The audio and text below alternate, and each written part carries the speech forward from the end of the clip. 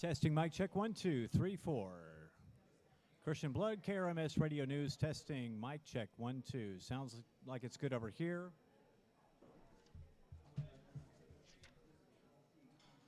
You need me to keep talking?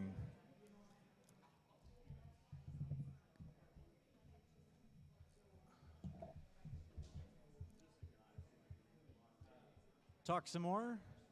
Mic check.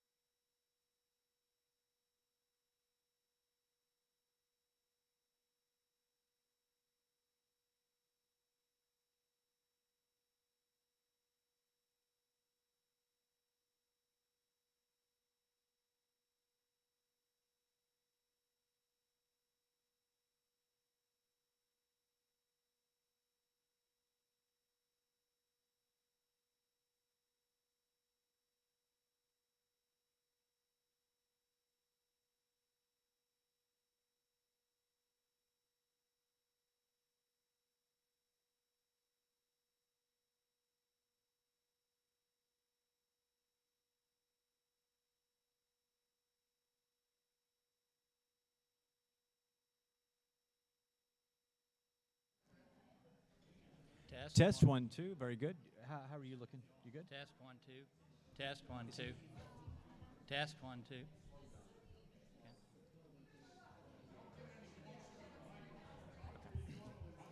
So I'm going to talk right about here.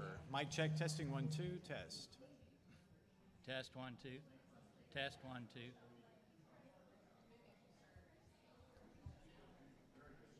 Ladies and gentlemen, we are about 5 minutes away from going live. I want to welcome everyone here to the Candidates Forum here this afternoon, Seven Springs Winery. Again, if we can get everyone to start quieting down just a bit. Again, we're about 3 to 4 minutes away from going live. And again, welcome to the Candidates Forum. Anything? Yeah, good.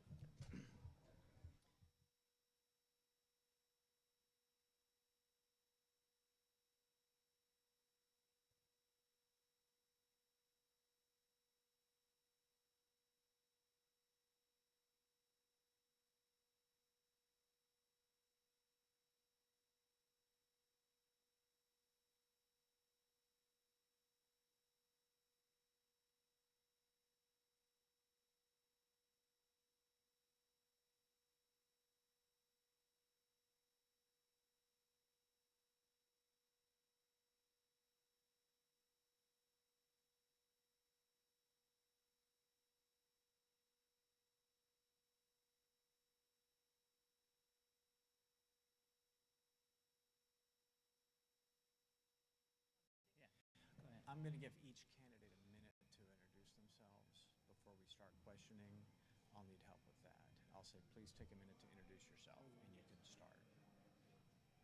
I've got to tell each one of them in a minute something. Yeah. Hey, someone can start talking. I'll watch you. When I see time's out, I'll say that's And time. when it's time for a 2-minute person, just make Yeah. sure you let us know Yeah. it's 2 minutes. All It's the 1 minute for the all the beginning. questions are going to be 2 minutes. Yeah. All The of it. introductions will be 1. Right. Okay. Okay. You want to call those candidates up? Have them go ahead and take their seats. Yeah. Test. If we could get the candidates for Camden County Commissioner to please take their places up here at the table. My cell phone's going to die, so I'm not going to be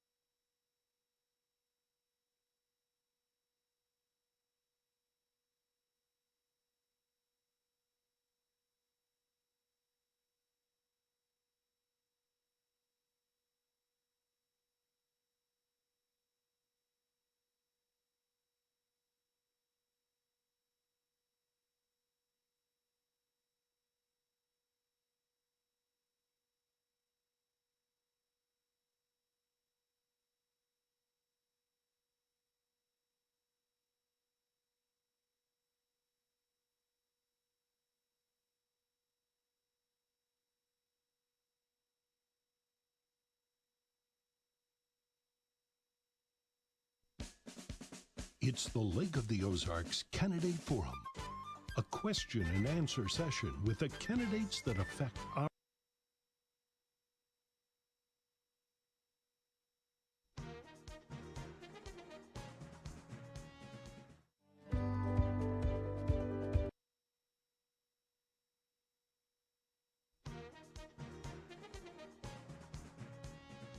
In the time it takes to watch this commercial, you could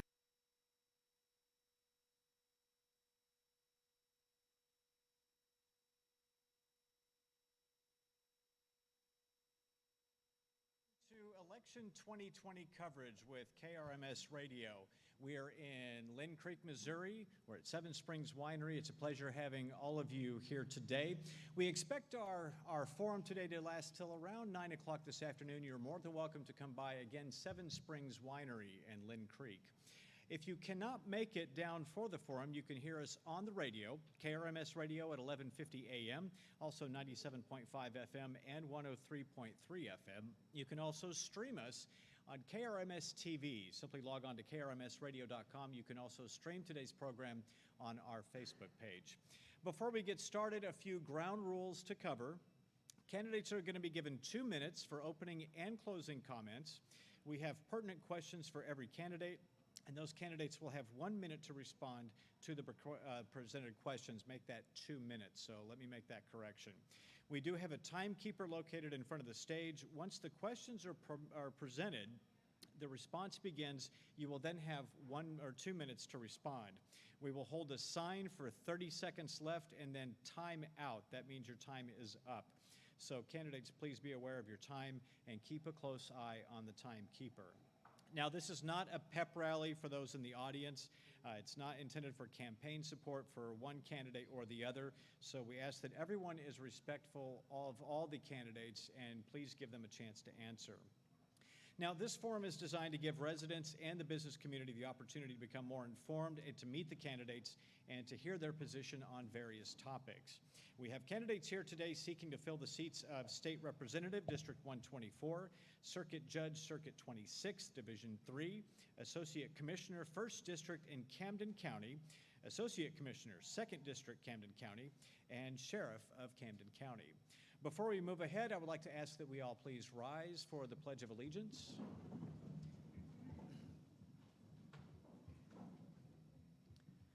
I pledge allegiance to the flag of the United States of America and to the republic for which it stands, one nation, under God, indivisible, with liberty and justice for all. Thank you very much, and once again, welcome to Election 2020 coverage here at Seven Springs Winery with KRMS. Our moderator today is Jim Paisley, who recently retired as a professor of American and European history at Columbia College, where he taught the past 27 years. He was named Professor of the Year at Columbia College 1992 and once again in 1995. In May of 2000, he was the recipient of Missouri's Governor's Award for Quality and Productivity under Governor Mel Carnahan. In 2012, he was honored by the Columbia College National Alumni Association as Distinguished Alumni of the Year.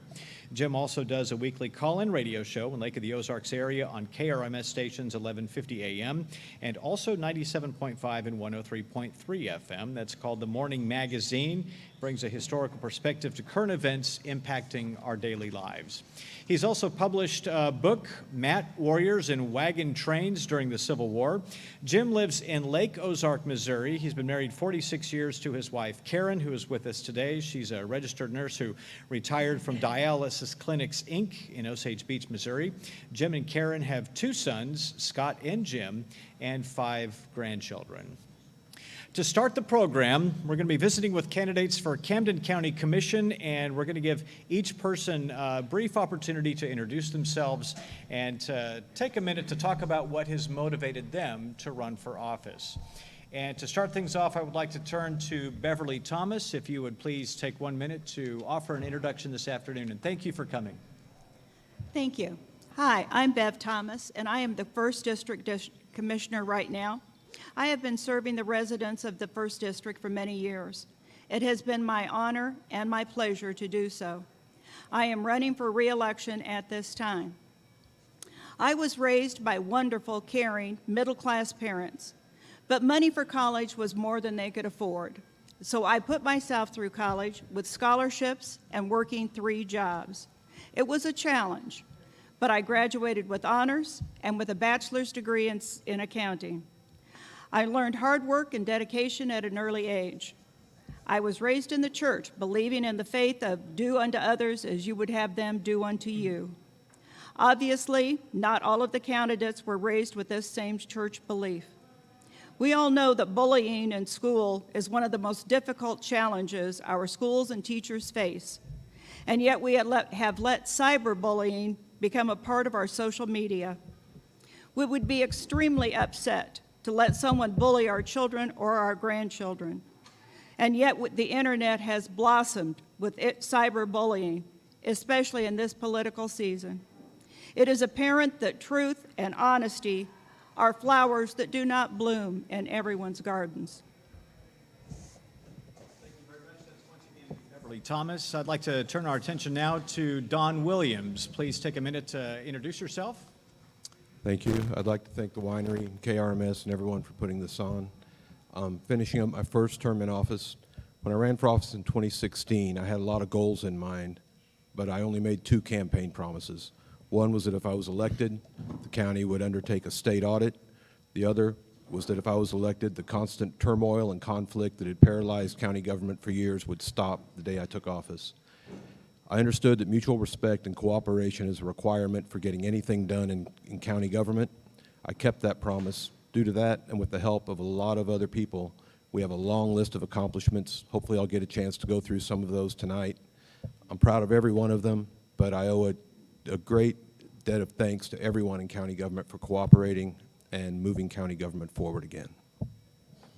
And right now we'd like to meet candidate for Associate Commissioner, 1st District, James Gohagan.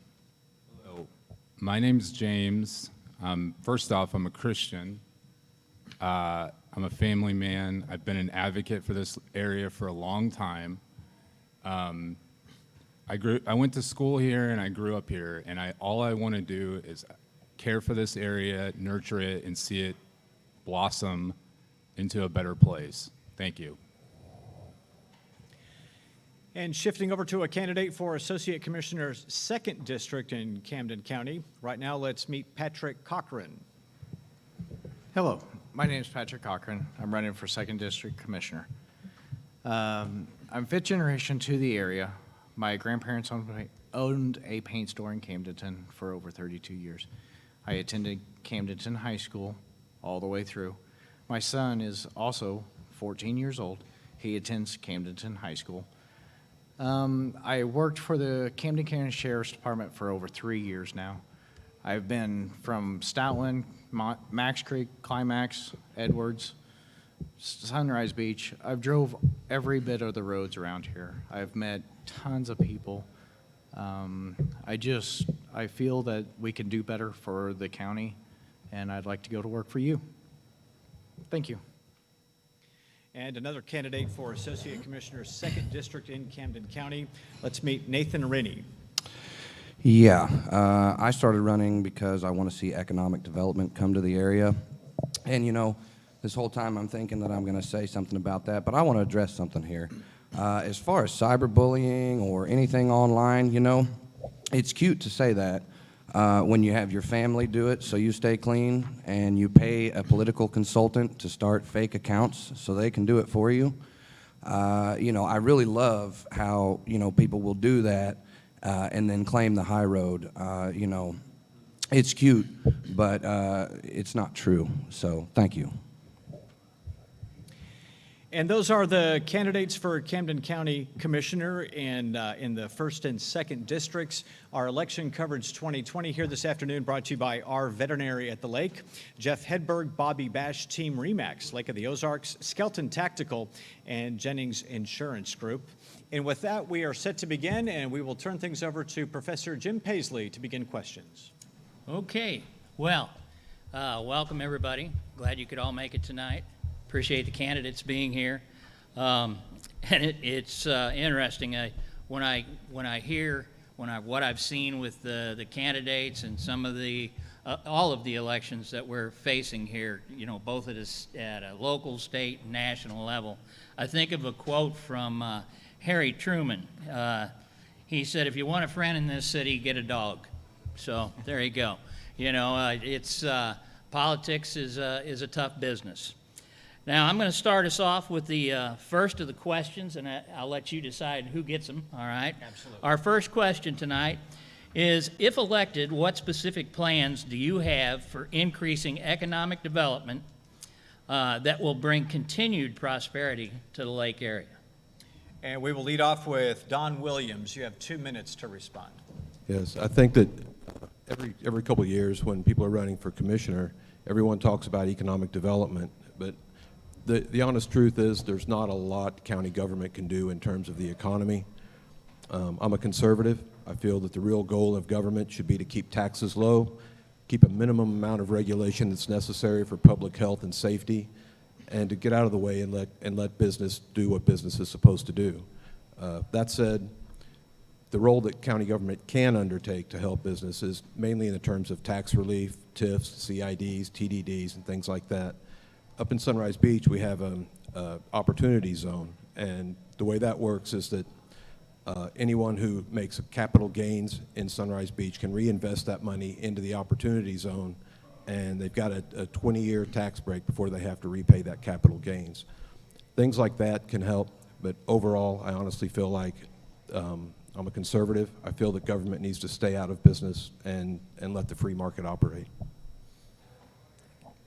Thank you. Same question. Let's turn to James Gohagan for the question. Did you need the question repeated? No, I got it. Economic development? Yes. Yeah.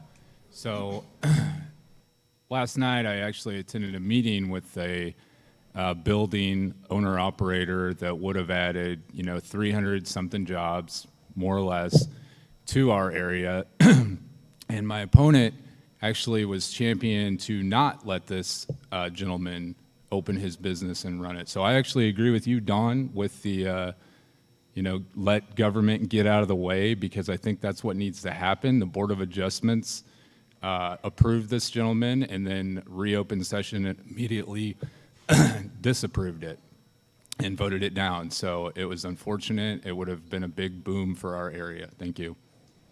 Thank you. I'll repeat the question. If elected, what specific plans do you have for increasing economic development that will bring continued prosperity to the lake area? And for that question, let's turn to Patrick Cochran. Yeah, after the first forum, I was approached by the Chamber of Commerce out of Camdenton. The Chamber had huge concerns because nobody ever attends their meetings. From Don, Bev, Greg, they feel left out just in that chamber. I know they're not the answer, but if that's going on at that level, where are we on the rest of it? I believe working together on solving this problem is the best answer that we've got. Let's hold meetings. Let's get together. I'm not the smartest guy in the room, but I mean, there's tons of smart people in Camden County that can get this job done. Thank you. Thank you. And now we'll turn to Bev Thomas. 2 minutes to respond. Did you need the question again? No, I have it. Thank you. I'm going to start by saying the meeting last night to which my opponent refers was the city of Camdenton. It is not a county issue. It was something I had nothing to do with and no part of for or against. Otherwise, I am a member personally of both chambers of commerce that are in my district. We continue at the county to try and reduce planning and zoning restrictions so that we have the availability to try and make it easier for ones to develop. We have CIDs, TDDs that Mr. Williams referenced that we try and encourage people to deal with. We have people that frequently discuss TIFs with us, trying to get TIF information. Sometimes those are a good idea, sometimes they are not. Other than that, I also agree, government can also be one of the biggest blocks to new business. And sometimes we just need to stay out of the way and let business happen. And rounding out the first question, we turn to Nathan Rennie. 2 minutes. I've got quite a few ideas that I'd like to do for the area. You can see them on my candidate page. I take a little bit of a different approach. First of all, the opportunity zone that we got in Sunrise Beach, if you want to do a little research yourself and Google it and look up opportunity zones, there's a map from Missouri. The Sunrise Beach opportunity zone is tiny.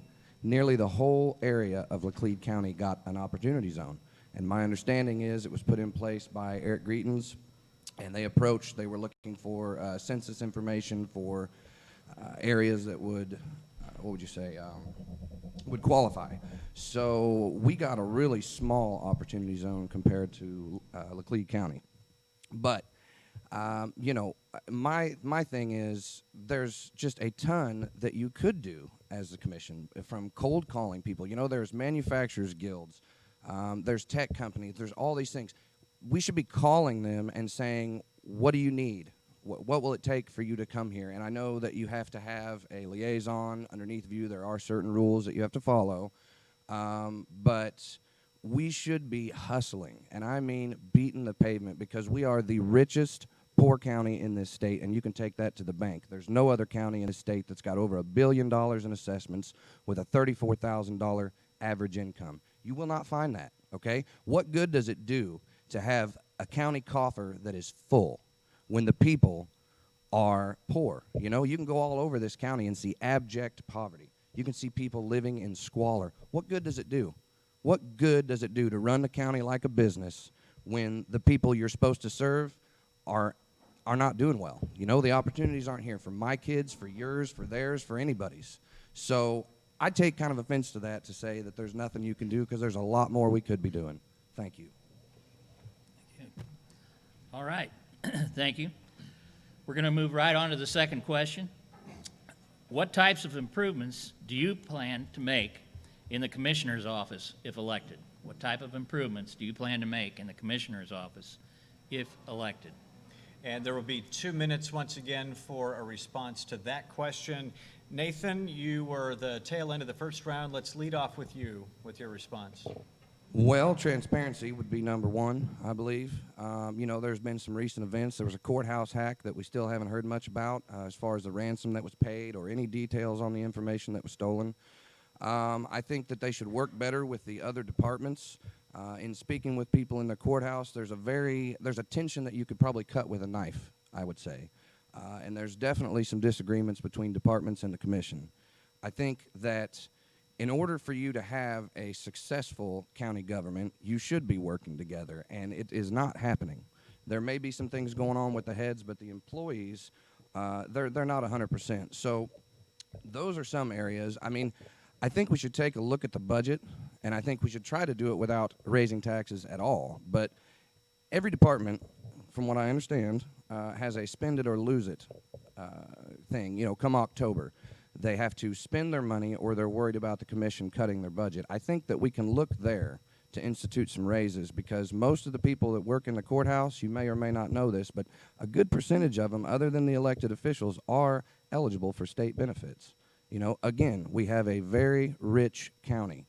What are we doing with the money? Thank you. I'll ask the question again. What types of improvements do you plan to make in the commissioner's office if elected?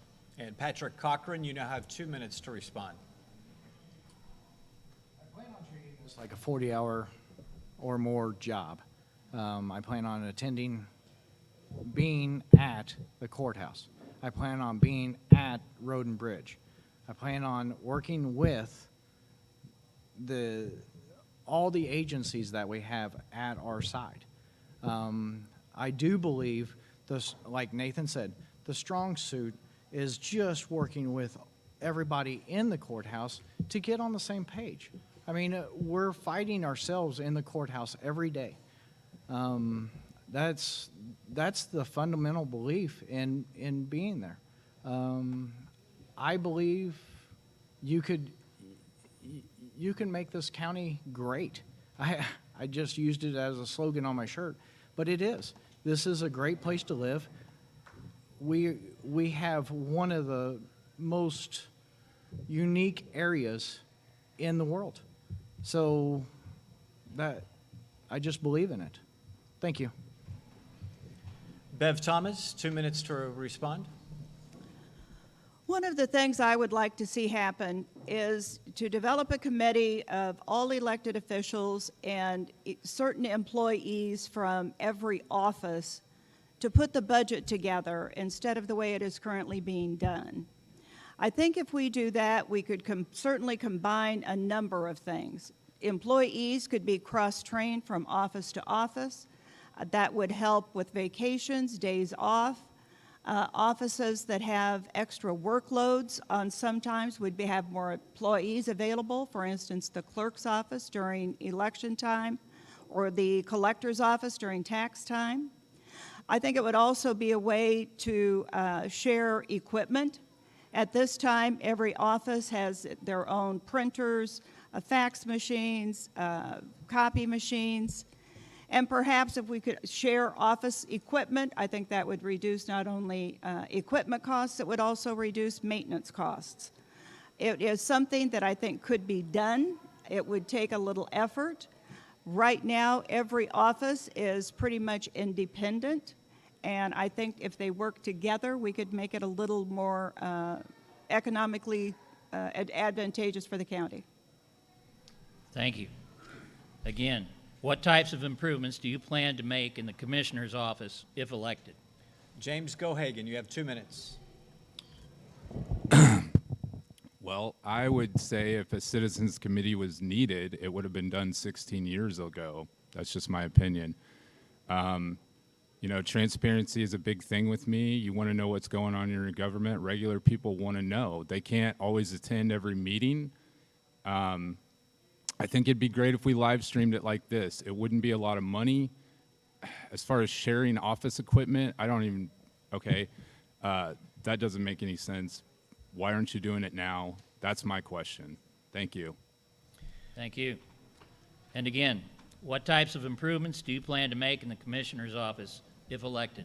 And we'll turn to Don Williams for a 2-minute answer. Before I answer that, I would like to address Pat's comment about meeting with the chamber. We meet with the chamber all the time. You can look on my phone. I've got dozens of emails and phone calls between myself and the president of the chamber, Trish Creech, on dealing with an application for the COVID grant. We've had 4 or 5 meetings on developing a recovery plan for local businesses. I actually have a meeting set up with Trish next week to deal with both of those issues.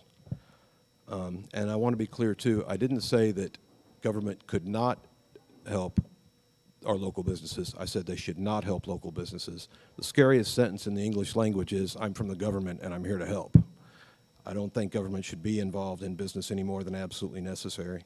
In terms of answering the question directly, I think that we need to have a lot more elected officials meetings. We're cooperating a lot between the commission and the other elected officials, and it used to be that whenever there was a decision that came up that affected the entire courthouse, the commission would make this decision entirely on their own.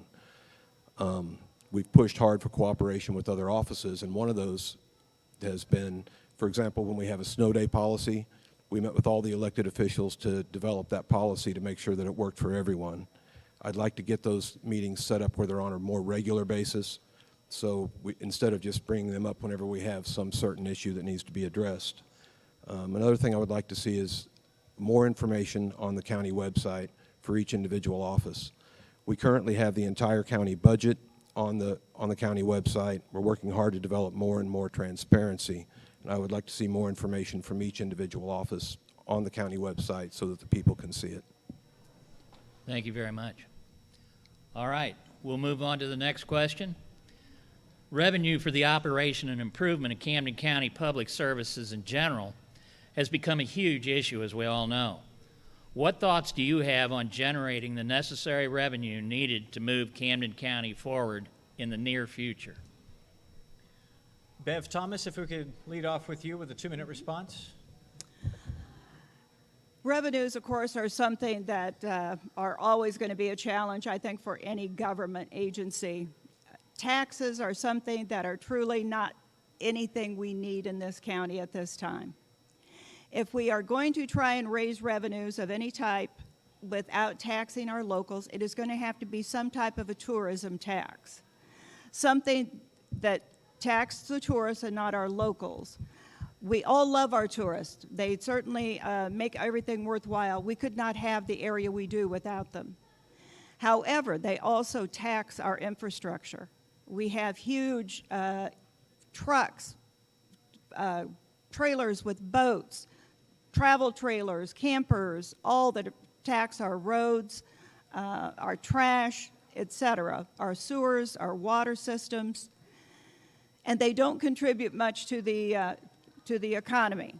So if we could find out some way, and that is going to take something we are currently at least talking about looking at, it would have to be some kind of a tax that would deal with the tourists and not the locals. Thank you very much. Again, what thoughts do you have on generating the necessary revenue needed to move Camden County forward in the near future? Don Williams, 2-minute response. Yeah, I've worked very hard on this for the last year, trying to come up with some way to get more funding, especially for deputy salaries and for road and bridge. We currently have the 4th or 5th lowest tax rate in the entire state. We have third-class counties around us that have a higher tax rate than we do. The problem is that our workforce simply cannot afford more taxes, so it's got to come from the tourism industry. So to that end, I've been working with the University of Missouri, and because I think any decision we make has got to be data-driven. We've got to know the facts, and we've got to know the money that we're working with. So the university is engaged in a study for us over the summer, and we're going to have graduate students available to work on it throughout the fall semester and throughout the spring semester. And as Bev referenced, they're looking at several different options. They're looking at a tourism tax, food and beverage tax, short-term rental tax, and basically any other possible idea that we can come up with, something that targets our tourism industry. To give you a quick example of the kind of numbers we're looking at, the 2018 budget for road and bridge was $6.4 million. We have 3 to 4 million visitors every summer. So if you could come up with some kind of a revenue-generating idea that would gather $2 from every one of those tourists, you could double the road and bridge budget. So the money's there. The tourism industry represents a vast untapped resource, and we really need to start focusing on it hard, because it's really hard for our 45,000 full-time residents to try to foot the bill to maintain our infrastructure and to maintain our law enforcement for 3 to 4 million visitors every year. Thank you very much.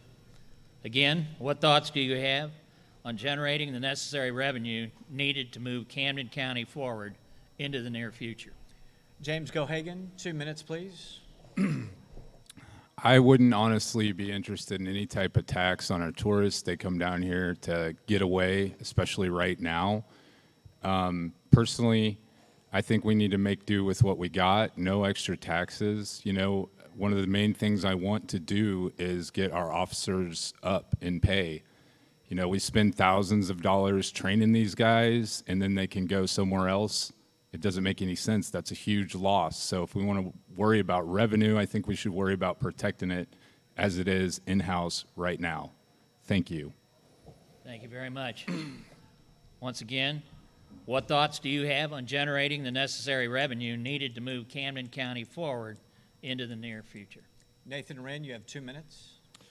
First of all, something was said that tourists don't really contribute to our economy. Does anybody believe that? Last I checked, they were our economy. So as far as a tourism tax, now I understand what you're saying, but there's no way you can say that's not going to affect locals. I take my family out to eat. You know, I take my family out places. How on earth can you say with a straight face that you're going to have a tax that doesn't affect locals? Any tax you pass affects locals in one way or another. So I think that's kind of a dishonest way of selling a tax. But like I said earlier, if we take and look at the budget, look at the waste, and try to consolidate that into some raises, we have a surplus, okay? We do have a surplus. So if any department finds themselves a little bit behind one year, we can dip into that surplus. It's not going to be huge. You know, we can institute raises based on what we have. Now, here's something else, and some people may not want to hear it, but our library district has the same amount of money as our road and bridge does for 7 libraries.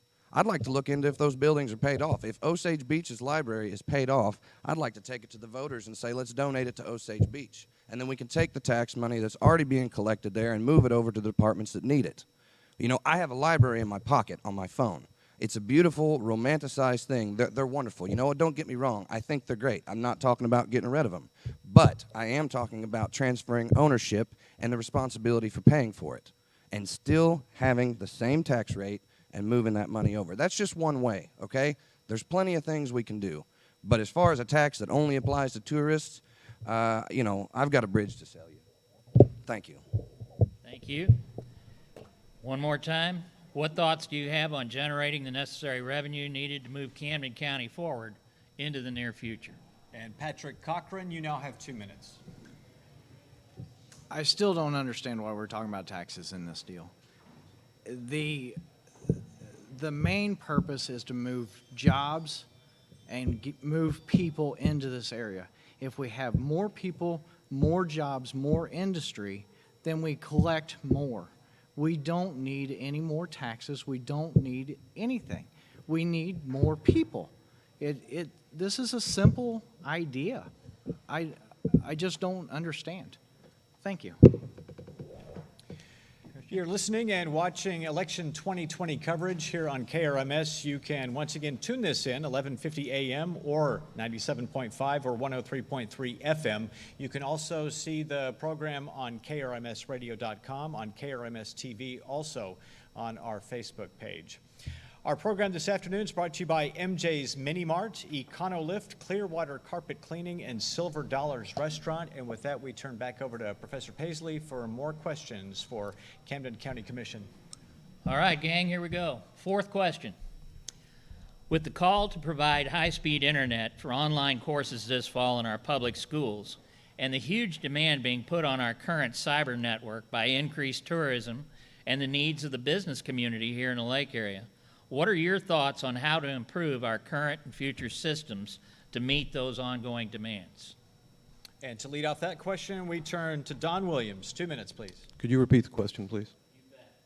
With the call to provide high-speed internet for online courses this fall in our public schools and the huge demands being put on our current cyber network by increased tourism and the needs of the business community here in the lake area, what are your thoughts on how to improve our current and future systems to meet these ongoing demands? Okay. Before I address that, I want to address these straw man arguments that keep coming up. No one said that tourists do not contribute to our economy. What we said is that the primary burden for supporting our infrastructure has been falling on our 45,000 residents, and we need to find some way to shift some of that burden to the tourists. In terms of the internet, I've worked really hard on that for the last 3 years, and I've been running into a brick wall because it's hard to get internet companies to extend out into areas where there's just simply not enough subscribers. We've made a lot of headway in the last couple of months, though. The problem was that cable-based providers like Como, for example, just don't want to spend the money to install the infrastructure down gravel roads or down lake roads that don't have a lot of people on them. So I switched to looking at wireless providers, and we focused primarily on a company named Whisper. I formed an internet advocacy group. I'm working with a lot of citizens and a lot of businesses that live starting primarily along Highway 7 between Greenview and Climax Springs. And it just so happened that this wireless internet company, Whisper, had won a federal grant specifically for providing internet out to rural areas. We convinced them to spend the money here in Camden County rather than Illinois, where they had first targeted. They're going to spend a little over $7 million, and they recently gave us a map showing where they're going to extend out to, and 65 to 70% of rural Camden County is going to have high-speed internet within the next 6 years. So it's a game changer for our county. And I'm really excited to see this happen. It's after 3 long years of working on this, we're going to make a lot of headway. It'll make a big difference for children doing schoolwork. It'll make a big difference for people trying to start home-based businesses. And it makes a big difference for things like telemedicine, hospice nurses, et cetera. So I'm very happy about this. Thank you. I'll repeat the question again. It is a little long.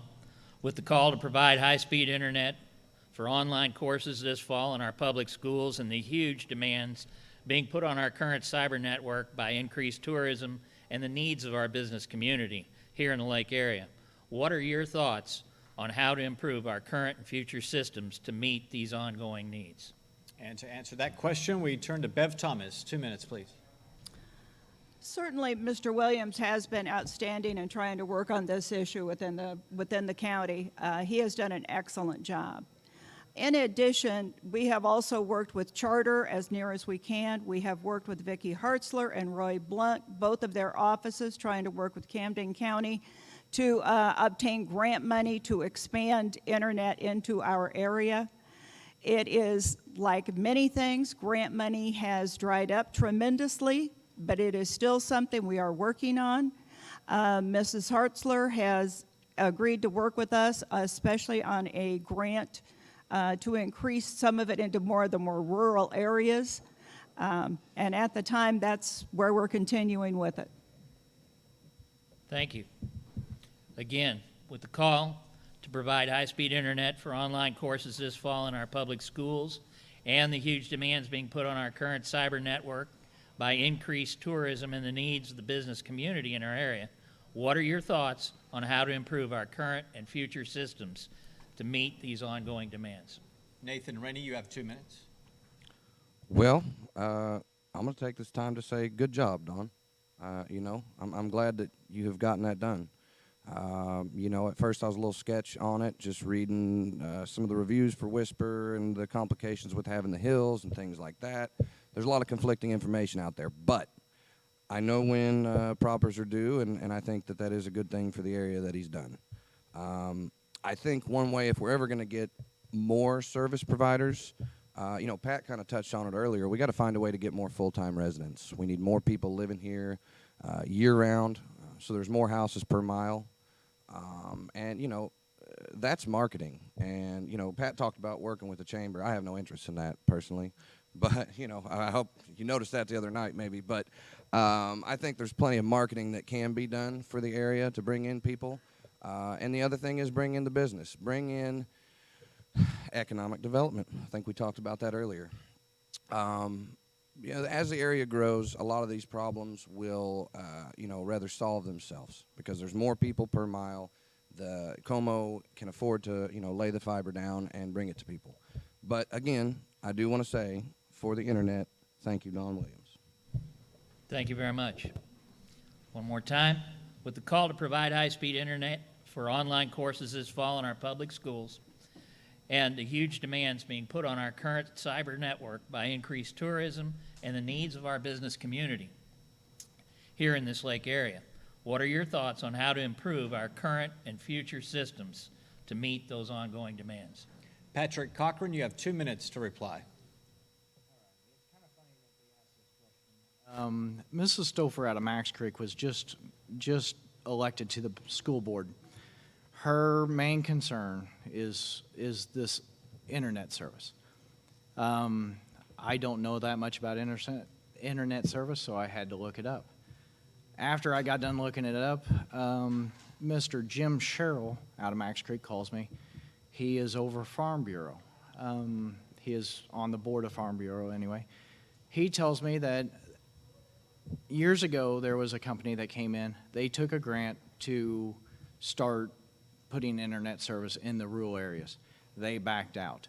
The problem that I've got with this internet service is it is line of sight. If you don't see the tower, then you don't have internet. The more people that get on it, the more it lags down. I believe if you're going to put internet service in, let's do it right the first time. Let's not waste money. Let's put it in the ground, have cable. If you can't afford everything, then you run those towers off a cable, not repeaters. The repeaters will lag down as the school kids get online. That's just my opinion on the internet. Maybe I'm wrong, and I can do more research. Thank you. Thank you very much. I have one more candidate to ask a question. With a call to provide high-speed internet for online courses this fall in our public schools, the huge demands being put on our current cyber network by increased tourism and the needs of the business community here in the lake area, what are your thoughts on how to improve our current and future systems to meet those ongoing needs? James Gohagan, 2 minutes. It's kind of an incumbent-friendly question, but I'll take it. like Nathan said, Don has worked on it, has done a lot of good with it. My problem with it is if the school children, if they don't have 100% coverage, then that is a little bit of an issue because they are moving to online. And I feel like kids that don't have that great internet service or, the provider for it are going to get left behind. And that's kind of an issue, but, it's not really pertinent to this question. So thank you. Thank you very much. All right, we're going on to our fifth and final question. As more and more people choose the lake area for their vacation destination, second home, or place to retire, increased demands are being put on our road and bridge system. What, if elected to this position, are your thoughts and plans for addressing the critical need to improve this part of our infrastructure? James Gohagan, you wrapped up with the previous question. If you would begin the final question with a 2-minute reply. Yeah, there's been a lot of controversy about this over the last couple days. So I would love to work with Dawn, Bev, Greg, Pat, Nathan. I've worked with all these people, so I don't think a lot of people can say that. So in my opinion, and Donnie will probably swiftly correct me, there is a better quality rock out there, and I feel like we could save money with that. I could be wrong, and that's but I have been doing research on it for Road and Bridge. So in my interest, I would think that, we could take a look at some of those things. But, I've talked to Donnie for a long time, and I feel like we could work on it. Like I said, if I'm wrong, he'll tell me. Thank you. Thank you very much. Question again. As more and more people choose the lake area for their vacation destination, second home, or place to retire, increased demands are being put on our road and bridge system. What, if elected to this position, are your thoughts and plans for addressing the critical need to improve this part of our infrastructure? Let's turn to Nathan Rennie for 2 minutes.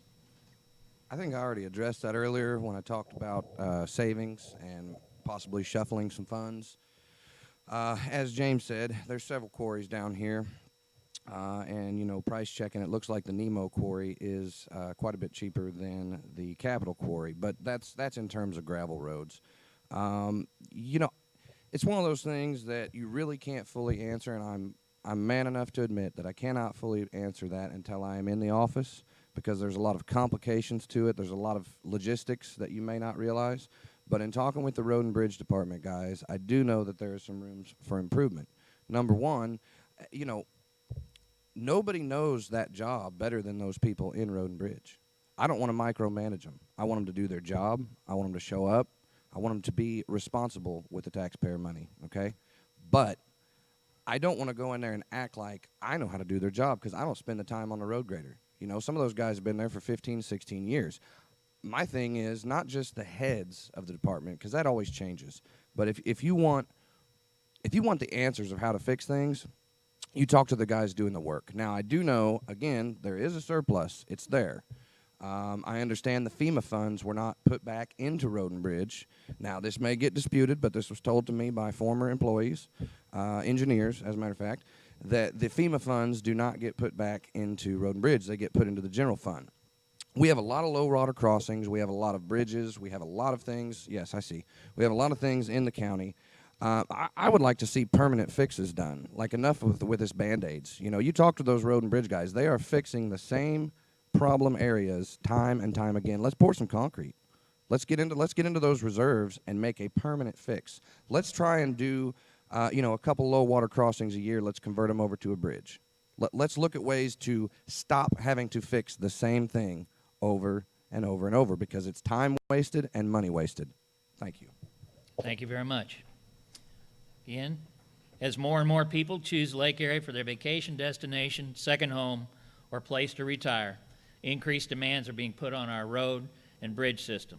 What, if elected to this position, are your thoughts and plans for addressing this critical need to improve this part of our infrastructure? Don Williams, 2 minutes, please. Okay, see if I can cram all this in here real quick. Pat mentioned Sarah Stouffer and Jim Sherrill. I talked to Sarah Stouffer last night specifically about internet for the kids in the Max Creek School. I talked to Jim Stouffer a couple weeks ago because I was dealing with Microsoft.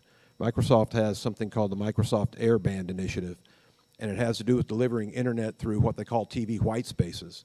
So as Pat mentioned, the line of sight problem, the way Whisper delivers internet is a very real problem. If you live down in a valley or you're surrounded by trees, you can't get internet. TV white spaces are basically broadcasting on frequencies where there's no TV signal. And that works great. It goes up and down hills, through trees and all that. So that's being developed, and that might come to our area, hopefully. I want to address real quick, people talk about the surplus that we have. We have about $10 million in the bank.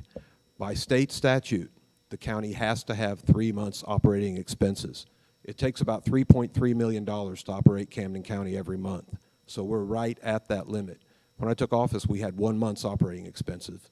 We've built that up to 3 months over the last couple years with no new taxes, only tiny increases in revenue, almost entirely through savings. So I'm really proud of that. But we can't spend that money as we want to. By state law, we have to keep that money in the bank. In terms of road and bridge, we have just over 1,000 miles of road in Camden County. We only have 60 to 63 employees maintaining all that road. That's enough road to stretch from Camdenton to Philadelphia. Only 60 guys maintaining it. As I said earlier, we're funding our roads at about $3,600 per mile. The average, the other first-class county spend is just under $11,000 per mile. I looked at this when I first got in office. I looked at employees, training, equipment, management. I looked at funding, and I should have looked at funding first, because once you see that, all the problems become crystal clear. Our guys are doing an incredible job. They're working miracles out there every day, keeping our roads passable, and they're doing it with 70% less than the other first-class counties. So the problem is funding. We've got to get more funding, and I think we need to do it through the tourism industry. Thank you. Thank you very much.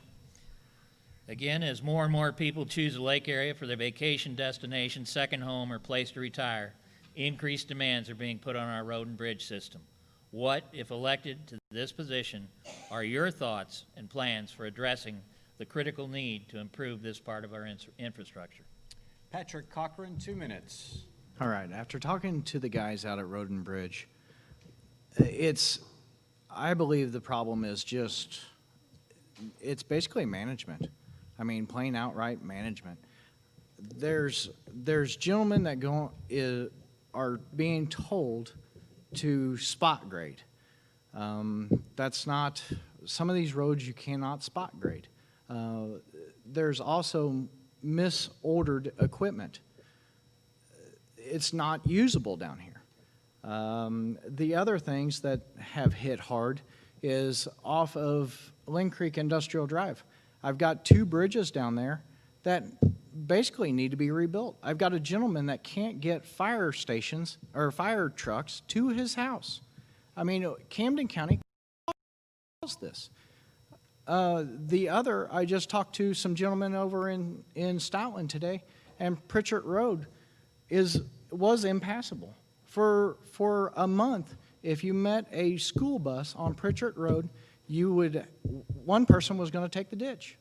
I've got Mount Orb right now with a culvert that's sticking 10 foot out of the ground. You've got to delegate where you want your people. It has nothing to do with what money we have. It's got everything to do with making it happen, and making it happen the first time right. Thank you. Thank you very much. Beverly Thomas, 2 minutes. A couple of points to make, first of all. One was the discussion on rock being at the lowest price. Rock is something, as most products are in road and bridge, that are put out for bid.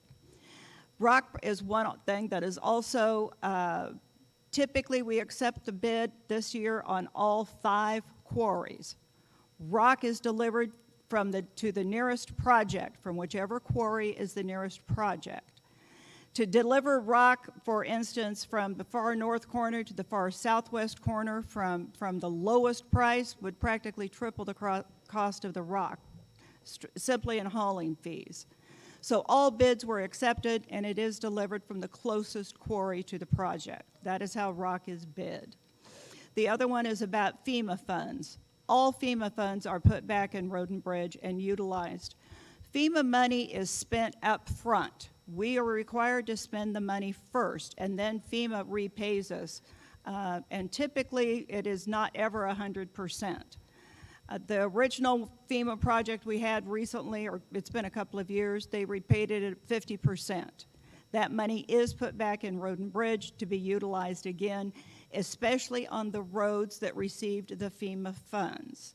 That is where it is used first. Secondly, this is the highest road and bridge budget that we have ever had. We did a total reorganization of road and bridge this year, new management, new people in charge. Is it perfect? Of course not. But it is certainly an upgrade from where we have been. We have people that work very, very hard in that department. It is a very difficult job, and they do a good job with what they have. Thank you very much. That concludes our questioning for these candidates. We'd like to offer each of our 5 candidates 1 minute for closing comments. And Nathan Rennie, will you please start that off? Sure. As I said, my number one goal is to see what I can bring to this lake. When I started my business, I had nothing. I had a little tiny Honda Civic with a mismatched hood, beat all to heck. And, you know, right out of the gate, I am hustling. I'm going for the big stuff, right? I'm going for the big houses. I think the second house I bid was Randy Sisms from MTI. You know, that's a 12,000 square foot house. And I got it. And, you know, I made sure, 30 seconds, they told me 2 minutes. Oh, well, then I better talk fast. Anyways, economic development's very important, and I think you guys should really take a look at it, okay? Thanks. And my apologies if I was not clear. This will be a 1 minute response for a closing comment. Bev Thomas. It is so important in our political process to become informed voters, to get a chance to know who you are voting for, their ideas, and their vision for the future. I hope this gives you all a chance to see a positive, informative, and productive view of your candidates, and maybe inspire some potential future office holders. At its best, the political system has become jaded, and at its worst, it is cruel, deceitful, and dishonest. Let's us all strive to make politics at our local level a model for the rest of the state and the country. My parents taught me many valuable lessons while I was growing up. Honesty, hard work, and giving something back to the community are values that have served me my whole life. I hope to continue putting these values to work for Camden County. Thank you, and God bless. Don Williams, closing comment. Okay, we've done so many accomplishments in the last 3 years, it's impossible to go through them all. I promised people we would do the state audit. We got it done. It was very difficult, and I appreciate the help of everyone in county government that helped us get that done. I wanted to save money. We're currently saving over $500,000 every year over when we took office. We delivered the largest road and bridge budget in Camden County history with no new taxes and only marginal increases. We not only set a record for the amount of gravel we put down on our county roads, we almost doubled it. We instituted the contracting trucking program, which allowed us to do that. That combined with the savings. We did a lot of other things. I can't go through it all. First ever animal control ordinances. We created the drug court, the Veterans Treatment Court. We pressured FEMA to change the flood insurance maps, saving homeowners millions of dollars annually.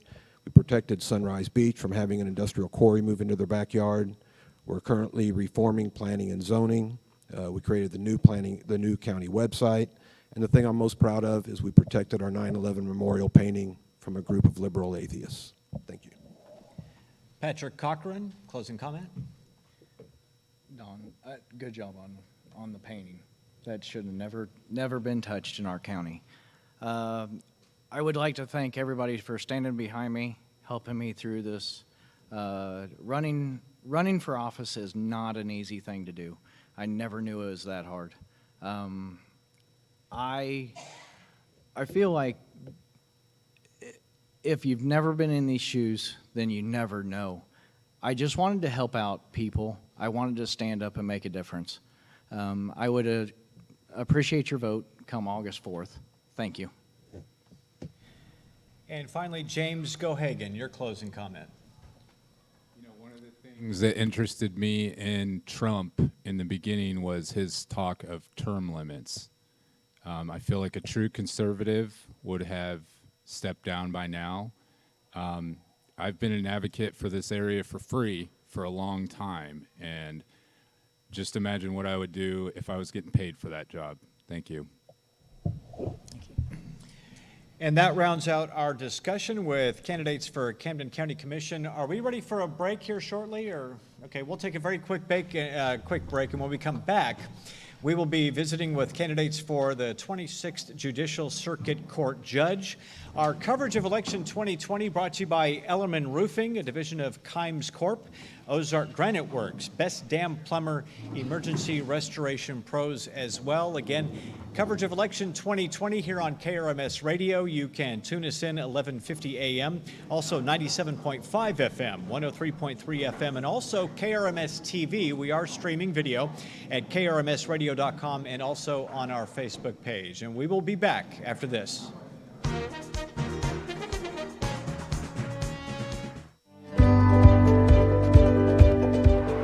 Hi, this is Michael Harmison. And I'm Sharon Wheeler. This is Harmy's Cheese Store and More. We're down here on the West End, just down from the Harley-Davidson shop. Big blue and yellow building with the mouse on the house. We have over 150 Wisconsin cheeses, wine. We're having our own moonshine made, lots of things. A lot of people know us as a cheese store, but they don't realize we do sandwiches and lunches. Come join us. Harmy's Cheese Store. We are the lake.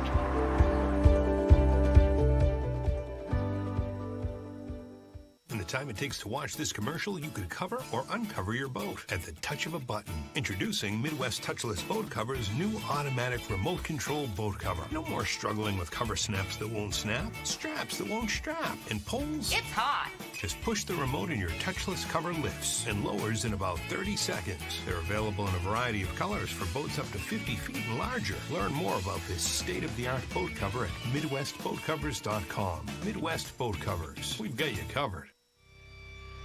Property damages, lost lives, horrible losses caused by floods can be minimized or prevented. DRIPS LLC believes the best way to prevent human suffering is through a fast and simple, stress-free barrier system. One 5-connected bag system replaces 750 regular sandbags and can be set up and filled in place by 2 men in less than 10 minutes. That's 200 times faster deploy than regular sandbags. Not only are our Big Bags USA barrier systems easy to lengthen and stack, but they conform.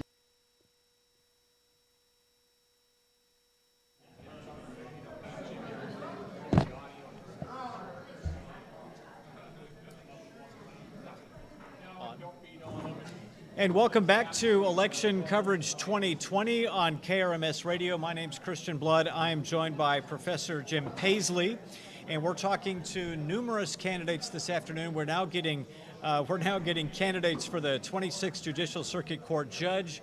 We are getting them in place. Professor Paisley, comments? Well, I think all in all, it's gone well so far. It is interesting when you bring them all together, and it's fascinating to see how each one of them responds to the questions and how it kind of draws out where each stands. So it's a good process, and I'm looking forward as we move forward with the other candidates. Well, we do want to remind everyone, you are more than welcome to come to the forum. We expect to be going into the early to mid-evening hours. We're in Lynn Creek, Missouri. You can find us at Seven Springs Winery because everybody knows where that is. The wine is flowing. The candidates are seated. And we're going to cover a few of the ground rules as we continue the broadcast. Our candidates will be given 2 minutes for opening and closing comments.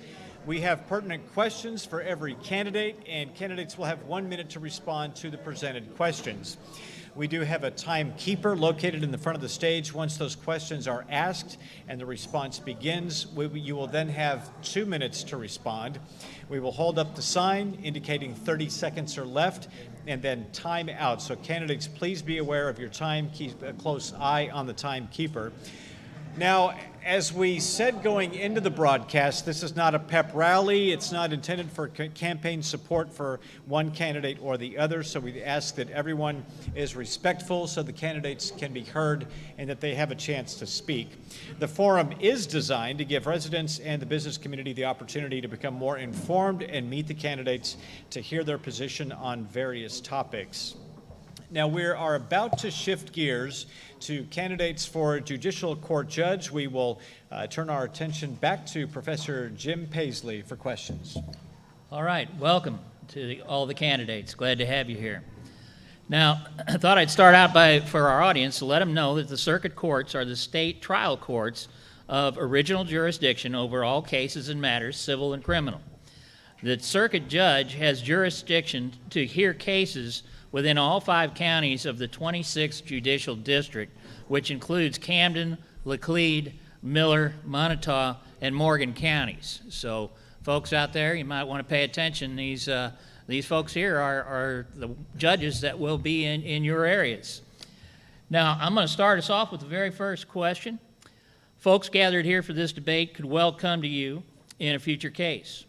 In general, what's your jurisdictional or judicial philosophy when hearing a civil case, such as, are you a plaintiff's judge? In a criminal case, would you likely to be deferential to the prosecutor or deferential to the accused? Would you be more inclined to throw the book or inclined to go with leniency? And before we get to answers on that question, I think I goofed and didn't allow them to give their brief introduction. Well, let's do that then. Let's do that. I'll give you time to think about that question, We'll right? fire that question out to you one more time, but we do want to give each of our candidates, we'll give you each 1 minute for a quick introduction, and then we'll proceed to questions. And we would like to begin with Rochelle Christensen Grosvenor. Thank you. My name is Rochelle Christensen Grosvenor. I am running for 26th Circuit Judge. I just want to introduce myself briefly, and I will be able to give more information later as we're talking. But the first thing that people ask me is, how can you be old enough? So I do have 20 years of experience. My husband and I are both turning 47 this year. I've enjoyed a career in law with criminal and civil. And again, I'm just really excited to get to share more with you. One of the things that I want to point out from the very beginning is that I believe circuit judges need to have integrity and experience, and I can't wait to talk to you about that. And just, I would appreciate your vote August 4th for 26th Circuit Judge. Thank you. Aaron Coppin, a quick introduction, please. I'm Judge Aaron Coppin. I'm currently Division 5 Associate Circuit Judge in Camden County, Missouri. And I have been a judge for almost a decade, and I presided over nearly 30,000 cases of all types, and about 40% of my caseload is circuit-level cases, and so I bring a substantial amount of judicial experience to this race. And I, prior to that, was a defense attorney and a prosecutor. That has helped me substantially in bringing a very fair and impartial approach to my judicial experience. And I live in Camden County, and my wife and 5 kids all live in Camden County, go to school at the Osage, and I am asking for your vote this Tuesday. Thank you. And Jeffrey E. Green, a quick introduction, please. Thank you. My name is Jeffrey E. Green. I've been a resident of Miller County for many years. I grew up in Montauk County, under northern counties, and I've been an attorney here at the lake for the last 20 years, practicing in both criminal and civil area. I have vast experience on the civil side of things, and I was a assistant prosecutor for almost 17 years for the Montauk City of Tipton. The experience I have in the civil world, I believe, surpasses my other candidates here, and I think that's one of the primary concerns for many of the citizens in the 26th Circuit. I would appreciate your vote on August 4th. Shall we repeat that first question? Let's do that one again, shall we? All right. So folks gathered here for this debate could well come before each of you in a future case. In general, what is your judicial philosophy when hearing a civil case, such as, are you a plaintiff's judge? In a criminal case, would you likely be deferential to the prosecutor or deferential to the accused? Would you be more inclined to throw the book or inclined to opt for leniency? And we'll go in the same order for this first question. Rochelle Christensen Grosvenor, you have 2 minutes. Thank you. I appreciate that question. From the very beginning, as I stated, my campaign has been based on running with integrity and serving with integrity. The cornerstone of that was that I made a decision at the very beginning that I was not going to take one dime of campaign donations from anyone. And that's because I don't ever want anyone who appears in front of me to ever feel like the person on the other side has donated money to the judge that they are appearing in front of. I am going to be fair. I'm going to make sure that parties who appear in front of me know that I'm listening to both sides. And I have been on both sides. As an attorney, I've been a prosecutor, a defense attorney, a civil litigator. I've also been in our family, a victim of a crime and a property crime, and I can talk more about that. But I've worked with victims, I've worked with defendants and their families, and so each case is unique, and each person who appears in front of me is unique. Even as a judge right now, I want to make sure that that person knows that I'm listening to what they are saying, and that I am making my decisions based on the law, based on the Constitution, and not some other idea that I had walking in. All that is set aside, and when I am on the bench and listening to people, I pay attention to them, and I make sure that they understand, particularly, like I said, as a judge, when they appear in front of me, I make sure that they understand what the rules are, if they're pleading guilty and they're getting probation, what happens to them if they violate their conditions of probation. It's very clear and laid out when people appear in front of me. And I just believe that that's the absolute cornerstone of any judge, is that you should know when you appear in front of them that they have integrity and that they're going to be fair and impartial and that they're going to listen. Thank you. Thank you very much. Again, I'll repeat the question. Folks gathered here for this debate could well come before you in a future case. In general, what is your judicial philosophy when hearing a civil case, such as are you the plaintiff's judge? In a criminal case, would you likely be deferential to the prosecutor or deferential to the accused? Would you be more inclined to throw the book or inclined to opt for leniency? Aaron Coppin, 2 minutes, please. Thank you for the question. I've been a judge for nearly a decade, and each case that comes before me, it is so vital that when those parties walk into that courtroom, they know that they have a judge that has not prejudged a case. You can't favor one side or the other before the case begins. You have to judge each case based on the facts that are presented and the law as it applies to those facts. If a judge fails to do that in any case, then that timer's not for me, right? No. Okay. If a judge fails to do that in any case, then the judicial system is in peril, and our justice system at large is in peril. So I have a sample size of nearly 30,000 cases where my work product is before the public, and I am proud to say that I have never prejudged a case, never once. Every case that has come before me, when I walk into that courtroom, I walk in as a blank slate, and the parties that come before me have the opportunity to present their facts, their case, and then I decide the law as it applies to those facts. And that is how it has to be. Any variation from that is a very dangerous approach for our judicial system. Thank you very much. I'll repeat the question again. Folks gathered here for this debate could well come before you in a future case. In general, what is your judicial philosophy in hearing a civil case, as in, are you the plaintiff's judge? In a criminal case, would you likely be deferential to the prosecutor or deferential to the accused? Would you be more inclined to throw the book or more inclined to opt for leniency? And before we get to the final answer, I'd like to take a minute to remind everyone to please check your cell phones and make sure those are either turned off or make sure they are on silent. We don't want to make any of our candidates feel like they've been, cut short of any of our time. And for the last answer, the first question, we turn to Jeffrey E. Green for 2 minutes. Thank you. A little difficult being the third person to answer the question, and I'm sure that's going to be true for each of us as we cycle through, because the answers are going to all be similar. None of us are going to prejudge these cases. As I mentioned, I've been a prosecuting attorney and I've been a criminal defense attorney. I've been in front of judges that are defense-friendly and or criminal-friendly, prosecution-friendly. As a plaintiff's attorney and as a defense attorney in civil cases, I've had the same experiences where I've been in front of judges that will favor one side or the other, and it's not fair to the parties, either party.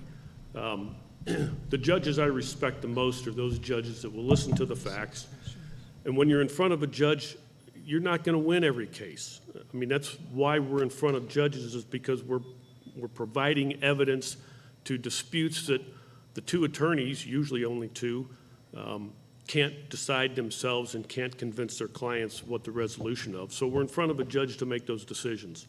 The judge must listen to both sides, and it's not an easy decision, but the judge has to make those decisions, and they must be made without blinders on or without predisposed disposition to one side or the other. Each case would be, in fact, determined differently. Some criminal cases, we need to throw the book. Other criminal cases, we need to know that, in fact, these people need an opportunity to redeem themselves, to correct themselves, and the courts have provided some of those mechanisms recently in order to accomplish that. In the civil world, the same is true. Oftentimes in the civil world, the answer that a lot of civil attorneys will say, we know the answer when both parties are upset. That's most likely the answer. So I would be open to both sides of any debate and listen fairly and honestly. Thank you very much. I'm going to give you a little information ahead of this second question, and mainly for our audience. Basically, the Missouri Constitution states that at any general election, the qualified voters of any judicial circuit may, by a majority of those voting on the question, elect to have a circuit and associate circuit judges appointed by the governor under the Missouri Merit Selection Plan. Under this plan, a nonpartisan judicial commission of 5 members would select the names of 3 local lawyers qualified to be the circuit judges and submit these names to the governor for final appointment.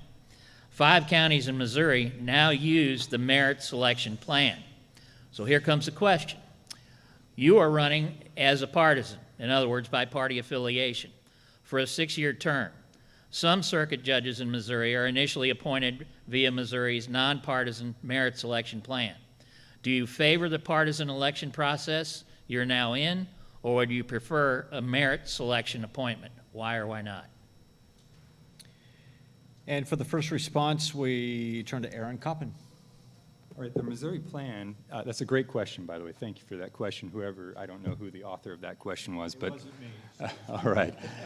The Missouri plan is by far the most popular plan in the United States of America. I can't remember, but I think close to 36 states have adopted the Missouri plan. We have set the standard for a judicial appointment selection process that has gone across the nation. There is, in Missouri, in our rural areas, they can opt to have the people choose their judges as opposed to a politician choosing the judge, a governor, for example. And in Missouri, the rural counties, and we are considered a rural area, the 26th Judicial Circuit.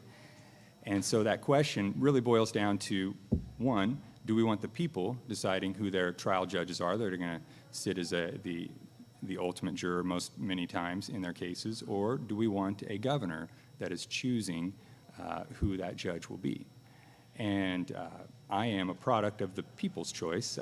10 years ago, the people of Camden County elected me to be their judge to serve in the circuit. And I have, of course, I'm in favor of that plan. I have a job because of that, you know, that's wonderful. But that is the current law, and I support the law as it stands in Missouri. I think it's a good compromise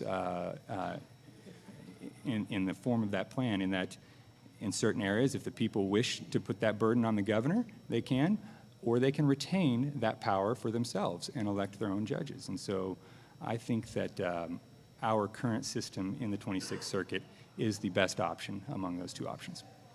Thank you very much. I'll repeat the question. You are running as a partisan, therefore by party affiliation, for a 6-year term. Some circuit court judges in Missouri are initially appointed via Missouri's nonpartisan merit selection plan. Do you favor the partisan election process you're now in, or would you prefer a merit selection appointment? Why or why not? And for this response, Jeffrey E. Green, please. Thank you. It's an interesting question in light of the position we're trying to fill. 3 years ago, Peggy Richardson was appointed to this position by then Governor Nixon. I had actually applied for this position 3 years ago and went through that process with Governor Nixon in his office, and they chose Peggy. Not that I believe that was a bad decision. In fact, she was a very good decision. The political process that we have now, one of the problems I have with it, frankly, is we are required to choose a party affiliation, yet we're supposed to be independent, which immediately means we are excluding anyone out there other than Republicans, and most of which are Democrats, but there are others. Since, in this case, the only election that's going to occur for the circuit judge is going to be this primary election, only those people that pull a Republican ticket are going to be able to vote for their judge for this circuit. I'm not sure that's appropriate. I'm not opposed to the people voting for the judge. I'm not sure I like the partisan politics involved with voting for a judge when we are supposed to be free of any political or any other influence in this case. I'm sure it's appropriate and the people would like to know our political leanings, our political feelings, and so on and so forth before they vote for a judge. But that's the one problem I have with the election process as we have it. I do support the election process. I just think there needs to be some modifications to it. Thank you.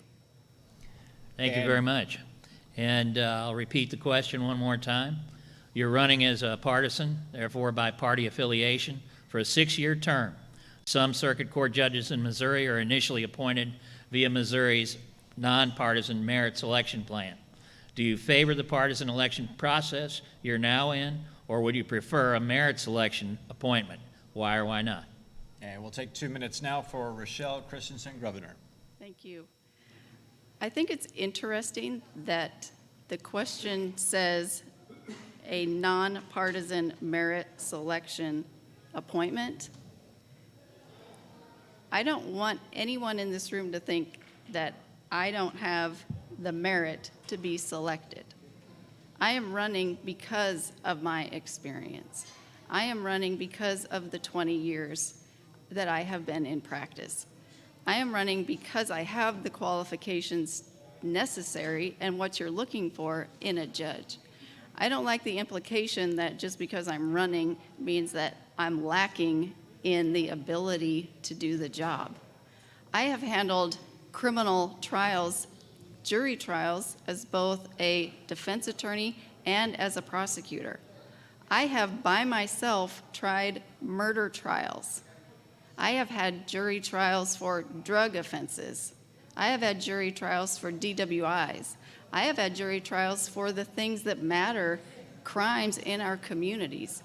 I understand the importance of putting violent criminals away so that they cannot be in our communities anymore.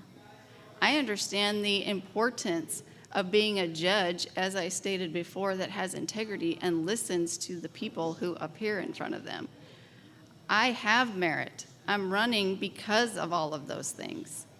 And I believe that there is politics in every scenario outlined here.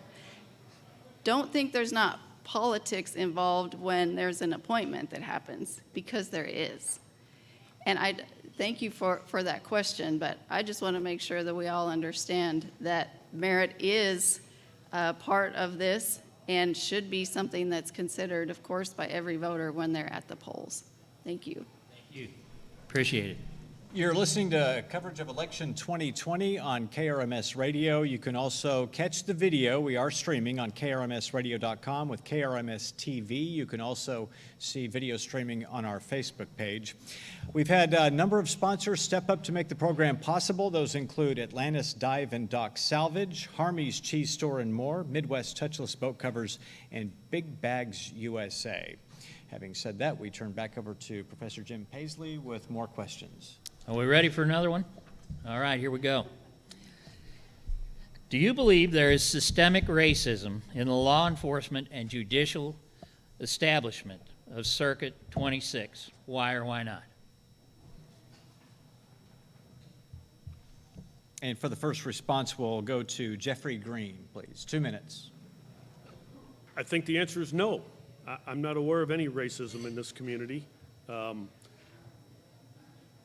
By our police departments, by our sheriff's departments, by the highway patrol, in the judicial system, anywhere.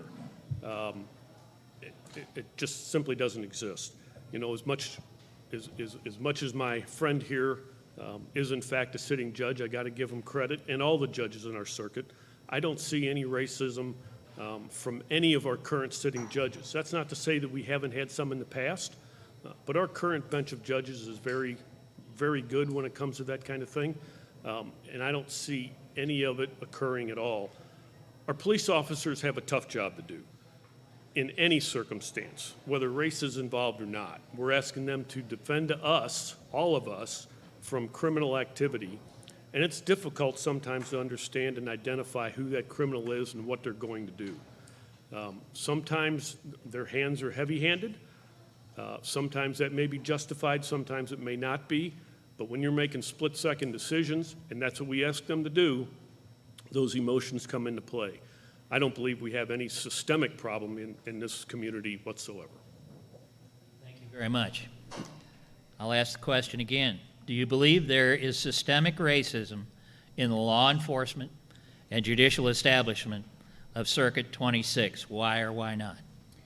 And we turn now to Rochelle Christensen Grosvenor for 2 minutes. Thank you. I agree that the answer is no. Thankfully, whenever I was a prosecutor, I worked hand in hand with law enforcement officers. And it was important to me to be in their shoes, to understand their point of view, not just to read a report as it came into my office. I did ride-alongs with law enforcement. I was on a task force with the local drug interdiction. These are people, men and women, who are committed to the calling. In case if you're interested, you spell my name Richelle for those who are just listening by radio. I have a video series that outlines these things, and one of them is specific about law enforcement. The truth is that law enforcement do have a very difficult job, and when you drive by a fast food restaurant that pays higher than we're paying our local law enforcement, that's a problem. But these are good men and women who are out there protecting us, doing what they can. Absolutely every profession has those people who shouldn't be in it. There are certainly some who are more motivated than others. But systemic racism, I never saw it, and it was not part of anything that I experienced working with them. And if there was ever an issue, like I talk about in my video, it is true that nobody hates a bad cop more than the good cops. And they did hold each other accountable, and there were some that had to be fired and let go. But that is not the majority of the men and women who are out there protecting us. Thank you. Thank you very much. One more time. Do you believe there is systemic racism in the law enforcement and judicial establishment of Circuit 26? Why or why not? Aaron Coppin, 2 minutes. Thank you. I appreciate the comments of both Jeff and Rochelle. Let me get a little personal for a moment. I have very strong personal Christian-based beliefs, and even the very thought of judging somebody because of the color of their skin or any other characteristic, it shudders my soul. And if I were to ever see any type of even a hint of racism that would come out in my courtroom, I would take swift action. That much I can promise you. That is anti-American, it's anti-constitutional. We have a beautiful system of government, and it is not a perfect justice system, but the best in the world. And if we allow people to be treated differently because of the color of their skin, their religion, their gender, or any other characteristic, we are undermining the very foundation of our American heritage and our constitutional republic and democracy. As long as I am alive, and as long as I am a judge, and as long as I am a lawyer, I will give my life to making sure we preserve and protect these beautiful principles of equality in our country. I'm sure somewhere, someplace, there are people that are racist. There may even be some systemic racism in other cultures. I don't know. But what I do know is I can control what is within my realm and within my jurisdiction, and I will continue to do that. Thank you very much. These are some tough questions, folks. I mean, and with what we're seeing every night on the national news, I think, you know, our hats off. We need to have our hats off to the judges and the law enforcement and the people that are maintaining the order. Now, in keeping with that, we go to our next question. With all the current violence we're seeing taking place throughout the nation, what are your thoughts on the current trend for the early release of criminal offenders, also known as catch and release? Aaron Coppin, lead us off with a 2-minute answer. Well, that's a question that I would actually like some clarification on. I think probably the other candidates up here would as well. But what I don't think you have any clarification for me. That's just the question that was asked. So, that's the question, you know, and it is. It's, I guess, to clarify, with what we see on the news on a nightly basis, we're constantly hearing about criminals that were brought to court, convicted, and then turned out on the street the next day. New York has a plan where the bail is set to where they can be turned loose early.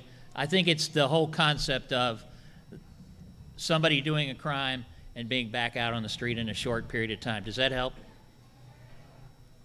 I'll say yes, but probably not. Probably but not. Okay, I'll take okay, my good. best shot. You're the judge. So, within 2 minutes time frame here, the process is this. When an investigation occurs, law enforcement then refer a case to prosecution. The prosecution determines if there's sufficient evidence to file charges. If they think there is, then they present it to the court and if the judge, and if the judge reviews the case and feels there's probable cause, the judge can issue either a summons or a warrant for their arrest, and then they go through the judicial process. Once a judge has sentenced somebody and sent them on to prison or jail, then by and large, it is another entity at the state level, the Department of Correction, that makes the determination as to whether somebody gets released into the public. And that may strike some as odd, but once they leave our jurisdiction to go to the Missouri Department of Corrections, we have, for the most part, no control over whether they get paroled or released. And trust me, I've had people come up to me and say, "Why'd you let that person out?" Well, I didn't. The Missouri Department of Corrections, the Board of Probation and Parole is the one that makes that decision. That is a separate government entity than the courts. The moment that they leave my jurisdiction or another judge's jurisdiction to go on to the state to serve their sentence, it's out of our hands.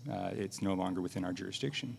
Now, at the county level, I do maintain control over cases, for example, paroling or giving somebody probation. 97% of the time it's by agreement of the parties, but if the few times when it's not by agreement, I have to make the decision whether or not to parole somebody or not. But I have not practiced that scenario ever in my court in the decade that I've been a judge, so that's just my practice as a judge. Thank you. I'll try and ask the question again. Here we go.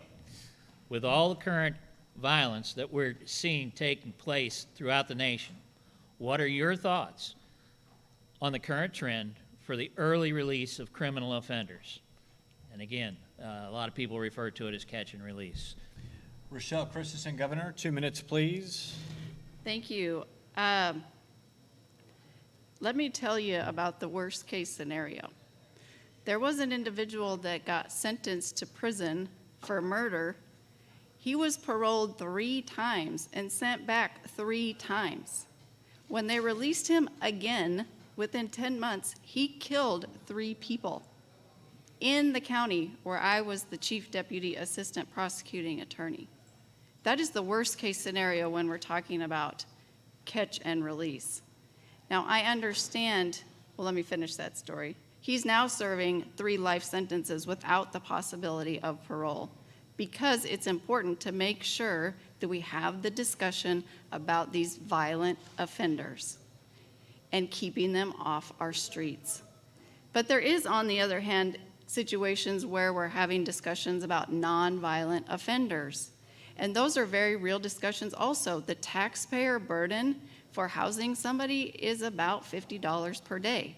So you have to have the necessary experience, like I do, to be able to weigh, is this a violent offender that we need to make sure is off the streets? Or is this a nonviolent offender who we can work with as a court to keep them from reoffending? Now, let me tell you a story about a supposed nonviolent offender. I talked about this in my opening. Well, I only have 30 seconds left. So whenever we're talking about the catch and release program, and I just want to touch again on the taxpayer burden as it relates to the incarceration of individuals. But what people want to know is that a judge is going to weigh that taxpayer burden and make sure that their communities are still safe and protected. Thank you. Thank you very much. Once again, with all the current violence we're seeing taking place throughout the nation, what are your thoughts on the current trend for the early release of criminal offenders, also known as catch and release? Jeffrey E. Green, 2 minutes in conclusion. Thank you. So this is a very complicated question, like both have mentioned. There's not a simple answer to this problem. Catch and release, are we talking about those that have been convicted, like Rochelle was discussing, those that have been convicted and the court is sent to prison and the courts no longer have control? Or are we talking about those that have been arrested and are out on bail the next day? I talk to people around the community and they say, the neighbor was just arrested last night and he's back on the street today. How in the world does that happen? Well, there's a little thing in the Constitution that says you're innocent until proven guilty. And in order to uphold the Constitution, we as judges must do that. You're not guilty simply because a police officer says you're guilty. Never has been that way, and it's not going to be that way in my courtroom. On the other hand, if we've got an individual that is a danger to the community, they should not be out the next day. The issue and the bigger question is the violent offenders versus the nonviolent offenders. And a lot of times what we're seeing is catch and release of the nonviolent offenders, and the community is upset because those drug dealers, who are often considered nonviolent offenders, or the drug possession individuals, are being released the next day. And they may have 3 pending charges. And some of the Supreme Court rules that came down just recently, within the last year, have changed our bonding requirements that pretty much are tying the hands of the courts to some degree and making them be released. Those that are violent offenders should be held in jail, and they should continue to be in jail. But once they're outside of the hands of the court, it really becomes a financial problem because our prisons do not have the capacity to handle all of the criminals that we have in this state, and that's one of the reasons why they're being released. Thank you.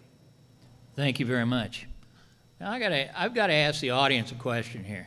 Any of you been to the Department of Revenue to get your license plates renewed lately? How'd that go for you? Yeah? You're still in line, aren't you? Yeah. Well, you know, I think that, well, you know, yeah, it's government, right? So I find this next question pretty interesting. You know, anytime you're dealing with a government agency, you're going to have some problems. And it's often heard by ordinary citizens in the judicial circuit that getting justice or even a simple decision like a divorce decree takes too long and it's too expensive. Citizens complain about often unnecessary delays and elongated proceedings, often at the instigation of attorneys. As a new circuit judge, would you consider these citizen concerns seriously? And if so, what can reasonably be done to shorten proceedings and minimize the costs? Rochelle Christensen, Governor, are you okay with the question? Or do you need it repeated? No, I understand it. Thank you. 2 minutes, please. Thank you. Okay, so does justice delayed is justice denied? That's kind of the basic question. Is it too long? Are there unnecessary delays? I'm a practicing attorney, so understand perfectly the idea of the backlog of cases. Our circuit judges work really hard. And I think the simple answer for me personally when I'm elected is that I'm going to work really hard. And I'm going to be available to the attorneys, and I'm going to be available to move cases within my ability to do so, keeping in mind that we have 5 counties that the circuit judges cover. So again, being able to balance being there or being somewhere else and just committing the time to do so. What we were talking about getting justice, and I want to finish what I was talking about. Our family, my husband's vehicle was stolen right off the parking lot where he works, and it ended up being in a high-speed chase with the police after they had completely stripped it. I think $15,000 worth of damage done to it. And so, again, from the victim side, when we're talking about justice, we're not only talking about people charged with crimes, we're talking about victims of crimes. And the delay is very serious to them, and it can be harmful. In our particular situation, this individual would have been considered a nonviolent offender, but because his criminal history was so long and he was already on probation for the exact same offense, then you have to have the conversation. They have to ask you, do you want this resolved quickly with probation and you get restitution? And as a family, we had to say, we don't want probation for somebody who's just going to continue pay our restitution by committing another offense, potentially, to get us our restitution. But understanding that whenever you say, I don't want a quick resolution, may create a delay for the victims as well. Sorry, thank you. Thank you very much. I'll repeat the question. Often heard by ordinary citizens in this judicial circuit is that getting justice, or even a simple decision like a divorce decree, takes too long and it's too expensive. Citizens complain about often unnecessary delays and elongated proceedings, often at the instigation of the attorneys. As a new circuit judge, will you consider these citizens' concerns seriously? And if so, what can reasonably be done to shorten proceedings and minimize costs? Jeffrey E. Green, 2 minutes. Thank you. Those concerns of the citizens are real. I've been doing this for 24 years. There's no question that that's in fact the case. It's not always a problem of the judges or in the judge's control. Are there some tactics that attorneys use, in fact, to delay things? Yes, there are. I'll be the first to admit that. I'm in the middle of a case right now where we're trying to get some real estate simply disposed of, and it's been going on for 9 months, and we don't even have a trial yet. And the family members that need that real estate disposed of really can't wait much longer. So what's going to happen? Time delays are going to force them into a decision that's not fair to them. It's a reality, and it is a problem. The criminal side is exactly as Rochelle said. Not only is it a problem for the criminals themselves who are waiting to have their case resolved, but it's a problem for the victims. It's a problem for the police officers. It's a problem for the jails. When we've got people sitting in jail for months at a time because they can't afford the bond or we don't want them out and they haven't been found guilty or pled guilty yet, that's a problem. And the backlog we have in this circuit is bad. There's a backlog in every circuit in this state. Crime is a problem. Civil cases are a problem. It's just a problem. I think we need to do things different. Exactly what those differences are, I'm not exactly sure, but I know this much. I've been here for 20 years in this circuit doing the same thing, and we haven't done anything different other than add a third judge in order to help solve that problem. Did that help solve the problem? It has helped. What we have found in the last 3 years since that position was appointed, is our cases have continued to increase. And so we're back to the same situation. We need to do something different. Thank you very much. heard by ordinary citizens in this judicial circuit is that getting justice, or even a simple decision like a divorce decree, takes too long and it's too expensive. Citizens complain about often unnecessary delays and elongated proceedings, often at the instigation of the attorneys. As the new circuit judge, will you consider these citizens' concerns seriously? And if so, what can reasonably be done to shorten proceedings and minimize the costs? Aaron Coppin, 2 minutes. I do consider those concerns every day, every week that I take the bench, and every case that I preside over. I mentioned earlier the number 30,000 is approximately how many cases I presided over. That is almost 3,000 cases, or give or take, a year that I personally preside over, and we have divisions within our circuit that are just as busy or close to just as busy as mine. Mine is one of the busiest. So managing that caseload and moving cases through with our limited resources, it is a feat. It is very challenging, one of the most challenging things you will do as a judge and as a circuit judge. Some of the things that I have done, since that was part of the question,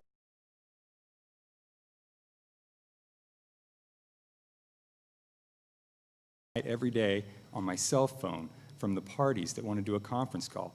I'm reachable by law enforcement or anyone else, even at 2 a.m., 4 a.m., it doesn't matter. Even when I go on vacation, when I get those, I'm still working while on vacation. I'll be laying in bed at night going through warrants and stuff just to try to keep those cases moving through the system so we don't have that backlog.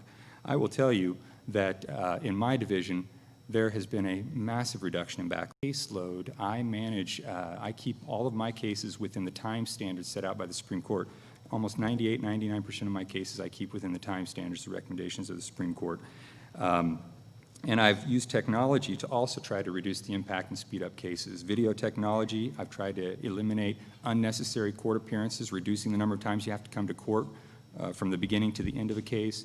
Those are just some of the things that I've actually implemented as an associate and circuit judge by assignment. Thank you. Thank you very much. You're listening to Election 2020 coverage on KRMS and possibly streaming us online at KRMS TV, at krmsradio.com. You can also stream us on our Facebook page.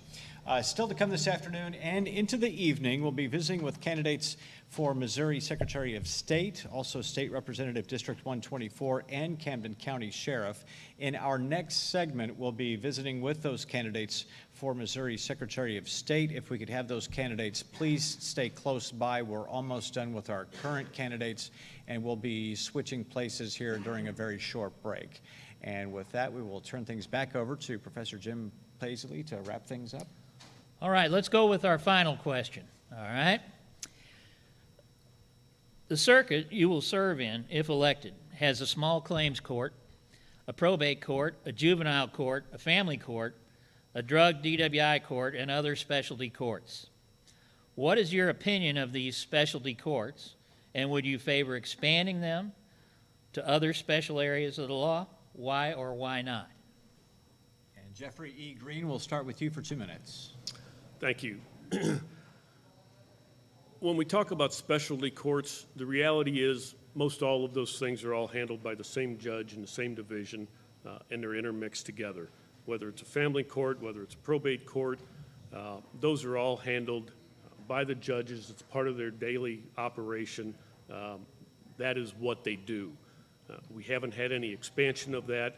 Expansion of that would require resources. You will hear some places throughout the state that they actually have family court judges that only handle family court cases.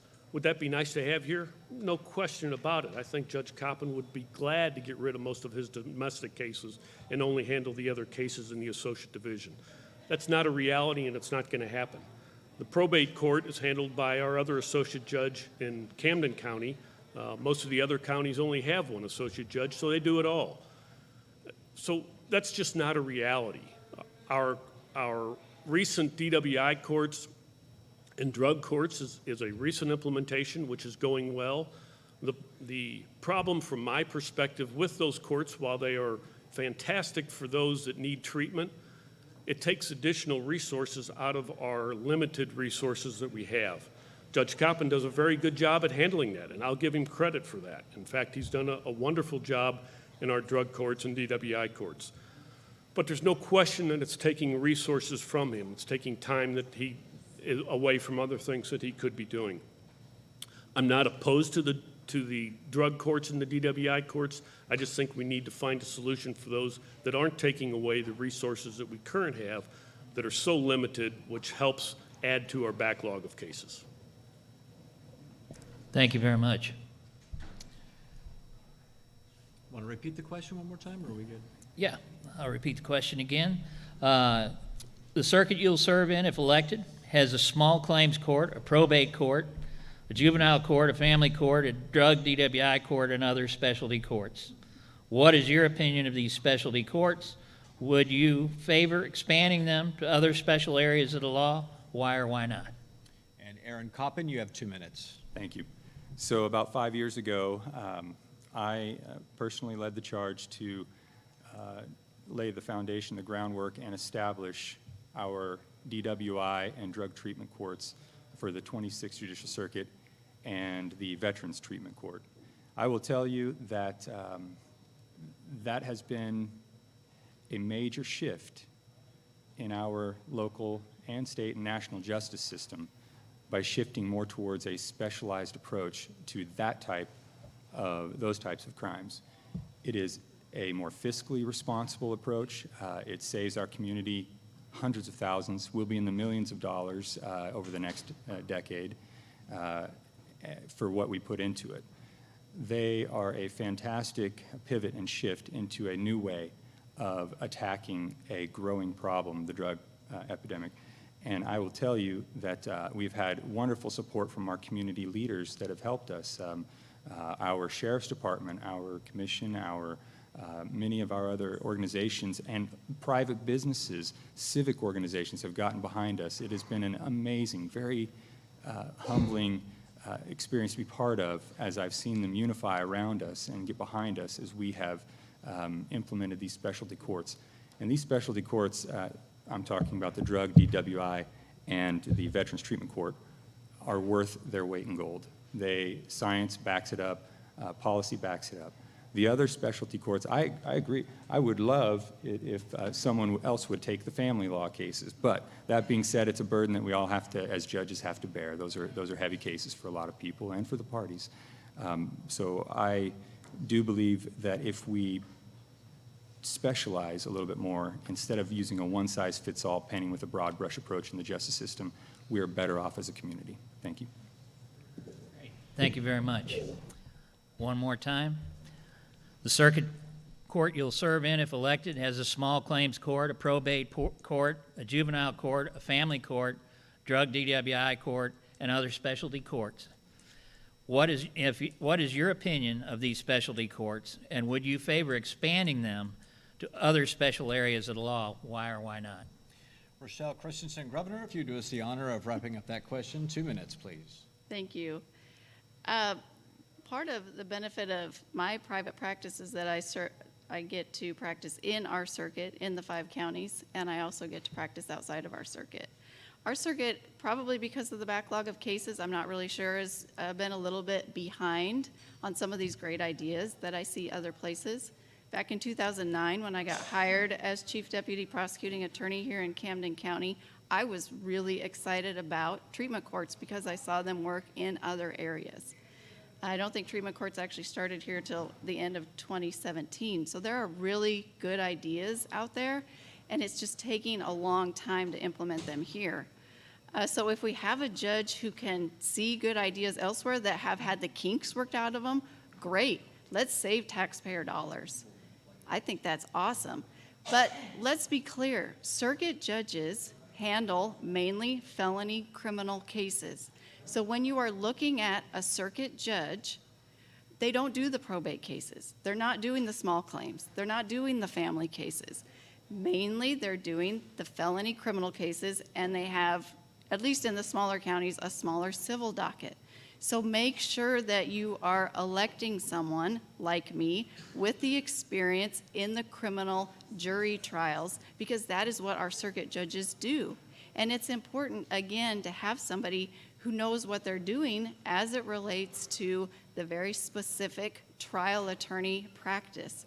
Do I think specialty courts work? Of course. That's why I was excited about it 11 years ago, trying to bring it to our area. Again, are there other things that we can implement that other courts do? Of course. Using video in and of itself would absolutely make things work faster, save law enforcement travel time. There's all sorts of things, and I'm super excited about it. I'm super excited about being able to be a circuit judge and implement things that help our communities, save our taxpayer dollars, and keep us safe. Thank you. Great. Thank you very much. Now, here, being televised on the radio in front of everybody, I am going to now put myself in a position where I'm going to perjure myself, because I'm going to ask you one more question. I said that was the last one.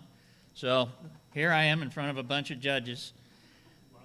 Lock him up. He lies a lot. I do lie a lot, and my wife will testify that, it's never a last question with me. No All catch right? and release. Yeah, catch and release. I'm begging for mercy. Now you're understanding that first question, you see. Leniency. In listening to each of you respond to the questions today, you have a tough job. I mean, it's obvious. This is a tough job. You've got a tremendous workload. You're dealing with just such a broad spectrum that deals on so many law enforcement, social levels, you name it. I don't envy it all for that job. So let's just pretend I have the magic wand. And if I could, for each of you, give you the chance to make one change.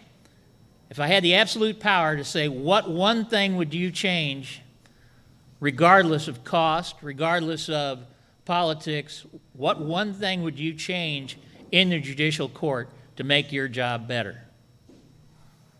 And as we believe that's really the final question. It is, I promise. All right.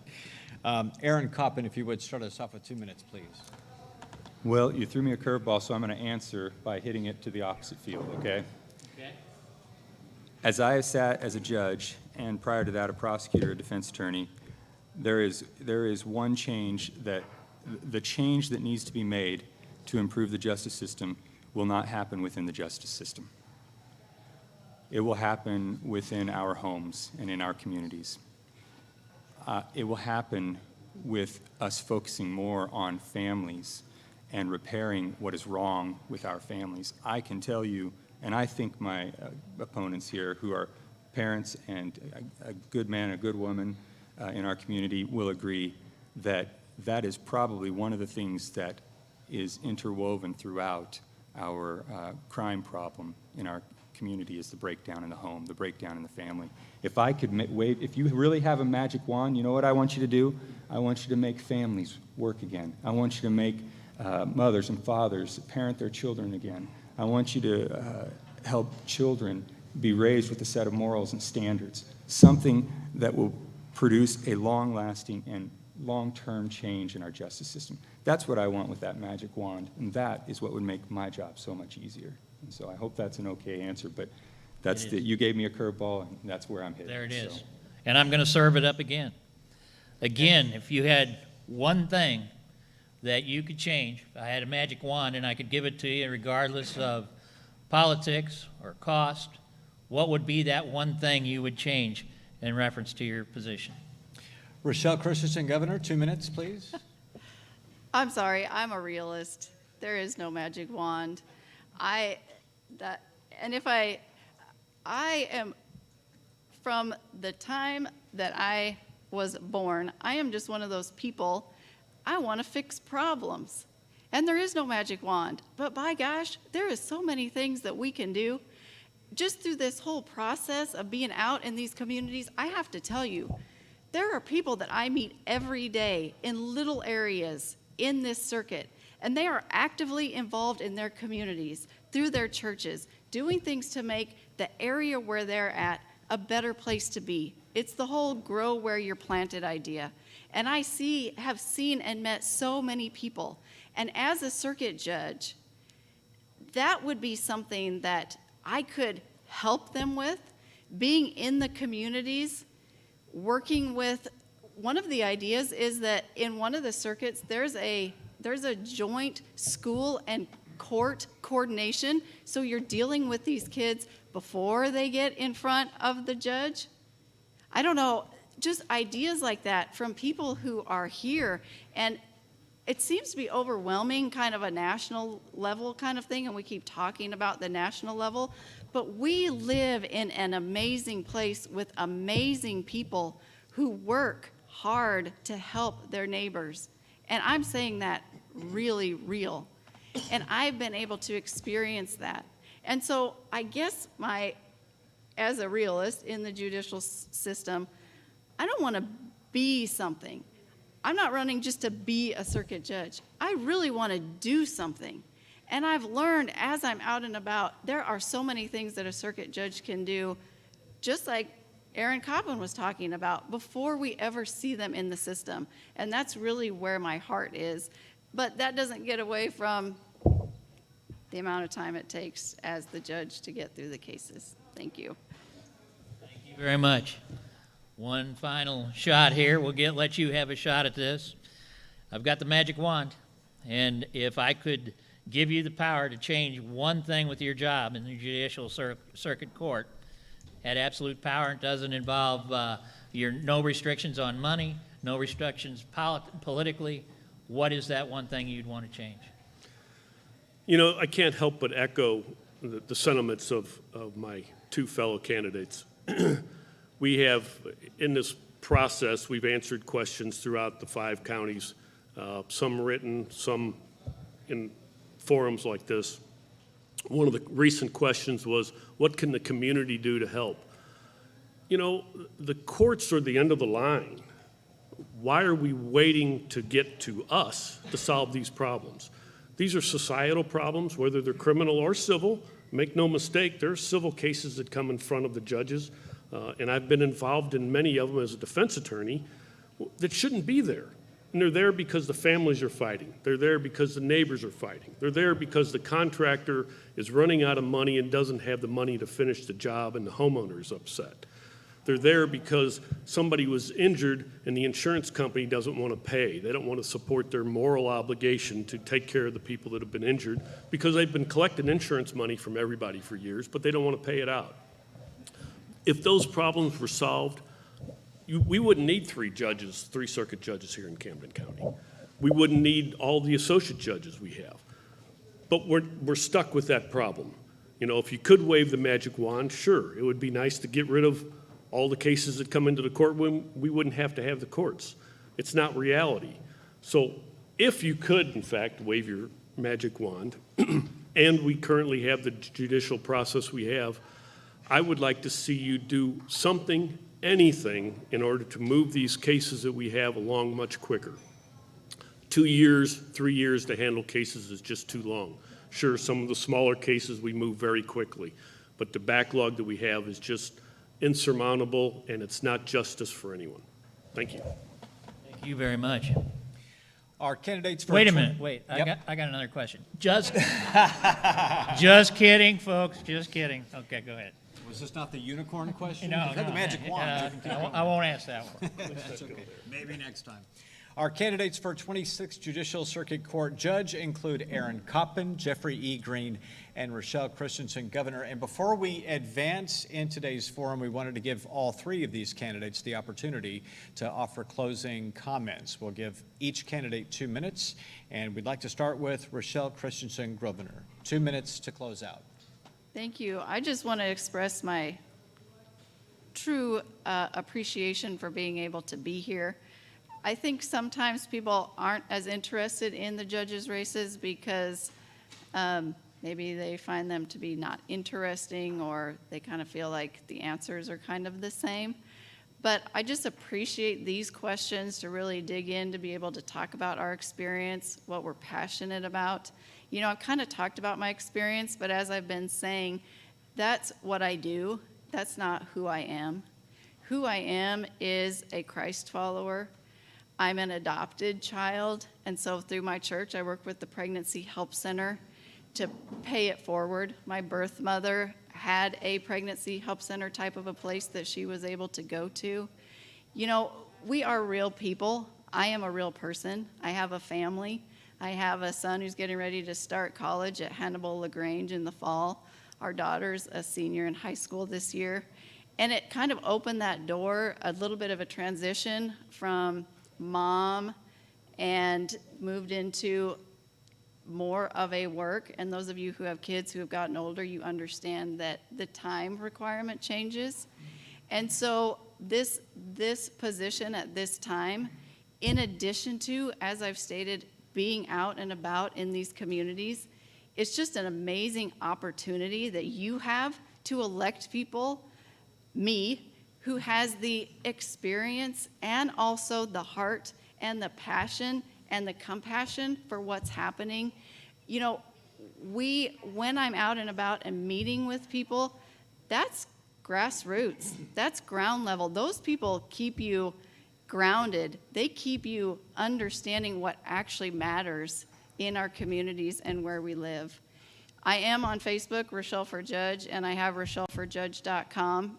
There's additional videos and stuff on there if you want more information, and I ask for your vote on August 4th. Thank you. Thank you, Rochelle. Now turning to Jeffrey E. Green, 2 minutes for closing comments, please. Thank you. This has been an interesting process. It's not the first time I've been through this. It's always energizing to introduce myself to new people, to speak to new people around the community. And there's always a lot of things that need to be addressed, and it's tough as a judge to address many of those because we have to be impartial. A little bit more about me, though, so you know who it is you're getting. I spend a tremendous amount of time of my volunteering for social organizations in the circuit in the 5 counties.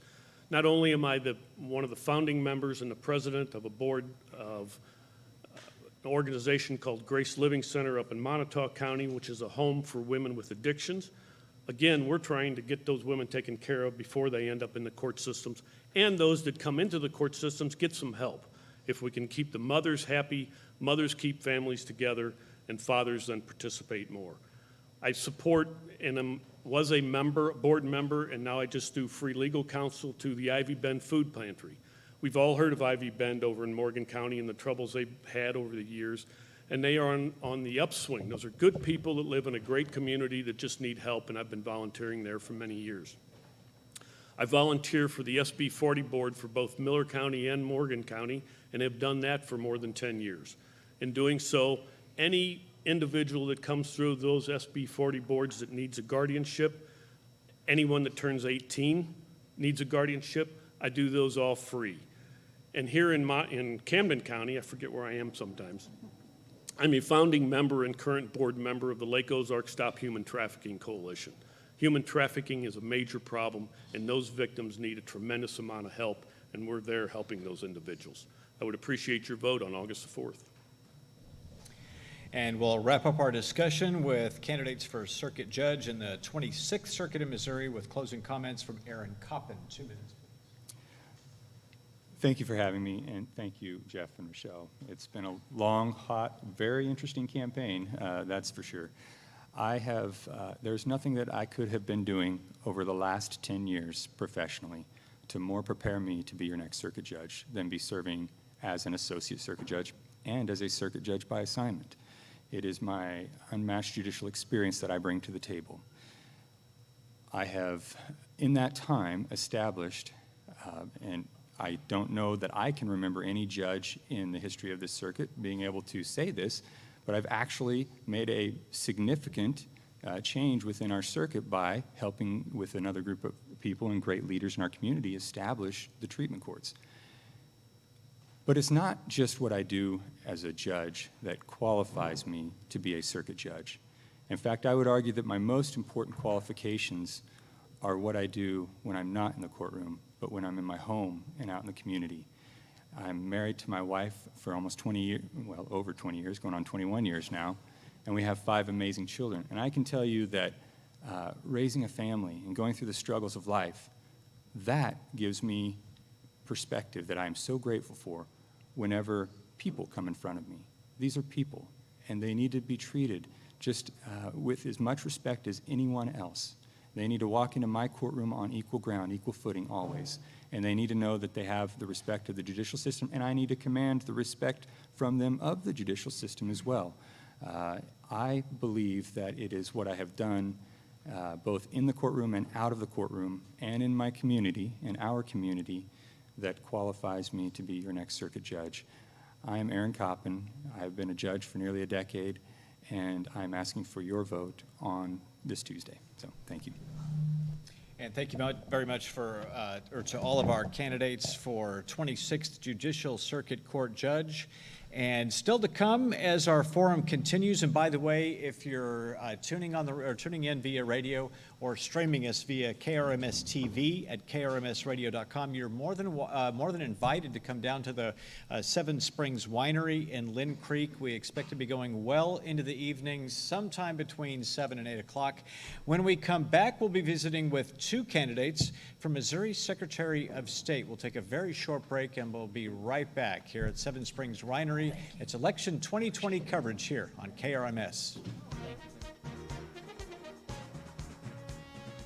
In the time it takes to watch this commercial, you could cover or uncover your boat at the touch of a button. Introducing Midwest Touchless Boat Cover's new automatic remote control boat cover. No more struggling with cover snaps that won't snap, straps that won't strap, and pulls. It's hot. Just push the remote and your touchless cover lifts and lowers in about 30 seconds. They're available in a variety of colors for boats up to 50 feet and larger. Learn more about this state-of-the-art boat cover at MidwestBoatCovers.com. Midwest Boat Covers. We've got you covered. Hi, this is Michael Harmison. And I'm Sharon Wheeler. This is Harmy's Cheese Store and More. We're down here in the West End, just down from the Harley Davidson shop. Big blue and yellow building with the mouse on the house. We have over 150 Wisconsin cheeses, wine. We're having our own moonshine made, lots of things. A lot of people know us as a cheese store, but they don't realize we do sandwiches and lunches. Come join us. Harmy's Cheese Store. We are the lake.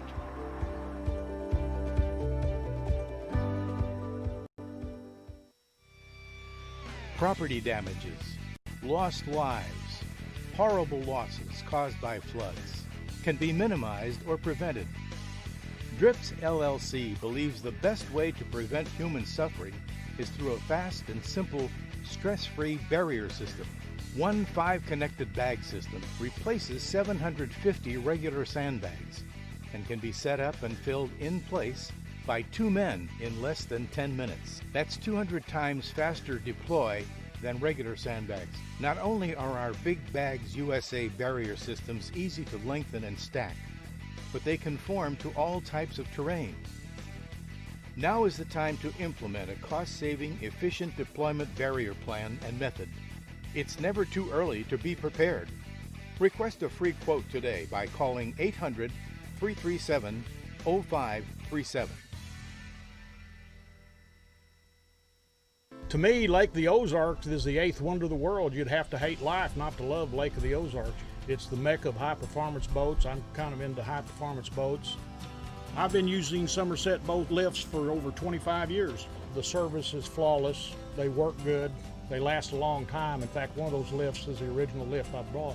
It's secure. It's easy to dock on if there is such a thing as docking a cat. It protects your boat, and I wouldn't have it any other way.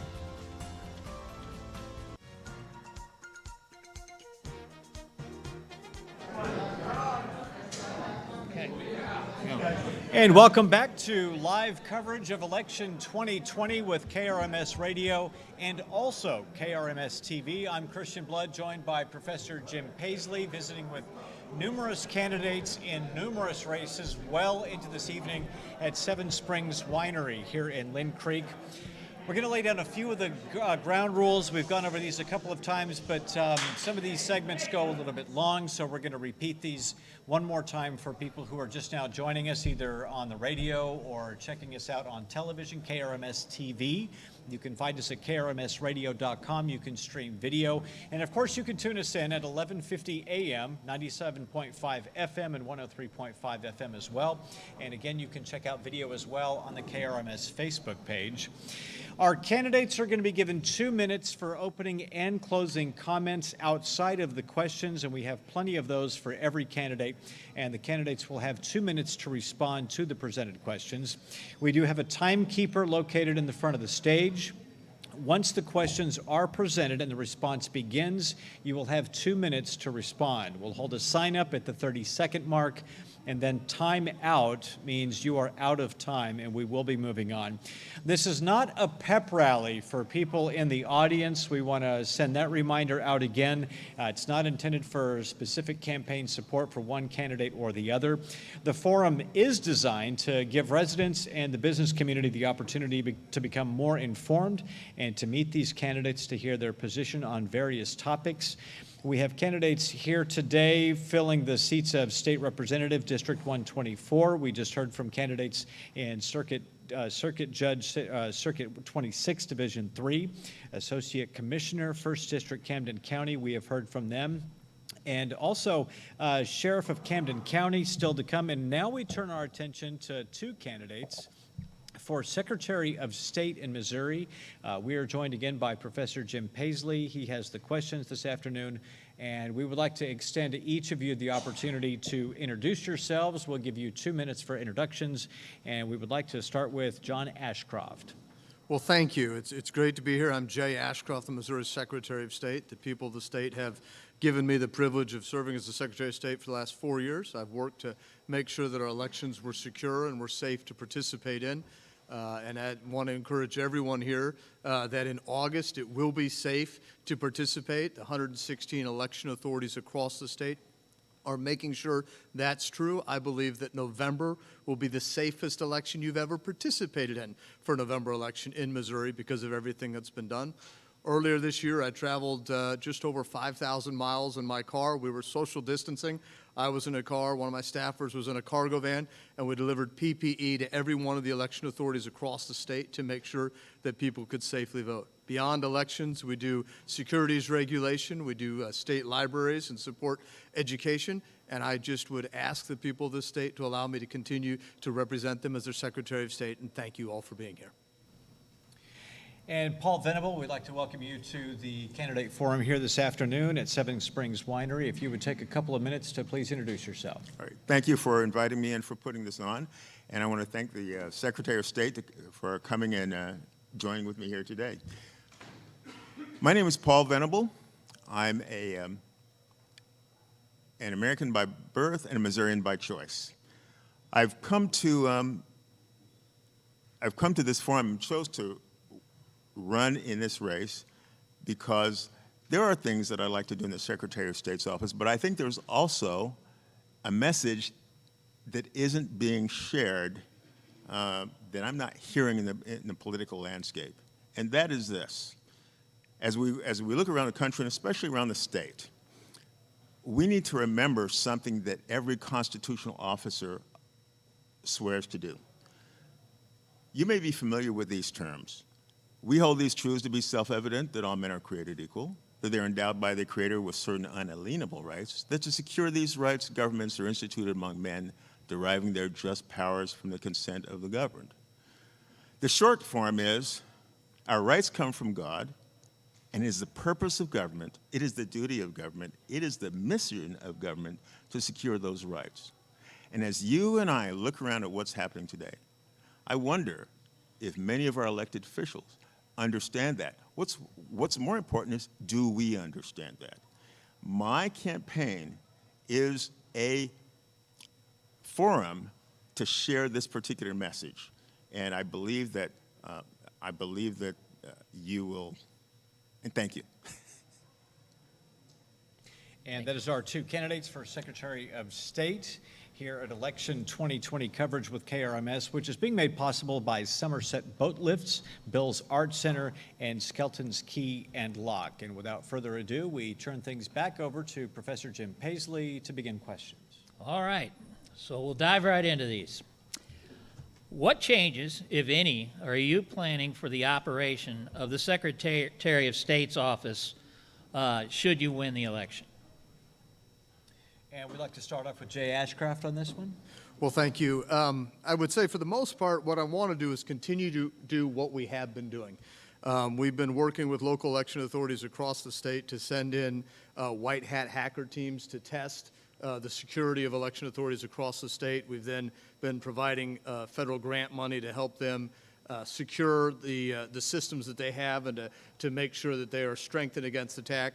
And then we've been providing ongoing monitoring of that. So I want to keep to work within the election framework to make sure that those elections are secure.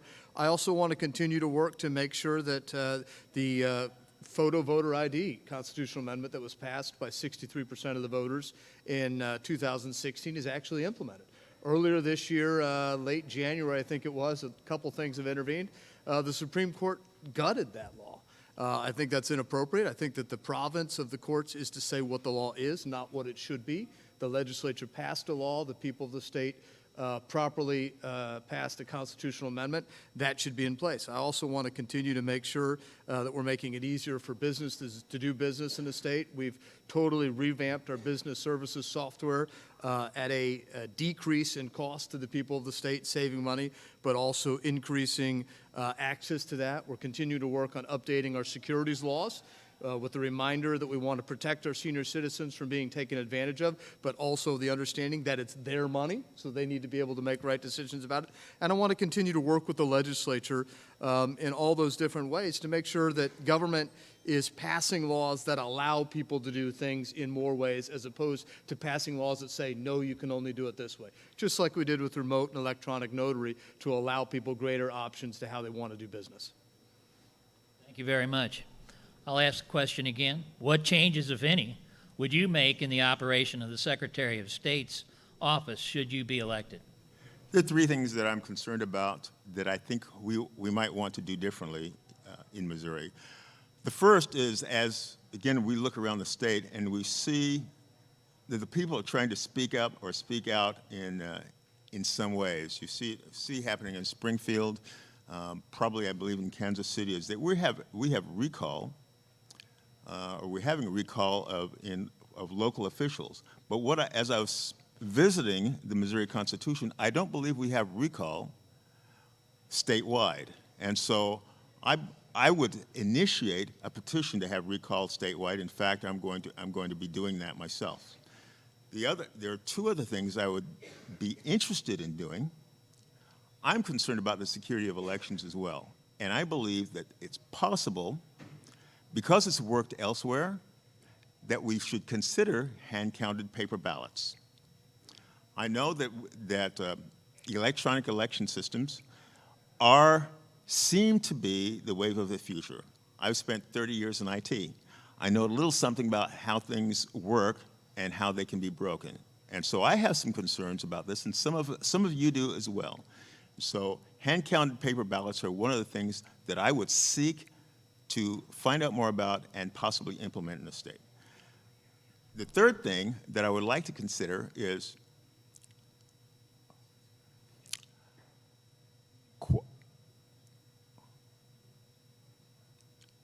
just a minute,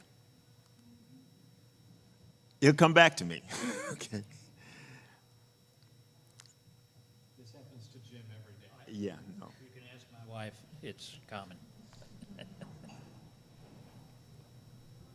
I know what it is, but it's not coming to me, so maybe I'll get a chance to do that again. You'll get a chance, trust me. All right, so for the audience, I think maybe what we need to do is just real quickly, what is the Secretary of State?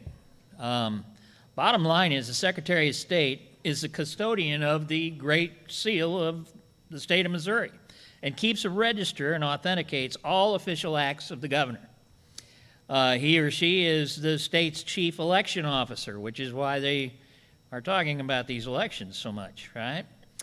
They approve the general election ballot. They give final approval for all citizen initiative petitions going on the ballot as well. He or she also oversees corporate governance in the state, having final discretion over the issuance of corporate charters, which corporations have to secure in order to operate. So quite a few things that this individual is going to have to be responsible for. Now, speaking of elections, we'll go to our second question and a little background there as well. 5 states currently conduct all elections entirely by mail. At least 21 other states have laws that allow certain limited editions by mail. But the trend nationally is clearly toward more mail-ins as states react to Democrat Party charges of voter suppression. So question number 2. On June 5th, the governor signed a new law which allows all Missouri voters to vote from home via absentee mail-in ballot in the August and November elections this year. Voters no longer need a reason or excuse to vote by mail, but most voters will need to have their ballot notarized. Secretary Ashcroft, you've been an outspoken critic of this new mail-in ballot law, saying it's just not the most secure way to hold an election. The gold standard for elections is to have people in person go to their assigned polling place on Election Day. And so I'd like to ask you, Secretary Ashcroft, please explain your reservations about the mail-in voting. Thank you. The best way to secure an election, the gold standard, as I think you quoted me right there, is for people to go to their assigned polling place on Election Day. It's not only the safest way, the securest way to do it, but it's also the best way to make sure that your ballot will count. When you go vote in person, you get to not only the thrill I enjoyed of sliding it through the scanner and knowing that you've participated, you've done your civic duty, but that scanner will beep, or depending on the model, or give you a light to let you know that A, your ballot was actually counted or there was a problem. If you do it in person, you have the availability to remedy that problem if you want to. You don't have the ability to do that if you vote by mail. You've lost that opportunity. Secondly, we had a voter in the June election, normally April, got moved to June, in St. Louis County. She sent her absentee ballot back 6 days before the election. Unfortunately, it took the post office 14 days to return that ballot. That ballot did not count because it did not meet the 7 p.m. election night deadline to be at the election authority. She lost her right to vote by using that and having the post office take so long instead of going in person. Secondly, you have to worry about whether or not your signature is going to match. Did you get it notarized correctly if you needed to, or will there be any other problems? You have more clarity, more understanding, better certainty of the fact that your vote will count if you do it in person, and it's easier to cheat. Just about 4 years ago, we had a state representative primary in the St. Louis area, St. Louis City, that was overturned by a state judge because of irregularities with absentee ballots. If you want to participate and have faith in the elections, the best way to do it is to vote in person. Thank you very much. Mr. Venable, I have to ask you then. Voters no longer need a reason or excuse to vote by mail, but most voters will need to have their ballot notarized. We know now with this new law passed by the governor, voters can vote from home via absentee mail-in ballot in the August and November elections. Do you agree with the position Secretary Ashcroft has taken? Why or why not? I believe that we have not only the right to vote, but the right to know that our vote is counted correctly. And I believe I could quote Secretary Ashcroft and it would have my answer. I don't know if I feel precisely the same. So you're both in agreement? We're both in agreement on that one. All right, folks out there, we have politicians in agreement. Please, doesn't happen often. Please make note of that. Our work is done here. Yeah, okay. Let's wrap her up. Okay, so as we move to question number 3, the Missouri governor and treasurer are currently term limited to no more than 2 terms. The amendment you voters will vote on in November proposes to extend that 2-term limitation to all the other 4 Missouri statewide office holders, including Secretary of State. So my next question is, do you favor or oppose a constitutional amendment on the November ballot that would term limit the office of Secretary of State to no more than 2 terms? And we can start off that question with Mr. Venable, please. I am not a fan of term limits. In fact, I believe term limits are not the answer in terms of getting the governance you want. The most effective term limits you have are when you and I go to the polls. Not just for Secretary of State, but for governor, for legislature, for any office. I think term limits in Missouri are not beneficial for the people. Imagine what you have in the legislature, for example.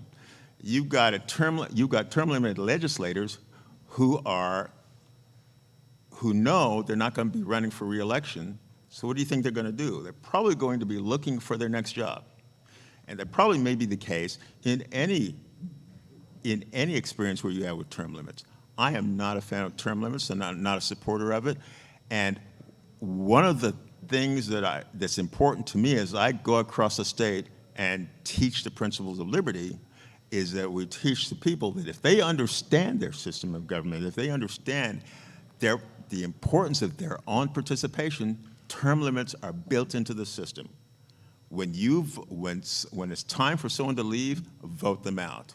And if you like what they're doing, don't cut them off. Thank you very much. Secretary Ashcroft, do you favor or oppose a constitutional amendment on the November ballot that would term limit the office of Secretary of State to no more than 2 terms? Well, the first thing I would say is if the people of the state are kind enough to re-elect me, I will not run again for Secretary of State regardless of whether or not there are term limits in place.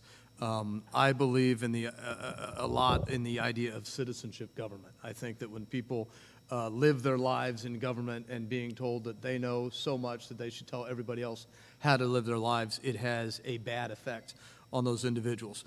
I think that I am cautious anytime we amend our Constitution because I frankly think that the people that originally constructed our form of government have generally thought about this more than we have and did a fabulous job of it. I do think that there are certain instances where term limits are good because the very essence of being in office gives you so much more ability to get elected above a challenger that I think you can make the argument for applying it there. I don't know for sure how I'll vote on it in November. I will probably vote for it, but I'm still trying to decide. I think that there have been pros and cons of term limits with regard to our legislature. I think it's gotten some people out that weren't doing the job and just wanted to be there for power and position, but I also think it's kicked out people that were doing a great job and were actually representing their constituents and were knowledgeable. And unfortunately, I think that one of the things we've lost due to term limits with the legislature is we've lost legislative oversight of the judiciary and the executive departments. And we have a real problem in our government where I believe the executive is trying to grow and the judiciary is trying to grow and the legislative branch is not pushing back appropriately. Our government is designed for each branch of government to be pushing back against the other branches so that they will not envelop and take over your freedoms. And that's what I'm most concerned about. Thank you very much. Now, for question 4, this fall, Missouri voters will vote to approve or reject a constitutional amendment which proposes to expand Medicaid eligibility to hundreds of thousands of Missourians. So the next question that I have is, do you support Medicaid expansion in Missouri? Why or why not? And we'll start off with Paul Venable. Lead us off again, if you don't mind, for 2 minutes. Sure.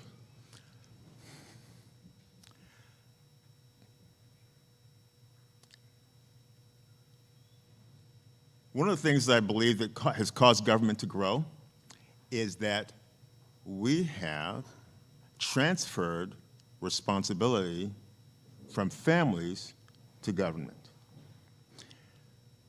So the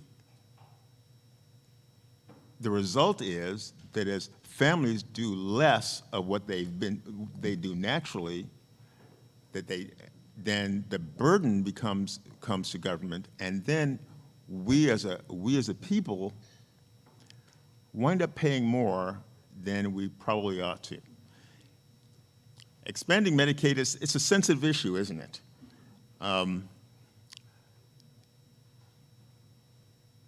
I actually, while being sensitive to the families who receive that, and while being empathetic to those who may need that, what I would like to see, I don't know that it'll happen anytime soon, but I would like to see people spending less time transferring their responsibilities, and families having less time doing less transferring their own responsibilities to the government. I believe that when we do that, when we begin to take back our responsibility, for example, to educate ourselves and to educate our children, to take care of our family members, you know, the family is probably the most effective social service system ever invented. And it does more for free than the government can do for any amount of money. So I don't necessarily support Medicaid expansion in Missouri. Thank you very much.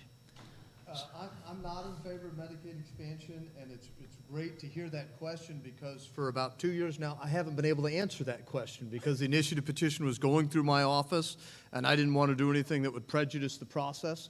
The Secretary of State is supposed to really be a neutral arbiter or referee of the process, and if you do what's required A, B, C, and D, we do E, F, and G, and normally A is taking your money. But I do not think that requesting the government to do more is a good way to do things. One of the foundations of my beliefs is that the people of the state know how to spend their money and their resources better than the state does. I do not believe that we should be transferring responsibilities we have to our neighbor.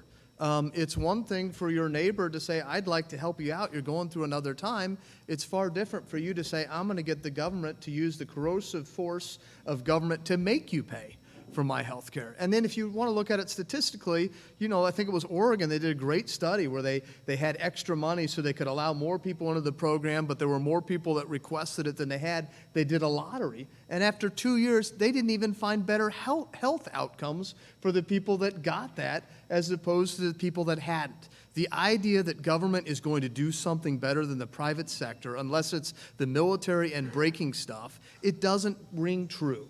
And I think it's a bad thing. We don't have the money to pay for it. We're going to have to cut education or other things that people want if it moves forward. So I heartily recommend a vote against Medicaid expansion in the state of Missouri. Thank you very much. Let's move on to the fifth question. Missouri's Constitution is the fifth longest in the nation. Yes. You know, and I know everybody out there has read it, right? It weighs in at a hefty 69,400 words compared to the national average of, 39,000 words for all the other states. So we've got almost double the amount in our Constitution. And it's cluttered with all sorts of pet projects and, lawmaking prerogatives of the General Assembly. Leading up to this question, would you favor a constitutional amendment that would establish a more rigorous effort needed to mount a citizen petition drive, which often results in just more stuff getting added every election, such as legislative matters that don't belong in a state constitution? And let me add one more caveat. Our Constitution is 69,000 words, the Missouri Constitution. The U.S. Constitution, with its 27 amendments, is 7,500. So that ought to tell you something right there. So back to the question at hand. Would you favor a constitutional amendment establishing a more rigorous effort needed to mount a citizen petition drive, which often results in just more stuff getting added every election, such as legislative matters that don't belong in a state constitution? Mr. Ashcroft, in fewer than 69,000 words, if you don't mind. I emphatically agree with that. I have actually pushed legislation every year that I've been in office to do that. I have suggested not that we make it more difficult to put something on the ballot, but that we require any constitutional change through the initiative petition process to have some sort of supermajority vote. I don't believe we should be amending our Constitution through the initiative petition process unless the people of the state broadly agree with that. If it's a close thing, put it in statute. If you want examples of what is currently in our Constitution that shouldn't be, all of you that voted in November of 2018, you voted to amend our Constitution how long someone needed to be a member of the Elks Club before they could hand out bingo cards at the bingo game. That does not belong in our Constitution. The Constitution should be a framework. It should not be all-encompassing with statutory language and changes. I mean, heaven forbid, in 2 years we decide that instead of 6 months, you should be able to hand out bingo cards after 3 years. We will have to once again have a statewide vote, spend hundreds of thousands of dollars printing that in the newspapers, and waste your time. I believe that when it comes to the initiative petition process, we shouldn't make it harder to put something on the ballot, but we should not amend our Constitution unless a significant supermajority, not just sometimes 15% of the registered voters agree with it. Thank you. Thank you very much. Same question to you. Do I need to repeat it? The initiative petition process allows Missouri voters to advance a cause that they think is important enough to them. However, like Secretary Ashcroft, I would agree that probably the right solution is to have a supermajority for an issue to change the Constitution, just for the very examples that were shared. I don't know that there's much more to add to that. Thank you very much. Okay. You're listening to coverage of election 2020 on KRMS Radio, and you can also catch streaming video of today's forum at KRMS TV at krmsradio.com. We're visiting with two candidates for Secretary of State, Jay Ashcroft and also Paul Venable, and we will continue the discussion up next here on KRMS.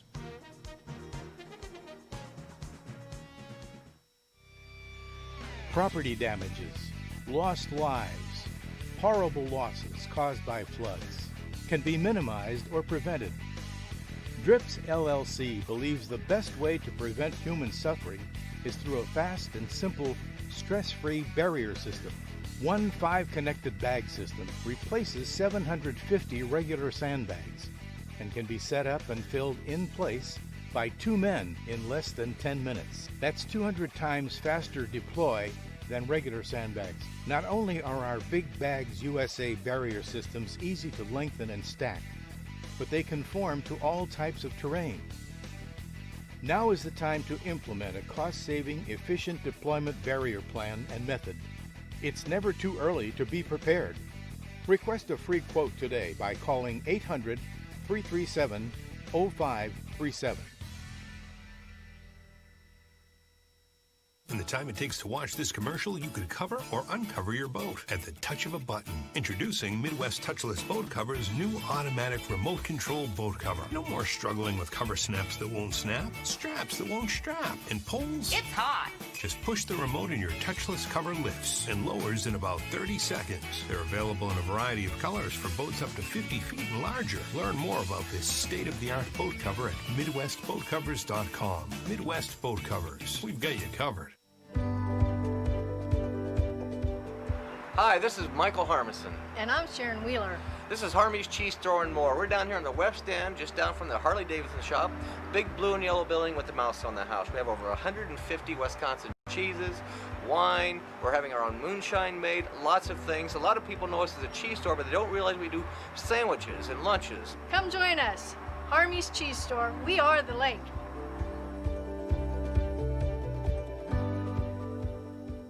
To me, Lake of the Ozarks is the 8th wonder of the world. You'd have to hate life not to love Lake of the Ozarks. It's the mecca of high-performance boats. I'm kind of into high-performance boats.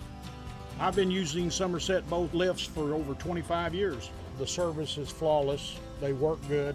They last a long time. In fact, one of those lifts is the original lift I brought. It's secure. It's easy to dock on, if there is such a thing as docking a cat. It protects your boat, and I wouldn't have it any other way. Be seated if you would. We're about to be live again. We're back on the air. Back on the air. And welcome back to Election 2020 coverage here on KRMS Radio. Great to have you tuned in to 1150 AM and 97.5 FM and 103.3 FM. You can also catch video of today's forum here at Seven Springs Winery in Lynn Creek with KRMS TV. You can find it krmsradio.com and also on the KRMS Facebook page. By my side is Professor Jim Paisley. He's handling the questions this afternoon, and we're visiting right now with two candidates for Secretary of State in Missouri. We have Jay Ashcroft and Paul Venable at the table right now, and they've answered a few questions to this point, and we are going to continue the discussion. By the way, you're more than welcome to join us here at Seven Springs Winery. We'll be continuing the program into the evening. And without further ado, back to Professor Paisley. All right, here we go. Another question. The issue of fraudulent voting and the need for photo ID at the polls is, needless to say, a red-hot topic right now across the country. And Democrats and Republicans both have opinions on it. Now, arguments have been made that voter fraud cannot be demonstrated to any significant degree, and that photo IDs only serve to suppress minorities from voting. Does voter fraud actually occur in Missouri? And if so, is it significant enough to alter the results of any of our elections? And I'm curious, what are your thoughts about photo ID needed or not? And let's start with Jay Ashcroft if we can. 2 minutes to respond, please. Well, thank you. The first thing I would say is yes, it can change elections, and it has changed elections in Missouri. We have a state senator out of the Kansas City area. When he was first elected to the state house, he won his primary, and it was a Democrat district where if you win the primary, you're going to win the general as a Democrat. We have districts like that for Republicans, obviously.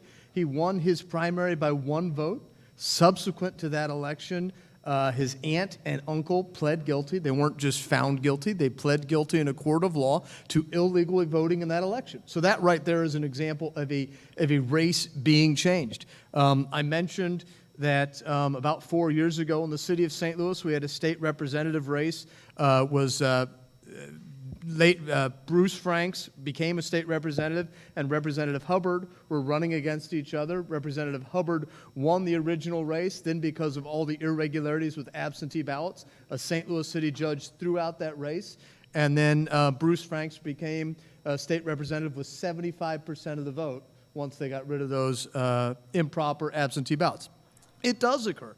But the neat thing to mention about Missouri's photo ID law is that we have actually increased the availability for people to vote under that law.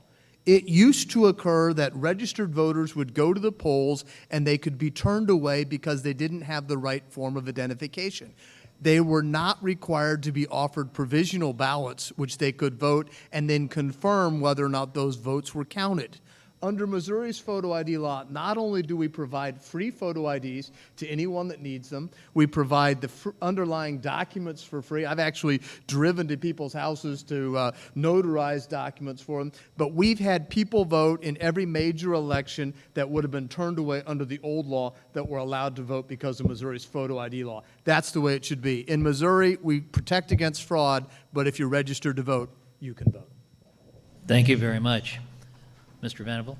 I have great appreciation for Missouri's voter ID law, and I believe that if you are an American and a Missourian, you should be able to vote in Missouri. And the voter ID system is how we can be sure that's the case. Thank you very much. Two candidates with us this afternoon here on KRMS Radio for Secretary of State, Jay Ashcroft and Paul Venable. That's it for the questions? That's it for the questions. We're going to give each of our two candidates the chance to offer parting comments. Mr. Paul Venable, if you would offer your closing comments. We've got 2 minutes. All right, thank you again for having me and for those of you who put together this forum. It's important for us to remember that we have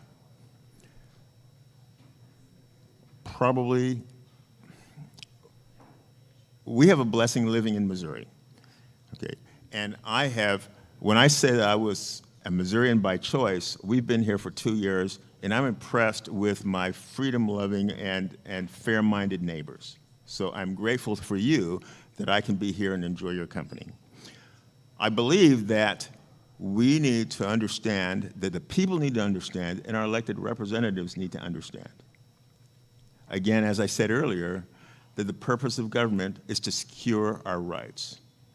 Frankly, that's the limit. And that's what I would hope to do and encourage as Secretary of State.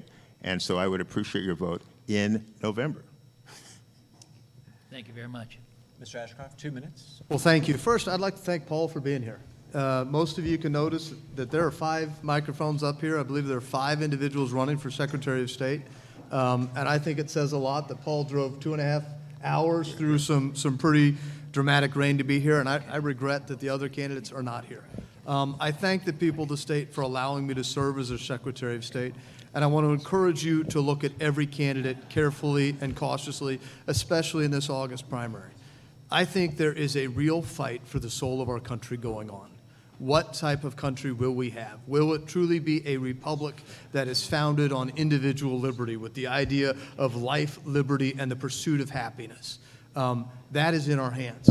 I thank you for allowing me to serve as your Secretary of State. If you vote for me and continue to allow me to serve, I will continue to fight to make sure that Missouri is a land and a state of opportunity for everyone, and that government is small so it can be transparent, so that it can have oversight and accountability, because I believe the greatness of this state is in the people of this state and not in its government. Thank you very much for having me. And thank you very much, both of you. That's Jay Ashcroft and Paul Venable, both candidates for Secretary of State. We appreciate both of you coming by. It's been an engaging discussion. And you want to take a look at what's coming ahead here? Yeah, coming ahead, we're going to have the questions for our state representative in the 124th District, which should be interesting. And I can't help but think as we're doing this afternoon, there's a great quote from Winston Churchill. He said, "A politician needs the ability to foretell what is going to happen right now, next week, next month, next year, and have the ability to explain why it didn't happen." So, words to live by, right? The 124th District covers the northern one-third of Camden County, including the cities of Climax Springs on the far west and the cities of Sunrise Beach, Osage Beach, Lake Ozark, and then the district extends into most of Miller County, including Tuscumbia and the cities of Iberia and Brumley. So we've got, a large panel going to be here shortly. We'll be addressing the 124th District. This is the spot previously held by Rocky Miller. He's not here on the stage today because he has termed out. And the Missouri Constitution has a term limit of 4 terms, 8 years for a Missouri House, somebody for the Missouri House of Representatives. A person who is termed out in the House can run for the Missouri Senate, however, and serve another 8 years in the legislature. So we're looking at the spot coming up here for the candidates to fill a position for Rocky Miller. My name is Christian Blood of KRMS Radio News. It's a pleasure having you for the broadcast this afternoon. Quick reminder, you can catch us streaming online, KRMS TV, at krmsradio.com, and also on our Facebook page. Those frequencies, 1150 AM, 97.5 FM, and 103.3 FM. We are broadcasting live from Seven Springs Winery in Lynn Creek. We have much more to come. We want to take another break quickly. We will take a quick break. We'll be right back with candidates for State Representative District 124 here at Seven Springs Winery in Lynn Creek, Missouri. We'll take a quick break and we'll be right back. To me, Lake of the Ozarks is the 8th wonder of the world. You'd have to hate life not to love Lake of the Ozarks. It's the mecca of high-performance boats. I'm kind of into high-performance boats. I've been using Somerset boat lifts for over 25 years. The service is flawless. They work good. They last a long time. In fact, one of those lifts is the original lift I bought. It's secure. It's easy to dock on if there is such a thing as docking a cat. It protects your boat, and I wouldn't have it any other way.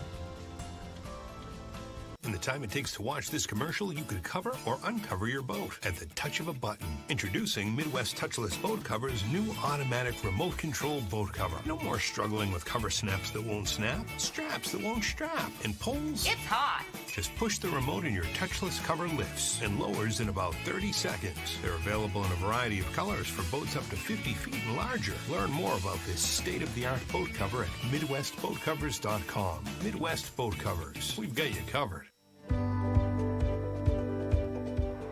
Hi, this is Michael Harmison. And I'm Sharon Wheeler. This is Harmy's Cheese Store and More. We're down here on the West End, just down from the Harley Davidson shop. Big blue and yellow building with the mouse on the house. We have over 150 Wisconsin cheeses, wine. We're having our own moonshine made, lots of things. A lot of people know us as a cheese store, but they don't realize we do sandwiches and lunches. Come join us. Harmy's Cheese Store. We are the lake.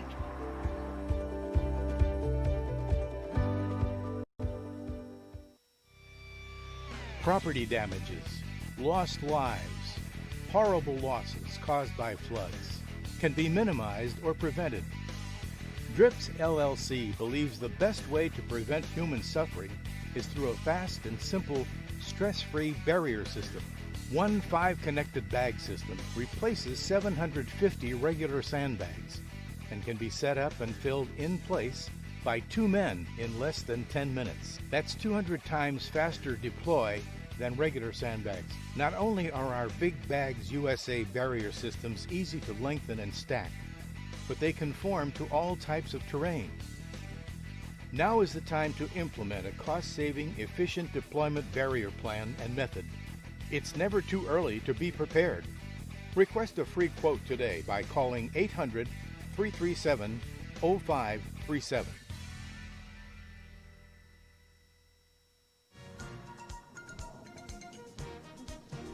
And welcome back to live coverage of election 2020. My name is Christian Blood with KRMS Radio News. I'm joined by Professor Jim Paisley, and we're talking to a lot of candidates today here at Seven Springs Winery in beautiful Lynn Creek, Missouri. A quick rundown of the ground rules for our next discussion, which is going to include candidates for State Representative District 124. And here's a quick rundown. Candidates are going to be given 3 minutes for opening and closing comments in this round. We have questions for each candidate, and those candidates will have 3 minutes again to respond to the presented questions. We do have a timekeeper located in front of the stage. Once the question is presented, then you will then have 3 minutes to answer. We will hold up a sign that says 30 seconds left. That obviously means you have half a minute left. When you see the time out sign, that does mean your time is up. For everyone listening in the audience, this is not intended to be a pep rally, as we've said a few times, but we still have people coming in who might not have been here for the beginning of the program. This is designed to give residents and the business community the chance to get more familiar with the candidates and to find out what they're all about. So we do ask that you make sure your cell phones are turned off or that they are on vibrate. We've had a couple of instances of ringers going off, and that fools the candidates into making them think time is moving a lot quicker than it really is. Our moderator today is Jim Paisley, who recently retired as a professor of American and European history at Columbia College. And that's where he taught for the past 27 years. He was named Professor of the Year at Columbia College in 1992, and then again in 1995. In May of 2000, he was the recipient of the Missouri Governor's Award for Quality and Productivity under Governor Mel Carnahan. And in 2012, he was honored by the Columbia College National Alumni Association as Distinguished Alumni of the Year. Jim Paisley does a weekly call-in radio show. You've heard him often on KRMS radio, specifically during the morning magazine with KB. And with that, we will turn this back over to Jim Paisley to begin the questioning. Before we get to that, we're going to give each of our candidates for this segment 2 minutes to introduce themselves so we can get better acquainted. And we'd like to start with Lisa Thomas. You have a couple of minutes to introduce yourself, if you would, please. Well, thank you very much. Good evening, everyone, and thank you for the opportunity to have this forum so that you can get to know all of us as candidates. The election this campaign cycle has been a long one, very unusual this year compared to previous years, and the election's almost upon us. So again, this is a great time to be meeting more folks and getting our views out there. I am a lifelong Missourian, born in St. Louis, attended medical school at Mizzou. I was a practicing psychiatrist in and around mid-Missouri. I purchased my home here at the lake in 2013. I love this area, the beauty, the lifestyle. It's a phenomenal place to be, truly a vacation paradise. And I am running to represent this district, which is both Miller and Camden counties, which, by the way, represent the two top economic drivers in the state, agriculture and tourism. I believe that my experience and my qualifications make me the best individual to represent this district. Again, as a psychiatrist, I feel that this is a rather natural extension to run for office, believe it or not. You identify problems, you work with individuals, you negotiate, you advocate, you educate. Being a state representative is basically the same process on a larger scale, of course. I think the most important thing a state legislator or representative can do is listen to their constituents. I think the most important thing constituents can do is vote and then hold their elected officials accountable. I've signed the Taxpayer Protection Pledge, which states I will not raise your taxes. I'm a constitutional Christian conservative, and I believe that our fundamental liberties have been eroding, which is what is very frightening to me, and is something that I would like to make sure we put a stop to. That's, again, a reason that I'm running. I would like to be your voice in Jefferson City. I think people know that they can make decisions for themselves. Government should be limited, smaller taxes, let business do their business, let you keep more of your money. Again, I'm asking for your vote. Thank you very much. Lisa Thomas, thank you very much. We'll now turn our attention to Benny Earl Thomas for a 2-minute introduction. Hi, folks. I'm Dr. Benny Earl Thomas, and I'm running for House District 124. I have lived here all of my adult life. I moved here in 1980 with my wife, Beverly. We raised 3 daughters who all attended school at the Osage in Miller County. My oldest girl, Chris, is a head of strategic planning for the KU Med Center and a practicing attorney. My middle girl, Julie, is a practicing attorney in Westbury, Connecticut. My youngest girl is graduated at the University of Missouri. She did her residency in psychiatry at MU and went to Yale for a Yale fellowship. She is now chairman of the Department of Forensic Psychiatry, University of Missouri, Columbia, and an adjunct professor at Yale University. I'm a member of the Christian Church locally. I have been a village trustee in the Village of Four Seasons. I've been involved for 43 years in politics.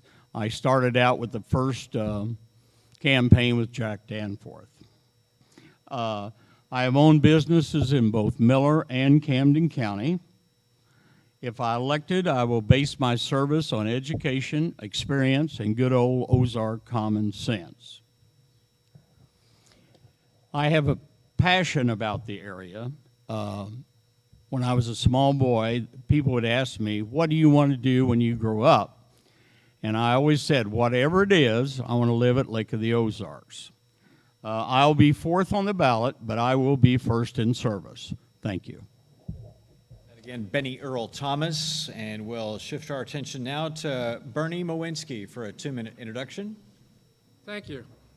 Some people say you should start with a joke. Other people say you should look at your audience and envision them with a big smile. Are you listening? I'm going to reach out from the right because I'm a strange person, okay? I served in the Air Force for 22 years. I achieved the highest rank possible, that of a Chief Master Sergeant. I don't know if I can call myself that anymore because they're changing the names. I can't be called the Chief? That seems a little funny to me, odd. I also served civil service. I started out as a forklift driver, and same thing, I snowballed all the way up to a GS-12. That's 3rd from the top. I'm involved and a life member or a member of the American Legion, the VFW, Disabled American Vets, the Elks, the Eagles, and I think I missed one, the AMVETS. I get involved as much as I can. I've been in the area for 30 years. I'm the type of person that defines the word representative as, you know, you guys, I work for you. You don't work for me. We're going to solve this thing together. One of my business cards says, what we do together. Thank you. It's Bernie Mawinski. And from there, we turn our attention to Luke Hagedorn. Good afternoon, or evening now. Thank you to Seven Springs for hosting tonight, and then KRMS for broadcasting this out to the folks. It's a great opportunity to speak directly to the voters. My name is Luke Hagedorn. I'm a lifelong resident of the Lake of the Ozarks. I was born in Osage Beach in 1979. I now live about 2.2 miles from the hospital in which I was born. I'm the general manager of Dog Days Bar and Grill, and a lot has happened between those two things. I graduated from Camden High School, the same school that both my parents taught in for decades. Both my sisters also graduated from Camden. I graduated college from Missouri State University with a degree in education. Thought I was going to be a teacher, but instead I pursued the career that I started as a teenager when my sister drugged me to work to be a dishwasher. I've stayed in the restaurant business ever since. The way my dad used to tell the story is one day I went over and I made a sandwich and they made me a cook, and that's kind of how that happened. I'm now a member of the Lake Area Chamber of Commerce Board of Directors. I was the legislative chair up until the point of actually running for public office myself. I love this community so much. It's done so much for me, my family, and all the people that I love. And I just have a great desire to serve the people of the Lake of the Ozarks, and that's why I'm running. That's why I'm asking for your vote on Tuesday, August 4th. We have a lot of work to do. A lot of tough choices will have to be made in Jefferson City. They didn't get everything done in the last session that they wanted to get done. There's a lot left on the table. Tough choices will have to be made, and the lake needs an advocate and a cheerleader who believes in the lake, and I believe I'm that person. Thank you very much, Luke Hagedorn. And we now turn our attention to Dwell Wayne Lauderdale. 2 minutes for an introduction, please. Hi, so actually it's dual, but that's okay. Dual Wayne Lauderdale. Oh, no problem. The extra L tends to throw people off. So yeah, Dual Wayne Lauderdale. I'm a lifelong Missourian. So basically, part of the reason that I'm running is because I've actually been a chief of staff at the state capitol for about 3 years now. I'm into my third year. I was an intern a year before that because sometimes that's what you got to do to work your way up. But during that time, I've learned the legislative process really effectively. I know what it means to form coalitions, to get basically a group of people together to work for a cause. And more than that, I understand the legislative process. You know, in Missouri, we have term limits. I think term limits are great, but they create what they call a lack of institutional knowledge. You know, you come in for 8 years and you go out, but the lobbyists and the staffers remain. And so, you know, this creates a problem where sometimes they have more power. I've been actually in that position behind the scenes as a staffer, so I know how to come in and actually, you know, work the process in a way that's effective and actually hopefully reduce the influence of the two groups I just mentioned by knowing basically, you know, how they work and what they do. But other than that, you know, I am a constitutional conservative. To me, government isn't instituted to raise us from cradle to grave. It's instituted to secure our freedom, our individual liberty. That includes life, liberty, and property. You know, when government takes action, if it goes beyond securing our life, liberty, and property, it's probably not doing something it should do. You know, I don't think that taxes and regulations are meant to benefit certain companies. I believe in free market economy. That's essential. That's, I think, a difference in this race probably. And, you know, more than that, I think that, you know, I've been giving my phone number out to everybody. I will listen to everybody's concerns, be somebody that's always there, because to represent the people, you have to hear what they think. And that's me. Thank you very much. This is coverage of election 2020 on KRMS Radio and also KRMS TV. Before we proceed with questions, again, a reminder to everyone, please make sure your cell phones are either turned off or silenced somehow so we don't have any interruptions. Our coverage is made possible by our veterinary at the lake, Jeff Hedberg, Bobby Bash, Team Remax, Lake of the Ozarks, Skelton Tactical, Jennings Insurance Group, and MJ's Mini Mart. And without further ado, Professor Jim Paisley begins the questions. Gosh, I wish we could go back and do my intro and bio again. My wife's in the audience here, and I really wanted her to hear that. It can be arranged. You know, I mean, we can get to it again. You know, a lot of you know that I like to talk a lot, you know, and so my wife has a tendency to say in 20 words or less, you know. And I keep telling her there's people who want to hear what I have to say, and at home all she says is shut up. So here we go. You all are going to have to listen to me, all right? So I'm going to ask the questions tonight. And again, folks, this is for the spot that Rocky Miller had. Okay, so for all of you locals, you want to understand exactly what this spot is. Again, it's the 124th House District, and you know it covers a huge part of Camden County. It extends into most of Miller County as well, and so these people are taking on quite an area and representing a lot of folks down here in the area. Now, again, Rocky is not here on the stage today because he was termed out. And the Missouri Constitution has a term limit of 4 terms, 8 years, if you will, for the Missouri House. And a person who has termed out in the House can run for the Missouri Senate. I don't think Rocky wants to, but who knows, and serve another 8 years in the legislature. Now, the first question, basically, the people of the 124th House District have elected Rocky Miller for 4 terms. So they're used to his approach in politics. How will your voice in the Missouri House differ from his, if at all? Will you be more conservative? Will you be more liberal or more moderate? And how are your views different than Rocky's? And we'll start off with Luke Hagedorn, please. 2 minutes to respond. Thank you. Representative Miller, I think he did a fine job. I was able to make a friendship with him over the years. But of course, we disagreed on things over the years. Some of his measures, especially regarding teacher retirement, were some things that I had concerns with. With my family's background in the education system, my sister still currently teaches in the Jefferson City School District. We have a lot of friends who are teachers, former teachers, things like that, and had some concerns with his issues there.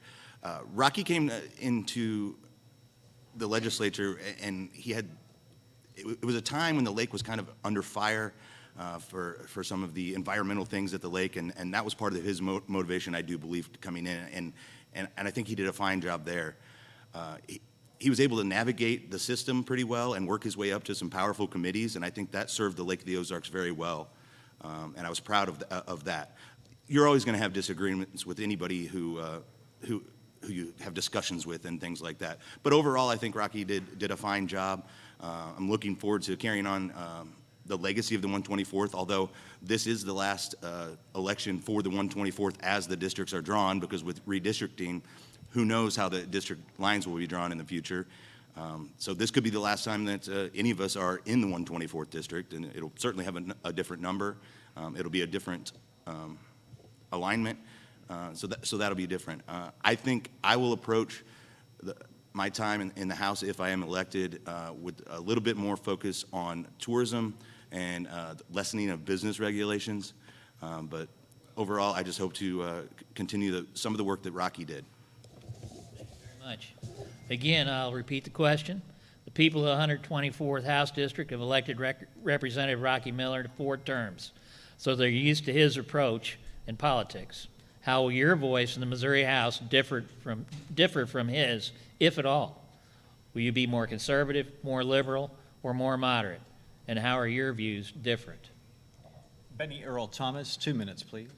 Yes, I agree. I think Rocky did a fine job. I think he did what he could for the area. But this election is not about Rocky Miller. It's about Benny Thomas and Lisa Thomas and the other members up here on the table. I will be conservative. I will be sure that Miller and Camden County get their fair share of state revenue plus $1. My legislative agenda is constituent services. If you have a problem with state government, I want to be your advocate. You get a hold of me, and I'll go to work for you. We may lose some, we may win some, but they're going to know they've been to town. Thank you. Thank you very much. Again, do I need to repeat the question again, or? Jewel, do you need the question again? No, I don't think I need. Okay, great. Jewel Wayne Lauderdale, 2 minutes for a response. Okay, so, you know, as far as the difference between me and Representative Miller, I think that, you know, we were probably really similar on a lot of stuff, you know, Second Amendment, life, and things like that. But I think that we would have different focuses, you know. And for me, one of my things is to remain principled. Coming to the legislature a number of times in the recent past have been legislation for massive tax credits and other things for corporations that are, you know, offering to bring their business to the state of Missouri. And, you know, I'm not a person that believes that we're somebody that should, you know, basically have to use the taxpayers' money to buy off business. I think that what we can do instead is, you know, create a better business environment for the state of Missouri, a better, you know, something that encourages, you know, outside investment, people that want to come and participate in the process. And, you know, I was speaking specifically of the GM bill, I think, from the session before last, but then we had another one. We were trying to mandate a certain amount of biofuel here in the state of Missouri, and I'm actually not sure if it ended up coming up through it in the end or not, but you know, biofuel may or may not be a good idea, but I don't think that the legislature needs to, you know, get involved in that market. If biofuel is a good fuel, I think people will buy it without the subsidies. And so, you know, for me, a lot of Republicans, you know, I think for the worst, they kind of get whipped by leadership. I haven't liked what I've seen in terms of people voting for these big corporate buyouts. It's crap. It's an easy way to get a vote. You can go back to your constituents and say, hey, we poured a bunch of money in and there's some jobs coming to the area, but it's not the right way to do it. The right way to do it is a free market economy. And so that's going to be the difference between me and a whole lot of Republicans in the legislature. Very much. Again, people of the 124th House District elected Rocky to 4 terms, so they're used to his approach. So how will your voice in the Missouri House differ from his, if at all? And will you be more conservative, more liberal, more moderate? And how are your views different? And we now have 2 minutes for a response for Bernie Mowinski. Is that me? I didn't hear you, I'm sorry. I haven't heard any issues or complaints about what Rocky had done or what he didn't do. I'm going to approach it as my constituents come to me with their problems and their issues, whether they're moderate or liberal, we'll do it together and we'll try to resolve the issues.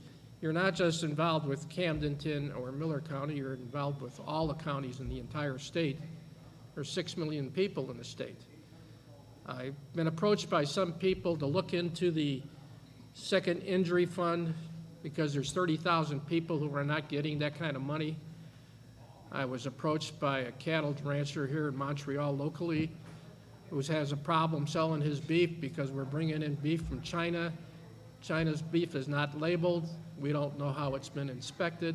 We're digesting these things.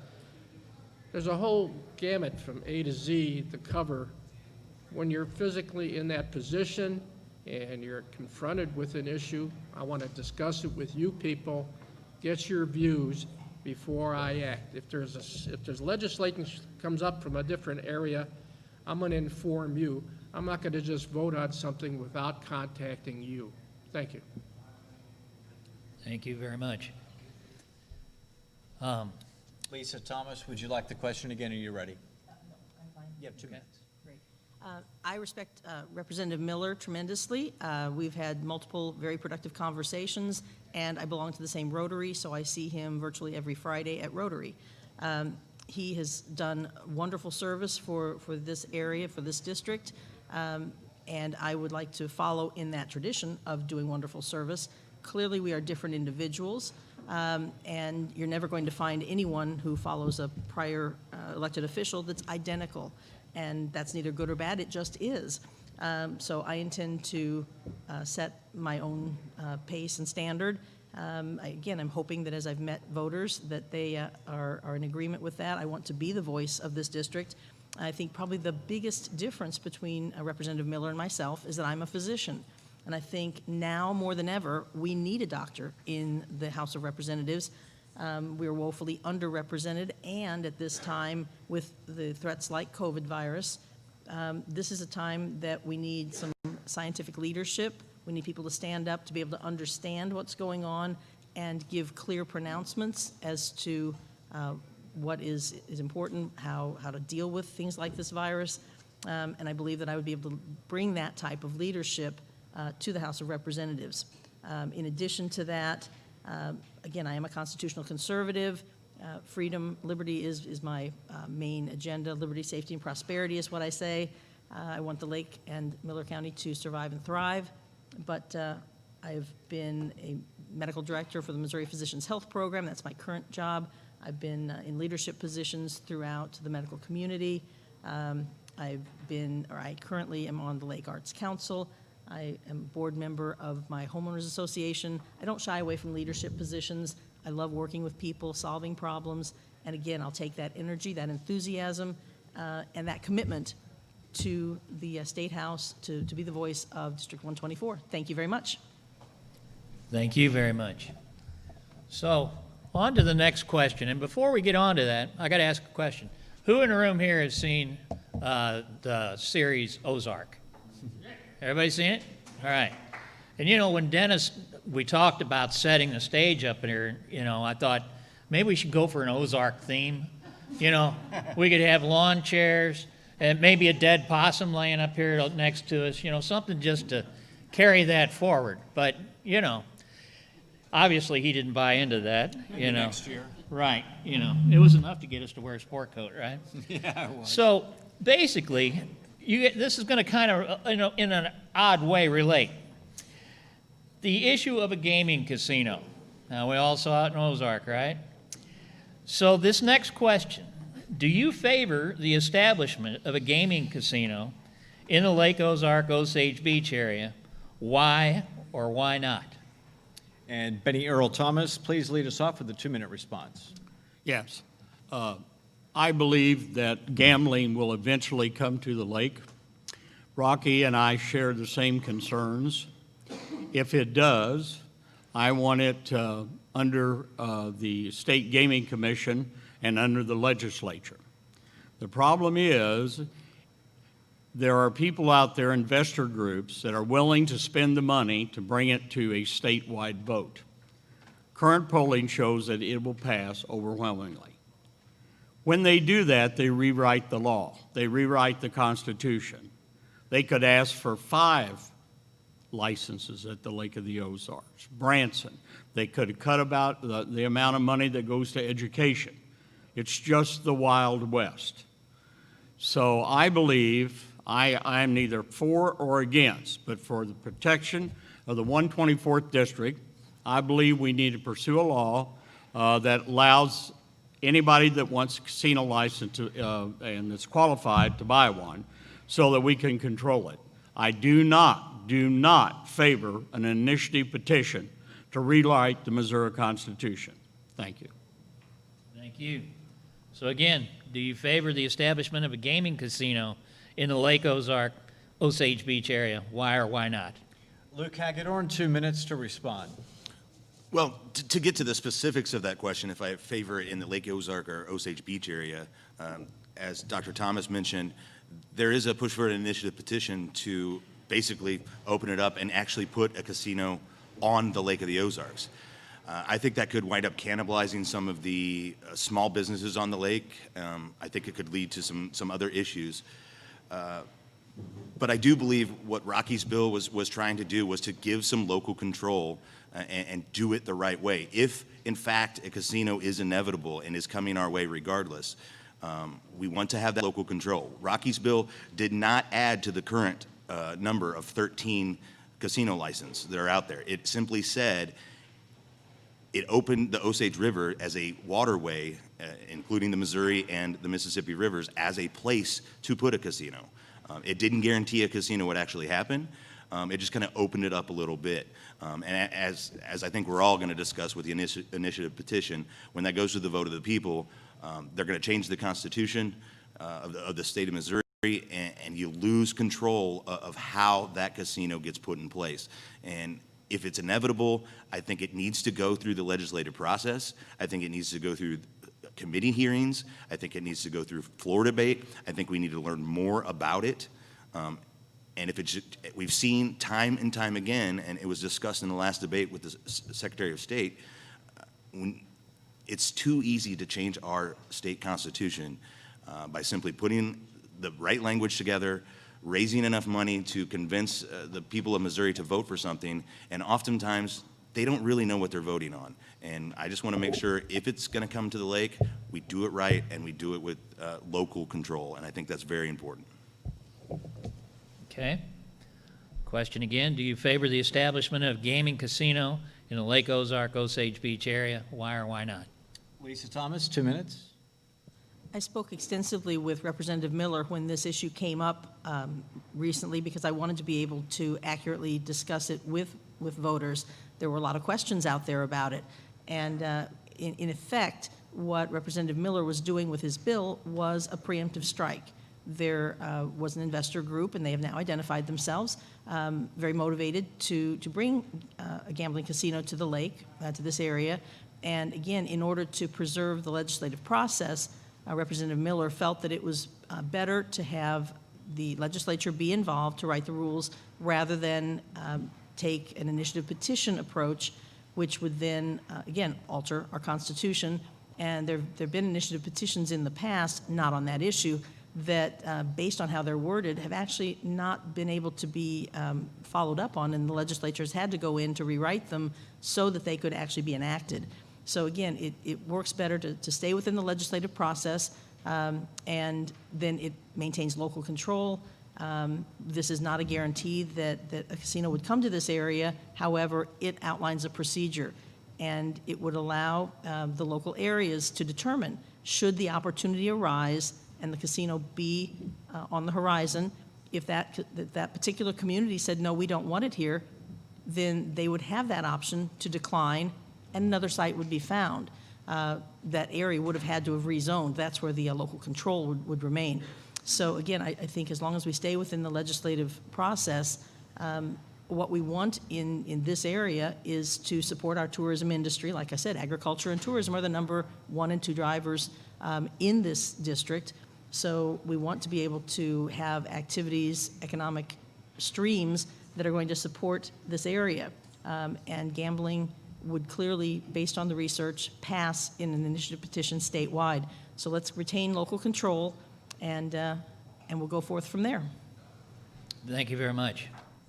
One more time. Do you favor the establishment of a gaming casino in the Lake Ozark, Osage Beach area? Why or why not? Jewel Wayne Lauderdale, 2 minutes to respond to the question.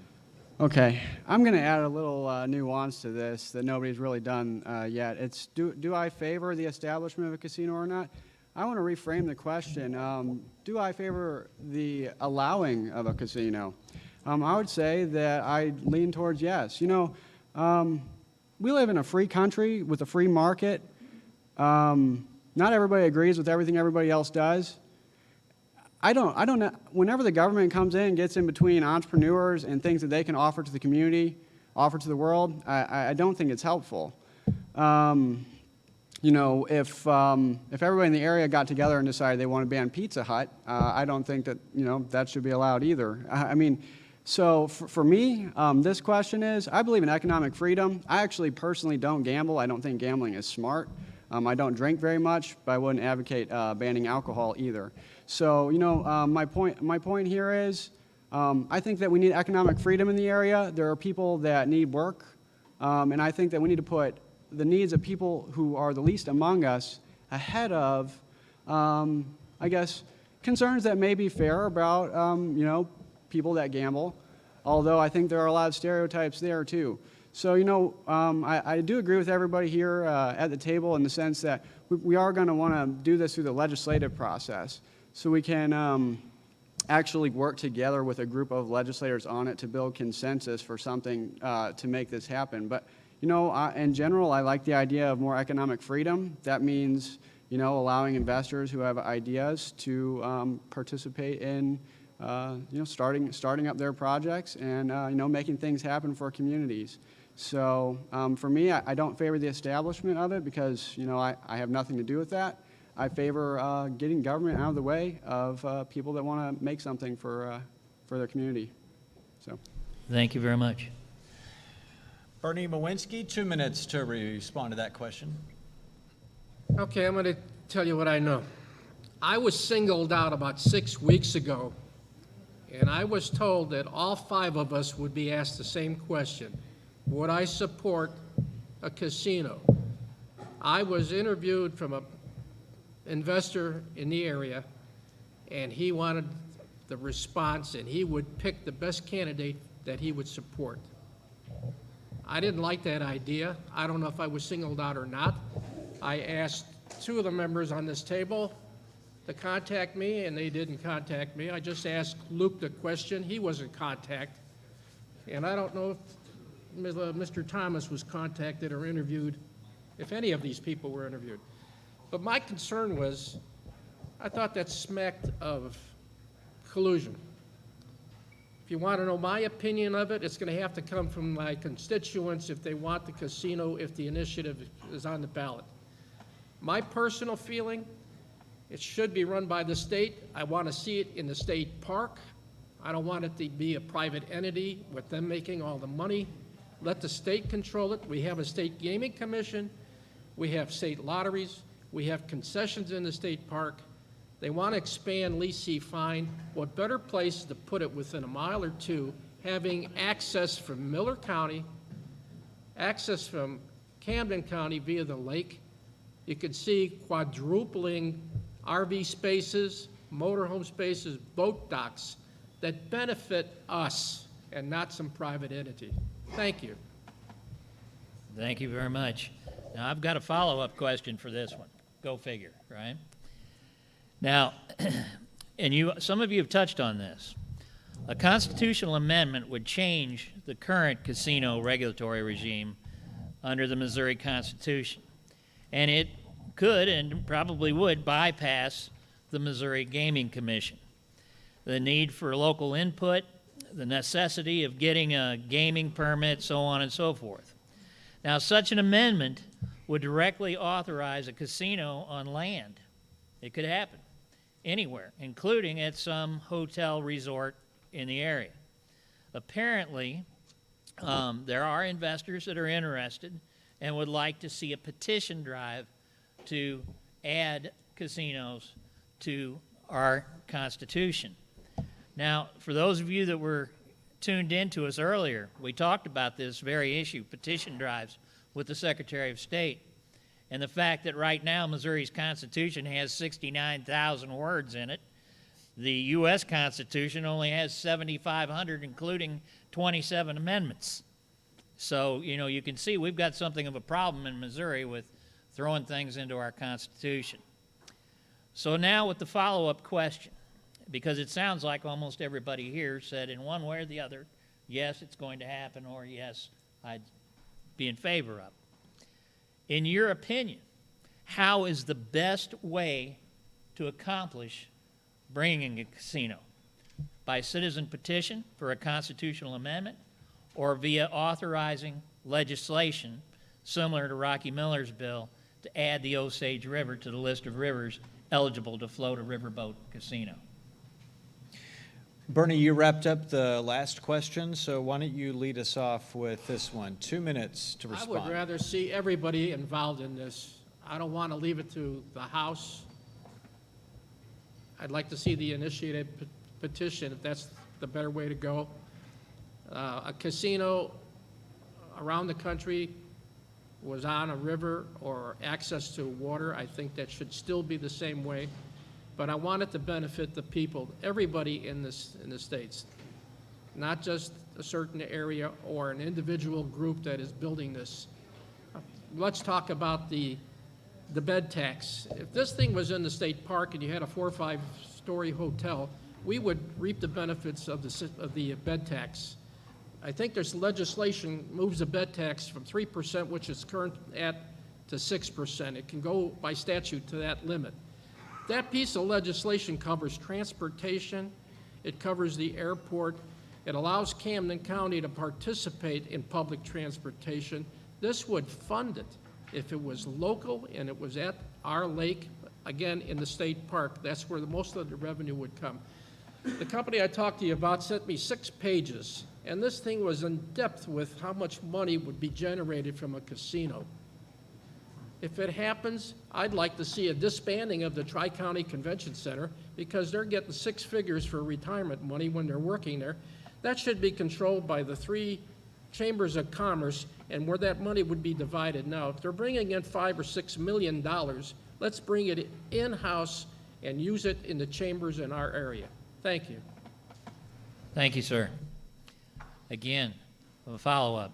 In your opinion, how would be the best way to bring a casino to the lake area? By citizen petition for a constitutional amendment, or via authorizing legislation similar to Rocky Miller's bill to add the Osage River to the list of rivers eligible to float a riverboat casino? Lisa Thomas, 2 minutes. Well, as I explained in my prior answer, I do believe the best approach would be through the legislative process. I don't like end runs around our legislative process. If you wanted to legislate entirely by initiative petition, you could just eliminate the state legislature, and I think we would be in trouble if we did that. Again, I'm not for perpetual amendments to the Constitution. It is long enough, and only serious issues should be taken to the Constitution. The whole point of having legislators is the voice of the people and being able to debate issues, to discuss, to come up with the best plan. There are a lot of hurdles that have to happen in that process, so I believe that that would be the best approach. And as I said, I think I explained that in addition in my prior answer, but thank you. Thank you very much, and yes, you did. Now, again, in your opinion, how is the best way to bring a casino to the lake area? By citizen petition for a constitutional amendment, or via authorizing legislation similar to Rocky Miller's bill to add the Osage River to the list of rivers eligible to float a casino? Luke Hagedorn, you have 2 minutes. I think I kind of covered that as well in my answer, but I do appreciate the opportunity to expand on that a little bit. I do appreciate the opportunity to expand on that a little bit. I do think the legislative process is the best way to approach almost anything. There's a reason I'm running for state representative, because I do believe in the legislative process. I think if this goes through the legislative process and you have committee hearings on this, you can bring people in from Boonville, for example, who've recently got a casino, and talk to them and ask them how it affected their community and what impact it had on law enforcement in their community. And you can really get to the bottom of it. You can bring in the groups who maybe oppose the casino in. Give them a chance. Give them a chance to come in and speak their voice and in their opposition to the casino. You can bring in experts. You can bring in people who are pushing for it, including the companies who may want to put the casino there, and give a chance for our legislators, a chance to ask them the tough questions, and ask them what they really plan to do, instead of just putting it up to a vote and the people blindly voting for it. You can bring in local law enforcement, bring in the sheriff's departments of Miller and Camden County, ask them what they think that would do for them. Get all the input you can get into it, including local business owners. That's who I care about. I've worked in business here since I was a teenager.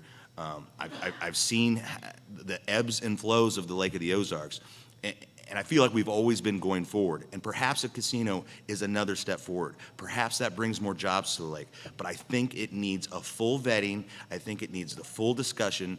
And I think we just need to get to the bottom of it and really understand what we're getting ourselves into before we make a decision that big. Thank you very much. Again, in your opinion, how's the best way to bring a casino to the lake area? By citizen petition for a constitutional amendment, or authorizing legislation similar to Rocky Miller's bill to add the Osage River to the list of rivers eligible to float a casino? Yeah, we have 2 minutes for Benny Earl Thomas. As previously stated, I would be for authorizing legislation. I think the worst alternative would be initiative petition. You don't know what you're going to get. You have no idea. This is a private group of investors writing the law. And if it passes, you're stuck with it. So I absolutely would be against an initiative petition. Thank you. Thank you very much. We have one more response. Dual Wayne Lauderdale, 2 minutes for you. Yes, so my perspective here is we definitely want to work this through the legislative process. And actually, the cool thing is, really, there's an option that's a combination of the question. You know, actually, when this type of legislation passes through the legislature, it doesn't just pass into law. Rocky Miller's bill would actually put it to a vote of the people. So this is actually kind of a double check. To me, that's common sense. You know, I agree with a lot of the concerns about, a private group writing an initiative petition. Yes, the legislative process is about working these things out, and so it would definitely be a better start to, work that through the legislative process and then put it to a vote of the people. So. Thank you very much. So we'll move on to the third question. Now, most all office holders are interested and support economic development. I assume all of you do. What resources or tools do you favor for the encouragement and support of economic development? And we will lead off with, let's stay with Dual Wayne Lauderdale. Why don't you lead us off this round? Okay, so, actually for me, on this particular question, I'm going to kind of flip it around and talk about what I do not think is an appropriate tool for economic development. I think that, we've actually had a couple of tax increases come up recently that were, absolutely not useful tools for economic development. One was, to put funds toward a new soccer stadium, and that was going to be a tax on the lodging owners, which, I'm not even sure of the connection there, but and then beyond that, we have the OTC at the lake, which was an attempt to, expand taxes on our largely, older population in the area in order to, I guess basically subsidize younger folks going to the tech school in the area. And, I'm a big supporter of tech schools in general, but I think that tax burden should fall on people fairly and equally and be representative of their community. So, in terms of economic development in the area, I'm not a person that's going to support anything that involves forcibly taxing or doing any sort of thing to businesses or people in the area to get money from them in order to subsidize a private or a public-private project, which could just as easily be funded privately. It's simply not the duty of government to help private investors get stuff moving. There's an argument, people will make arguments, well, this is something that can benefit the community. Well, if it benefits the community, the people will come together on their own and work to make that happen. And so, for me, in terms of economic development, free market, less taxes, less regulation, get out of the way of people that know how to do things for our community, who know how to offer services, provide goods. It's as simple as that. I think too often, my fellow Republicans, they look for ways to use the government to manipulate the market, and they say, well, this is pro-business. That's not pro-business. That's cronyism. Pro-business is getting out of the way. Thank you very much. A follow-up again, or back to the question again. What resources or tools do you favor for the encouragement and support of economic development? Bernie Mowinski, we have a couple minutes for a response. If you're looking at it from the Miller County or you're looking from the whole state area, we had a soccer bill that was turned down. That could have generated a lot of money. If the casino comes in, we're going to get a wealth of money there. If you're looking at perhaps the lottery money, we got 1,000 lotteries going on and pull tabs and any kind of game in the world. Is all that money going to the school districts? Could any of that money come in for economic development? If you're looking at bingo in every aspect, you're looking at it in the military organizations, you're looking at bingo with churches and other organizations, maybe deregulating some of the restrictions with the Gaming Commission. We lost 300 bingo parlors last year because of their heavy restrictions. There's other possibilities. We're talking about putting in the toll bridge. That could bring some money back into the state. It's a tough nut to consider all these things, but the money that come in from there has to be looked at from those issues that I just brought up. Look at bingo, look at the lottery, look at the possibly getting the soccer back on the ballot, and of course getting gaming with a casino in this area would greatly help our area. Thank you. Thank you very much. Again, what resources or tools do you favor for the encouragement and support of economic development? Benny Earl Thomas, 2 minutes. I think the proper role of government for economic development is to create an environment where business will grow. And you keep the taxes low, you keep the gumshoes out, you cut the regulations, you work through your local groups, Chamber of Commerce, the radio station, whatever, to give a friendly environment for business. And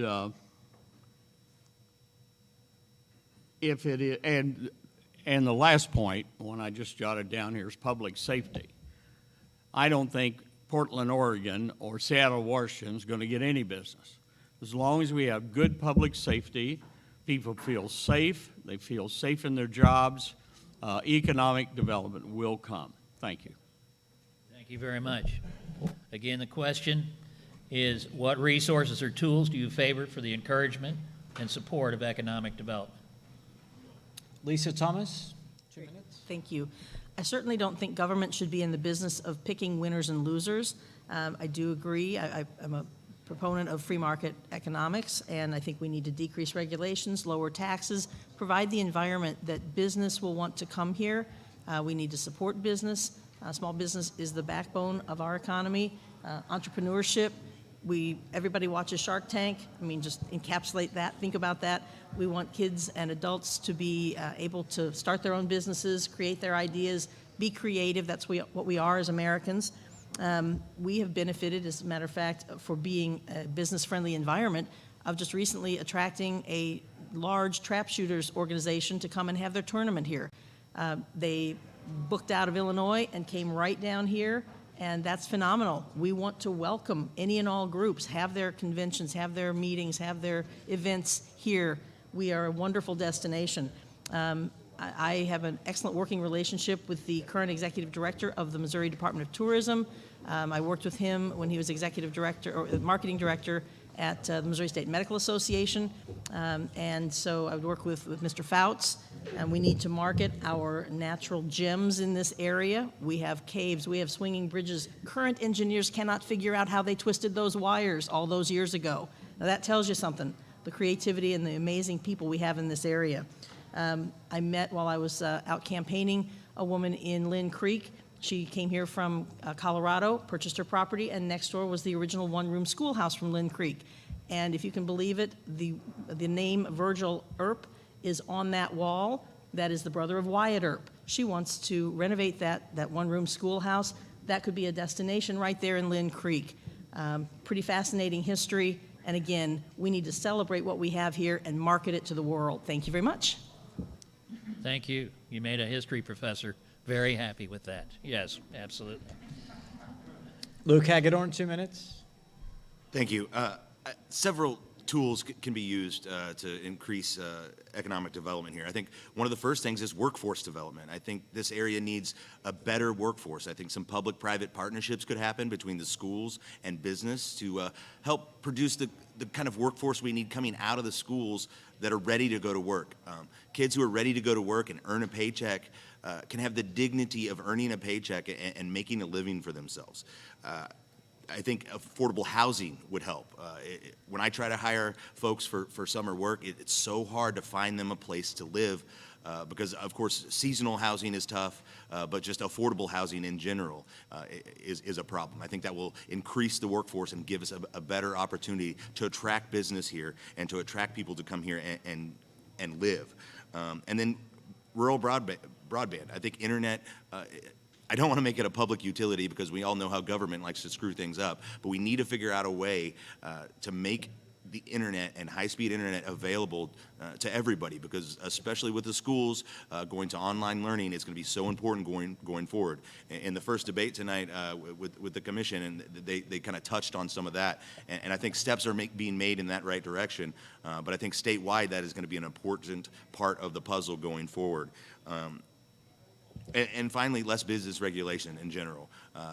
We've seen here at the lake with our governor and our local authorities allowing us to do business as usual, what a boon it has been for our economy down here. I got a phone call today from a guy from Illinois, and he was asking me a bunch of questions about, are you open? What's the situation? What are your regulations? And when I kind of explained to him our situation down here, he said, oh man, he goes, that's wonderful. Where I'm from, over 40% of the businesses have closed and will never open again. Instead, here at the Lake of the Ozarks, we're thriving. We've had one of the best summers ever, and I'm proud, and it made me proud to be from the Lake of the Ozarks. Thank you very much. You're listening to live coverage of election 2020 on KRMS Radio and also KRMS TV. You can see us on video, krmsradio.com, and also on the KRMS Facebook page. We are visiting with candidates for state representative, District 124. They are Lisa Thomas, Bernie Mowinski, Dual Wayne Lauderdale, Benny Earl Thomas, and Luke Hagedorn. We will continue the discussion with these candidates coming up next here on KRMS.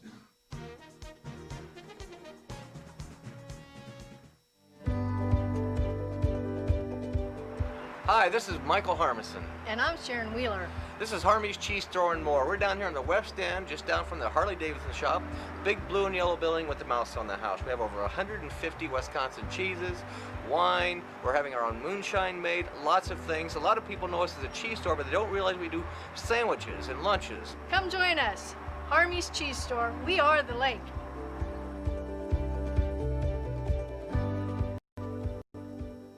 To me, Lake of the Ozarks is the eighth wonder of the world. You'd have to hate life not to love Lake of the Ozarks. It's the mecca of high-performance boats. I'm kind of into high-performance boats. I've been using Somerset boat lifts for over 25 years. The service is flawless. They work good. They last a long time. In fact, one of those lifts is the original lift I brought. It's secure. It's easy to dock on if there is such a thing as docking a cat. It protects your boat, and I wouldn't have it any other way. Property damages, lost lives, horrible losses caused by floods can be minimized or prevented. DRIPS LLC believes the best way to prevent human suffering is through a fast and simple, stress-free barrier system. One 5-connected bag system replaces 750 regular sandbags and can be set up and filled in place by 2 men in less than 10 minutes. That's 200 times faster deploy than regular sandbags. Not only are our Big Bags USA barrier systems easy to lengthen and stack, but they conform to all types of terrain. Now is the time to implement a cost-saving, efficient deployment barrier plan and method. It's never too early to be prepared. Request a free quote today by calling 800-337-0537. In the time it takes to watch this commercial, you could cover or uncover your boat at the touch of a button. Introducing Midwest Touchless Boat Cover's new automatic remote control boat cover. No more struggling with cover snaps that won't snap, straps that won't strap, and pulls. It's hot. Just push the remote and your touchless cover lifts and lowers in about 30 seconds. They're available in a variety of colors for boats up to 50 feet and larger. Learn more about this state-of-the-art boat cover at MidwestBoatCovers.com. Midwest Boat Covers. We've got you covered. And welcome back to live coverage of election 2020. I'm Christian Blood from KRMS Radio News, joined by Professor Jim Paisley. It is a pleasure having everybody along here at Seven Springs Winery. We've got a good ways to go. You're cordially invited to come down and enjoy tonight's forum and debate. If you cannot make it down, you can obviously tune us in on the radio, 1150 AM, also 97.5 FM, 103.5 FM, and also KRMS TV by logging on to krmsradio.com and also on the KRMS Facebook page. Portions of tonight's program brought to you by EconoLift, also Clearwater Carpet Cleaning, Silver Dollars Restaurant, Ellerman Roofing, a division of Kimes Corp, and Ozark Granite Works. Again, I'm Christian Blood. We are visiting right now with candidates for State Representative District 124. We took a very short break, but we are now back. We're ready to continue the conversation, and we'll turn things back over to Professor Paisley. All right. So the last question I asked of you was, what resources or tools do you favor for the encouragement and support of economic development? Well, I have a little bit of a follow-up.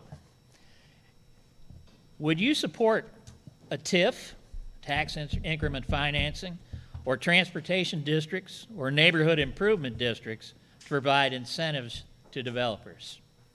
And we'll start off with Lisa Thomas, 3 minutes. Well, as I've already stated, I am a believer in free market economics and that government should not be picking winners and losers. I am not a particular fan of TIFs and TDDs and all of the different programs that are designed. I would prefer that business be allowed to compete on a level playing field, and they will survive or thrive on their own. We want to create the best environment to attract business and entrepreneurship.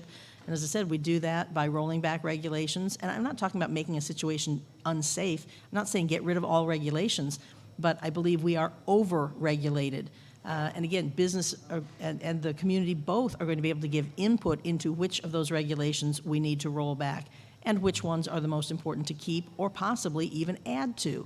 But I think a legislator's job is to look at those situations, and often the most important thing you can do is roll back regulations, create that business climate, and allow business to do their thing. We want everybody to be successful. It's very difficult to start a business, so we want to encourage. As I said, we got just recently this trap shooters event. That tells us that Illinois was not the climate for them. They moved, and they brought their business here. Phenomenal. We want more of it. We'll take all we can get. That's great. So again, I think a more hands-off approach, let business do their thing. I think we will all benefit from that. Thank you very much. Thank you very much. Again, would you support TIFs or transportation districts or neighborhood improvement districts to provide incentives to developers? And we'll turn to Dual Wayne Lauderdale for a 2-minute response. Yeah, as a matter of principle, I'm definitely not really in favor of any of these things. That actually goes right into my point earlier about what I wouldn't like to do in order to spur economic development. You know, for me though, I do like the idea of taking a smaller area and, you know, doing something special to help them. So I think what we actually want to look at is creating freedom and opportunity zones, maybe places where instead of using taxpayer money to benefit private groups, we actually give maybe a little more freedom on certain things, maybe zoning or other things like that.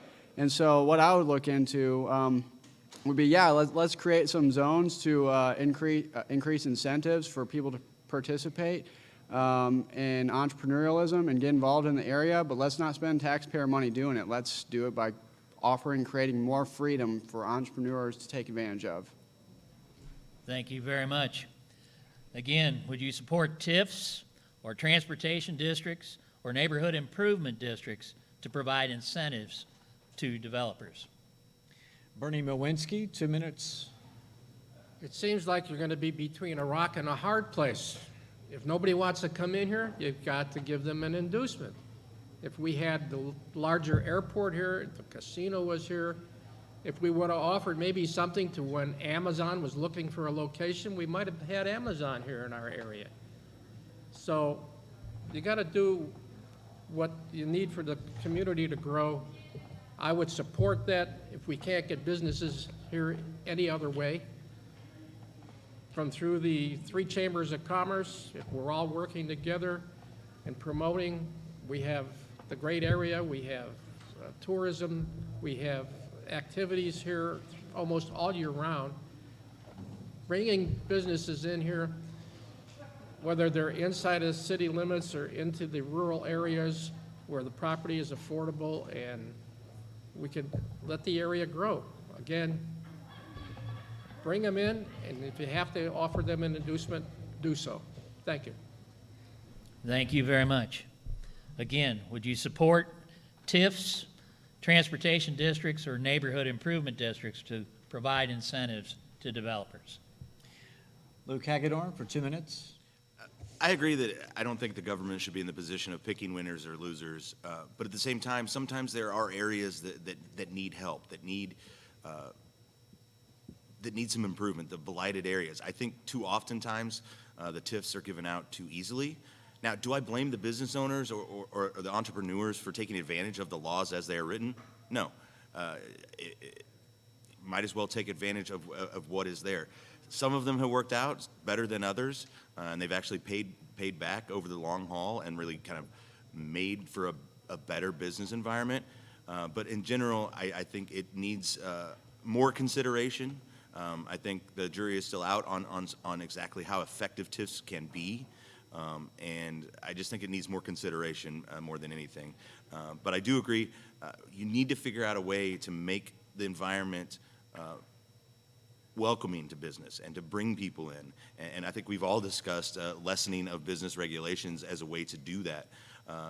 Perhaps just lowering taxes on business in general could be an area, because then you're not picking out one particular business who gets to benefit from that. So it's a tricky question. I admire you for asking it, but I'm going to leave it at that. Yeah, my students used to say that all the time too. Yeah. Okay, so one more time, would you support TIFs, transportation districts, or neighborhood improvement districts to provide incentives for developers? Benny Earl Thomas, 2 minutes. No, I would not. I think the answer is, we previously stated, I think pretty well in agreement here, is you create a friendly business environment. Lower taxes, less regulation, and public safety for the workers. And then get out of the way, and business will come, and we will all flourish. Thank you. Thank you very much. So we now move on to the next question. Would you favor an increase in tourism dollars for the lake area? Why or why not? And if in favor, in your opinion, how should these new dollars best be raised? Increase in sales tax, increase in lodging tax, or request for more general revenue from the state? And should the new tourism dollars go to the Tri-County Lodging Association or some other entity? And we will lead off with Bernie Mowinski for a 2-minute response. I already expressed my views on the Tri-County Lodging. I don't believe they should be in existence.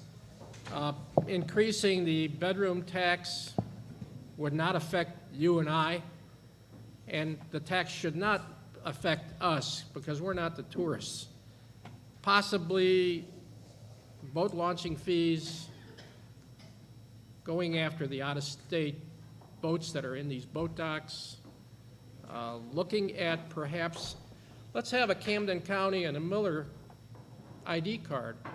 And if you go into a store, you get a discount if that tax is going to be spread out through a sales tax.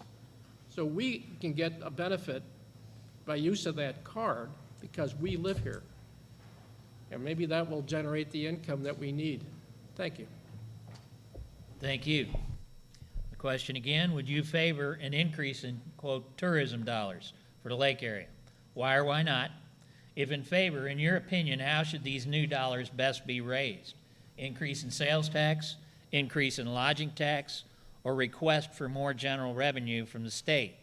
Should the new tourism dollars go to the Tri-County Lodging Association or some other entity? Lisa Thomas for 2 minutes. Stated, I did sign the Taxpayer Protection Pledge, which states that I will not raise your taxes. So I am not in favor of tax increases, whether it's on the part-time residents or full-time residents. I don't think that that's the way we need to grow our economy, and I think history shows that lowering taxes increases revenue. We want to drive people into our area where they'll spend their money, and everybody benefits from that. In addition, I would prefer that, like I said, we encourage entrepreneurship, let the creativity of our citizens open their businesses and market their goods without government interference. That way, again, we have the most successful and diverse economy we can possibly have. Thank you very much. And as a clarification on this question, understand for the audience that an increase in the lodging tax would go to the Tri-County Lodging Association. An increase in sales tax would be the other entity, would go to another entity, okay? So I'll ask the question again. Would you favor an increase in tourism dollars for the lake area? Why or why not? If in favor, in your opinion, how should these dollars be best raised? Increase in sales tax, an increase in lodging tax, or a request for more general revenue from the state? Should the new tourism dollars go to the Tri-County Lodging Association or to some other entity? Dual Wayne Lauderdale, 2 minutes. Yeah, so I wouldn't be in favor of any increasing any taxes on anybody coming here, or particularly tourists, though. I mean, they are one of our main sources of, revenue and income and business in the area. And beyond that, I don't know if anybody's been paying attention, but the Lake of the Ozarks is one of the most famous places in America right now, if not the world. We have the show Ozark. I mean, I don't think it's a good representation of the area, but there's absolutely no question that the greatness of the Lake of the Ozarks, of District 124, speaks for itself. The idea that we want to get the government involved in, advocating tourism to our area doesn't make a whole lot of sense to me. I don't think it's a proper role of government. And the idea we're going to take money out of anybody's pockets that's in this area in order to do that, I think it's absolutely senseless. If we were going to raise any money, I wouldn't want a cent going to the TCLA because I do not believe that they have near enough accountability. So I think I'll leave it at that. Thank you very much. Benny Earl Thomas, 2-minute reply. Repeat the question. Would you favor an increase in tourism dollars for the lake area? Why or why not? If in favor, in your opinion, how should these new dollars best be raised? Increase in sales tax, increase in lodging tax, or request for more general revenue from the state? Should the new tourism dollars go to the Tri-County Lodging Association or to some other entity? I would favor increased dollars for tourism through economic growth, not involving the state. How many times have we heard, oh, it's just federal dollars, oh, the tourists will pay it? I'm reminded of Huey Long. Huey said, don't cut you, don't cut me, cut that man behind the tree. And that's what we're talking about. That was on cutting spending. This is on raising revenue. We're all Americans. Sooner or later, we all pay. Keep the government out of it, create the business environment, and it will come. Thank you. Thank you very much. And Luke Hagedorn. I do favor more tourism dollars coming to the Lake of the Ozarks. I don't favor tax increases to bring those dollars here. One of the choices was more money out of the general revenue, and I think that's where it should come. The Lake of the Ozarks is underrepresented in Jefferson City. For the big economic engine that the Lake of the Ozarks is, the lower number of full-time residents here that get counted in the census makes us underrepresented in Jefferson City. And I think that means we get less of our fair share of the tourism dollars that the state spends. Tourism money is one of the few expenditures that the state makes that actually brings more money back into the state over the long run. I think we need to get a bigger piece of that pie. One of my main priorities in Jefferson City will be to stand up, stomp my feet, and pound on the desk and fight for the lake. I love this place so much. The tourism industry is what I kind of fell in love with. I've got to work with my family in the tourism industry. I've got to see several kids who maybe they weren't the star athlete or they weren't involved in other organizations in the school, but they come to work, they find a place that they belong, and they're able to have dignity of a paycheck. I think there's a lot of ways that money can be spent when they advertise across the state about the state, or they advertise outside the state. They don't pay enough attention to the Lake of the Ozarks, and I think that's where the money should be spent, and just really advocating for folks to come here and check us out. Thank you very much. So we're going to go into the next question, and I've got to give you a little bit of a history lesson. Oh, we've got one more. I'm sorry. No, we got you. Can we do a follow-up? We have time? You got time for a follow-up? Sure. For anybody's information, the current lodging tax is set at 3%. I believe St. Louis is at 11%.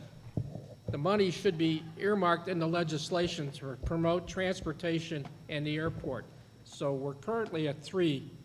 St. Louis, probably Kansas City are at 10 or 11%. Thank you.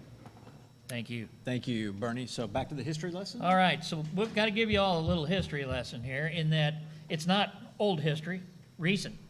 And the reason why is whoever wins this position is going to be representing us in the state legislature, and obviously it's going to require you to address issues well beyond just the local issues that we have here. And this is a good example of what you would be faced with if you go. So from a history standpoint, last month the U.S. Supreme Court interpreted the Civil Rights Act of 1964 to preclude employers from discriminating against gays, lesbians, and transgender persons in job hiring. This decision applies to equal opportunity in employment, but it does not apply to housing or public accommodations. Protections for gays and lesbians and trans persons from discrimination in housing, say rentals or public accommodations, depends on Missouri state law. Currently, Missouri state law prohibits discrimination in housing or public accommodations based on race, color, religion, gender, national origin, age, or disability, but it does not include protection for sexual orientation. So, there's your history lesson. When you get to the House, would you support an amendment to Missouri's human rights law to prohibit the discrimination of gays, lesbians, transgender persons in housing, such as rentals and public accommodations? Why or why not? And we will start that question off with Benny Earl Thomas. I would support the legislation.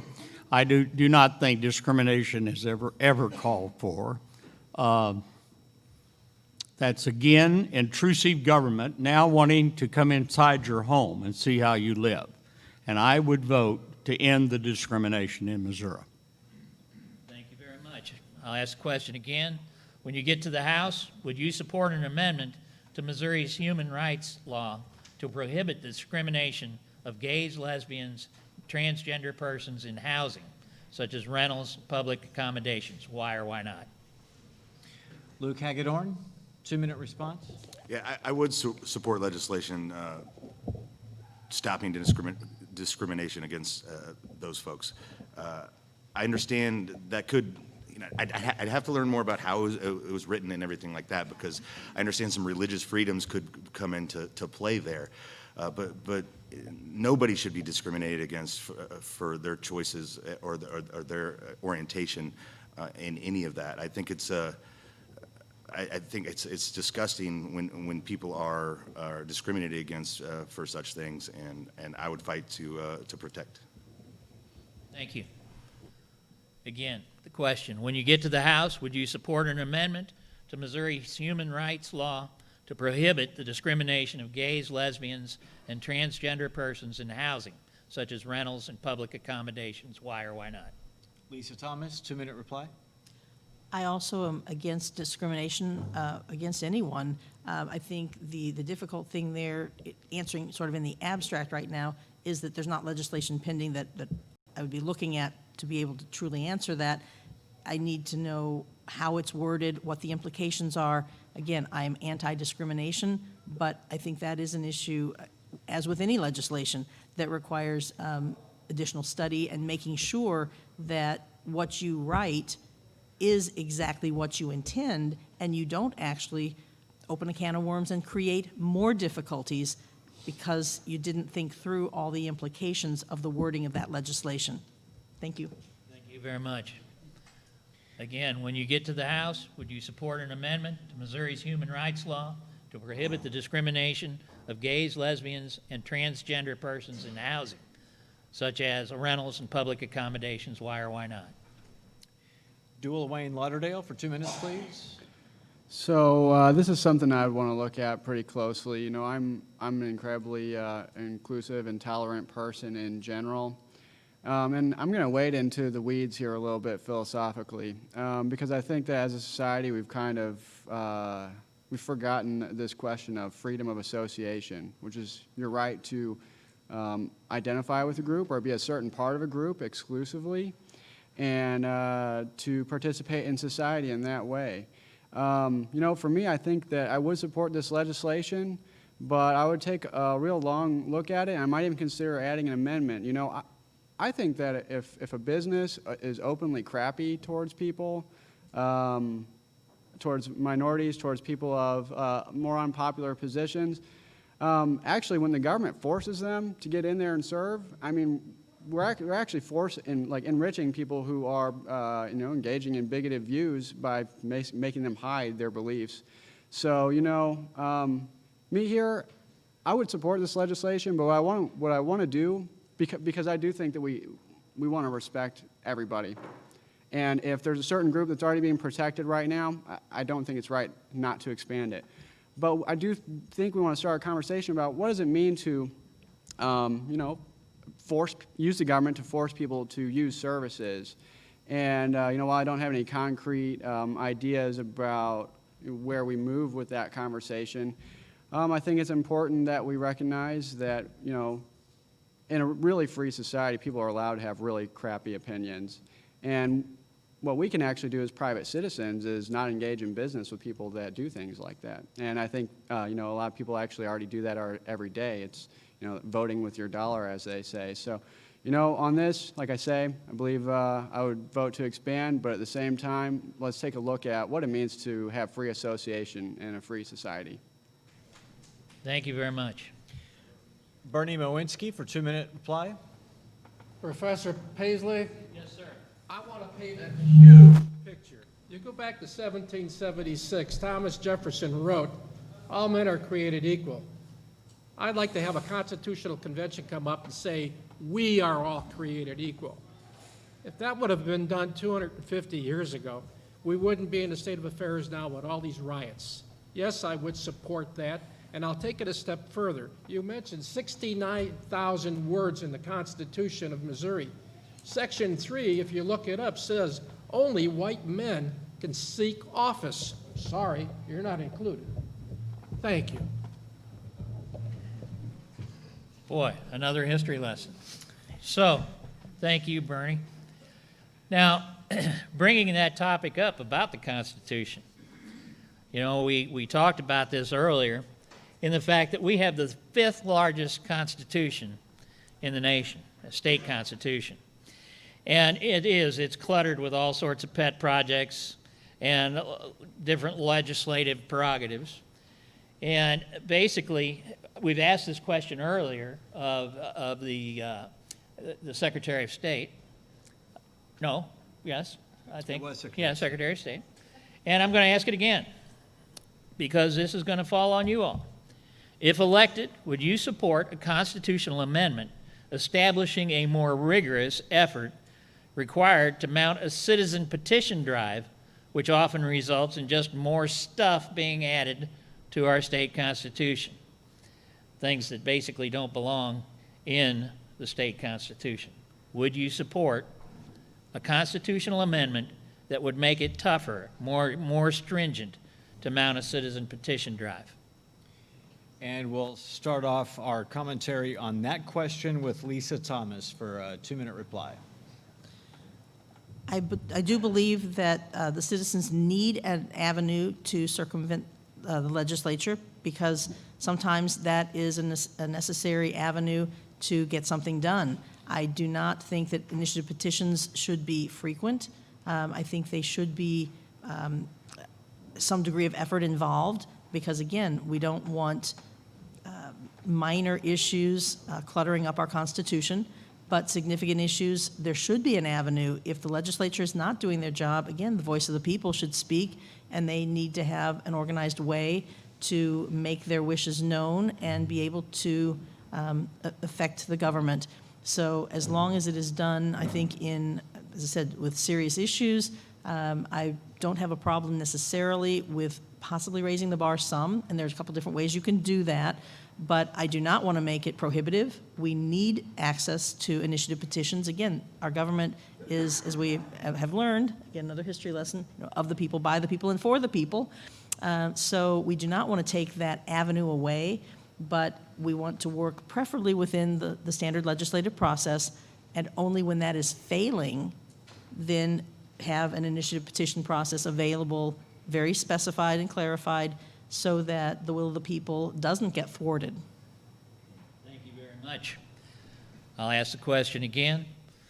If elected, would you support a constitutional amendment establishing a more rigorous effort required to mount a citizen petition drive, which often results in just more stuff getting added every election, such as legislative matters that really don't belong in the state constitution? Right now, we'll take 2 minutes for Dual Wayne Lauderdale to reply. So, my opinion on this issue is, yeah, it is important for citizens to have an avenue to do something like this, to do an initiative petition, get something on the ballot. I want to be a part of the legislature. I'm running for office, but I do think there are a lot of issues where the legislature is about 10 years behind the people. And I think we've all seen it from issue to issue. And so, for me, that needs to be there. But I think, it's kind of baked into the question, but it's absolutely right that maybe it's a bit too easy. And so I actually have a particular actual proposal, which I think is a good idea, and it actually kind of relates with the gambling issue. Right now here in the state of Missouri, in order to get an initiative petition on the ballot, you actually only need, I'm not sure if it's 6 or so out of 8 districts, but I think what we need to do is make sure we move to every district. If we require a certain amount of signatures from every congressional district, that means that every part of the state is, is going to be involved in the decision-making process here. And so, if, unfortunately the casino issue does come to an initiative petition, they can't just leave the Lake district out and go hit all the other places that would be more supportive. That's an example. So yeah, for me, I don't want to make it too much harder, but I think that it's a common sense idea to make the initiative petition process one that consults every region in the state. I think it's a small change, but it's one that I think is definitely for the better. We'll probably make it a tiny bit harder to get stuff on, but I think it's the right way to go. Thank you. Again, the question is, if elected, would you support a constitutional amendment establishing a more rigorous effort required to mount a citizen petition drive, which often results in just more stuff being added every election, such as legislative matters that really don't belong in a state constitution? Benny Earl Thomas, you have 2 minutes. It is always a last-ditch proposal to do an initiative petition. And if the legislature had done their work, they would not be required. I'm not in favor of tightening so it makes it almost impossible for citizens to petition their government. I do believe that we could tighten some of the restrictions. So if you've got $1 million, it doesn't mean you're going to be able to get your way. But again, it's the failure of the legislature. The politicians are afraid to stick their head out of the rabbit hole. And you can see right here, we're behind 5-10 years with Medicaid expansion.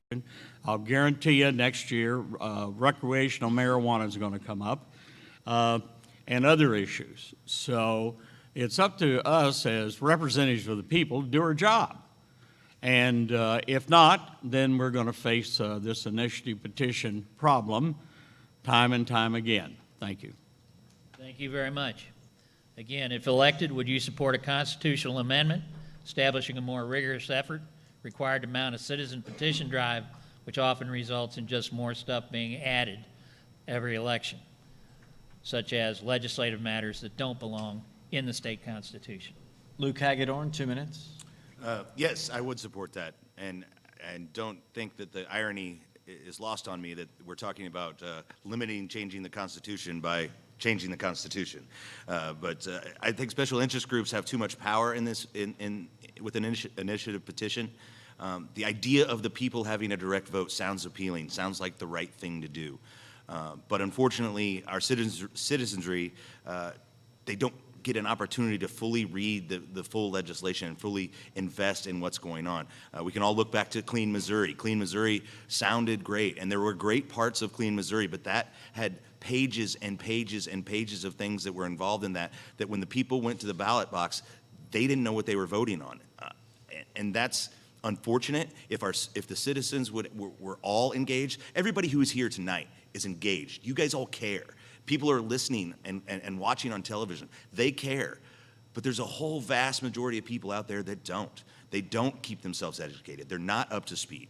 And as Dr. Thomas mentioned, it takes about $1 million to change the Constitution, to get the signatures, to put together the language, to put out the right ad campaign and frame your topic in a way that appeals to the voters. It takes about $1 million. And like I said, it seems like every election we're adding more and more to our Constitution. And I think our Secretary of State, who was talking earlier, I think maybe the right way to go would be to raise that percentage. So instead of just 51% can change the Constitution, maybe we raise that. And it deserves some discussion. It shouldn't be impossible for the citizens to change the law. It shouldn't be too hard. But right now, I truly believe it's too easy. Thank you very much. I believe we have one more candidate. Bernie, would you like me to repeat the question? No, thank you. I would support it with one caveat. You get about 75% of the vote. Trouble is, some people don't care. And I'll address that a little bit. I'm running around talking to people, social distancing. People are not even registered to vote. They've never voted in their life. They're 40, 50, 60 years old. Their grandparents never voted.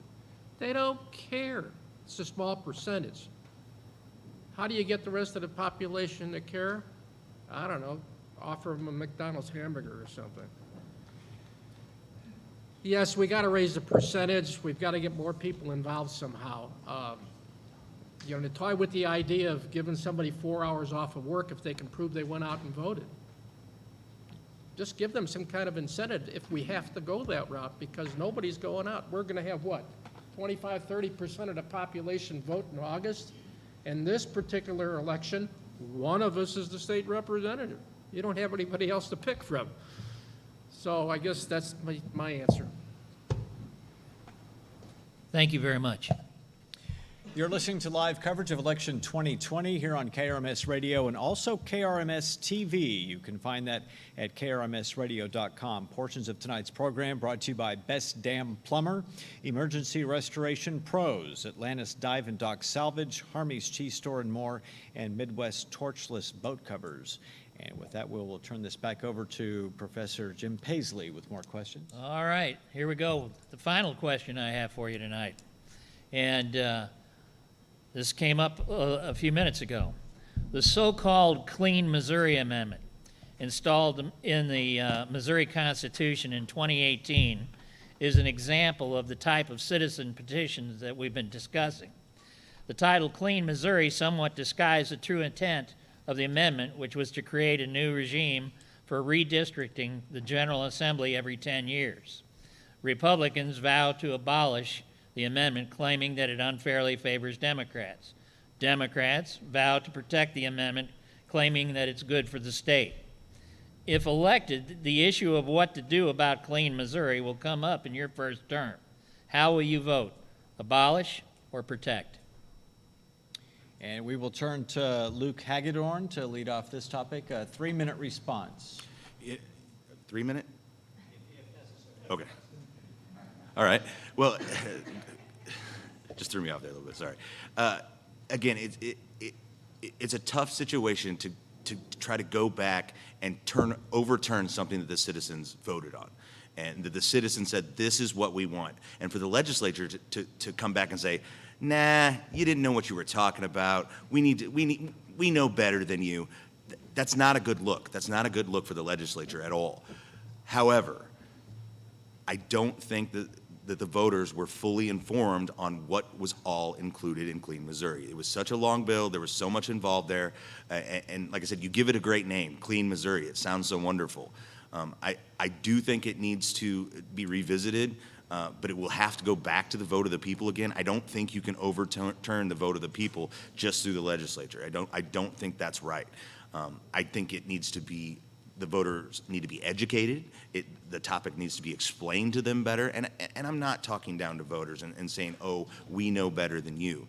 But I just think the way that particular legislation was framed, the way that initiative petition was framed, there were great parts about Clean Missouri. There were fantastic parts about that bill, but it was just so big and there were so many things involved in it. I don't think even the legislators who are voting on it now or were voting on it even fully understood what they were discussing. Of course, there were some, but I think it needs revisited. It's going to be a dicey topic because, like I said, it's so hard to go back to your voters and say, hey, you guys made a bad choice. We know better than you.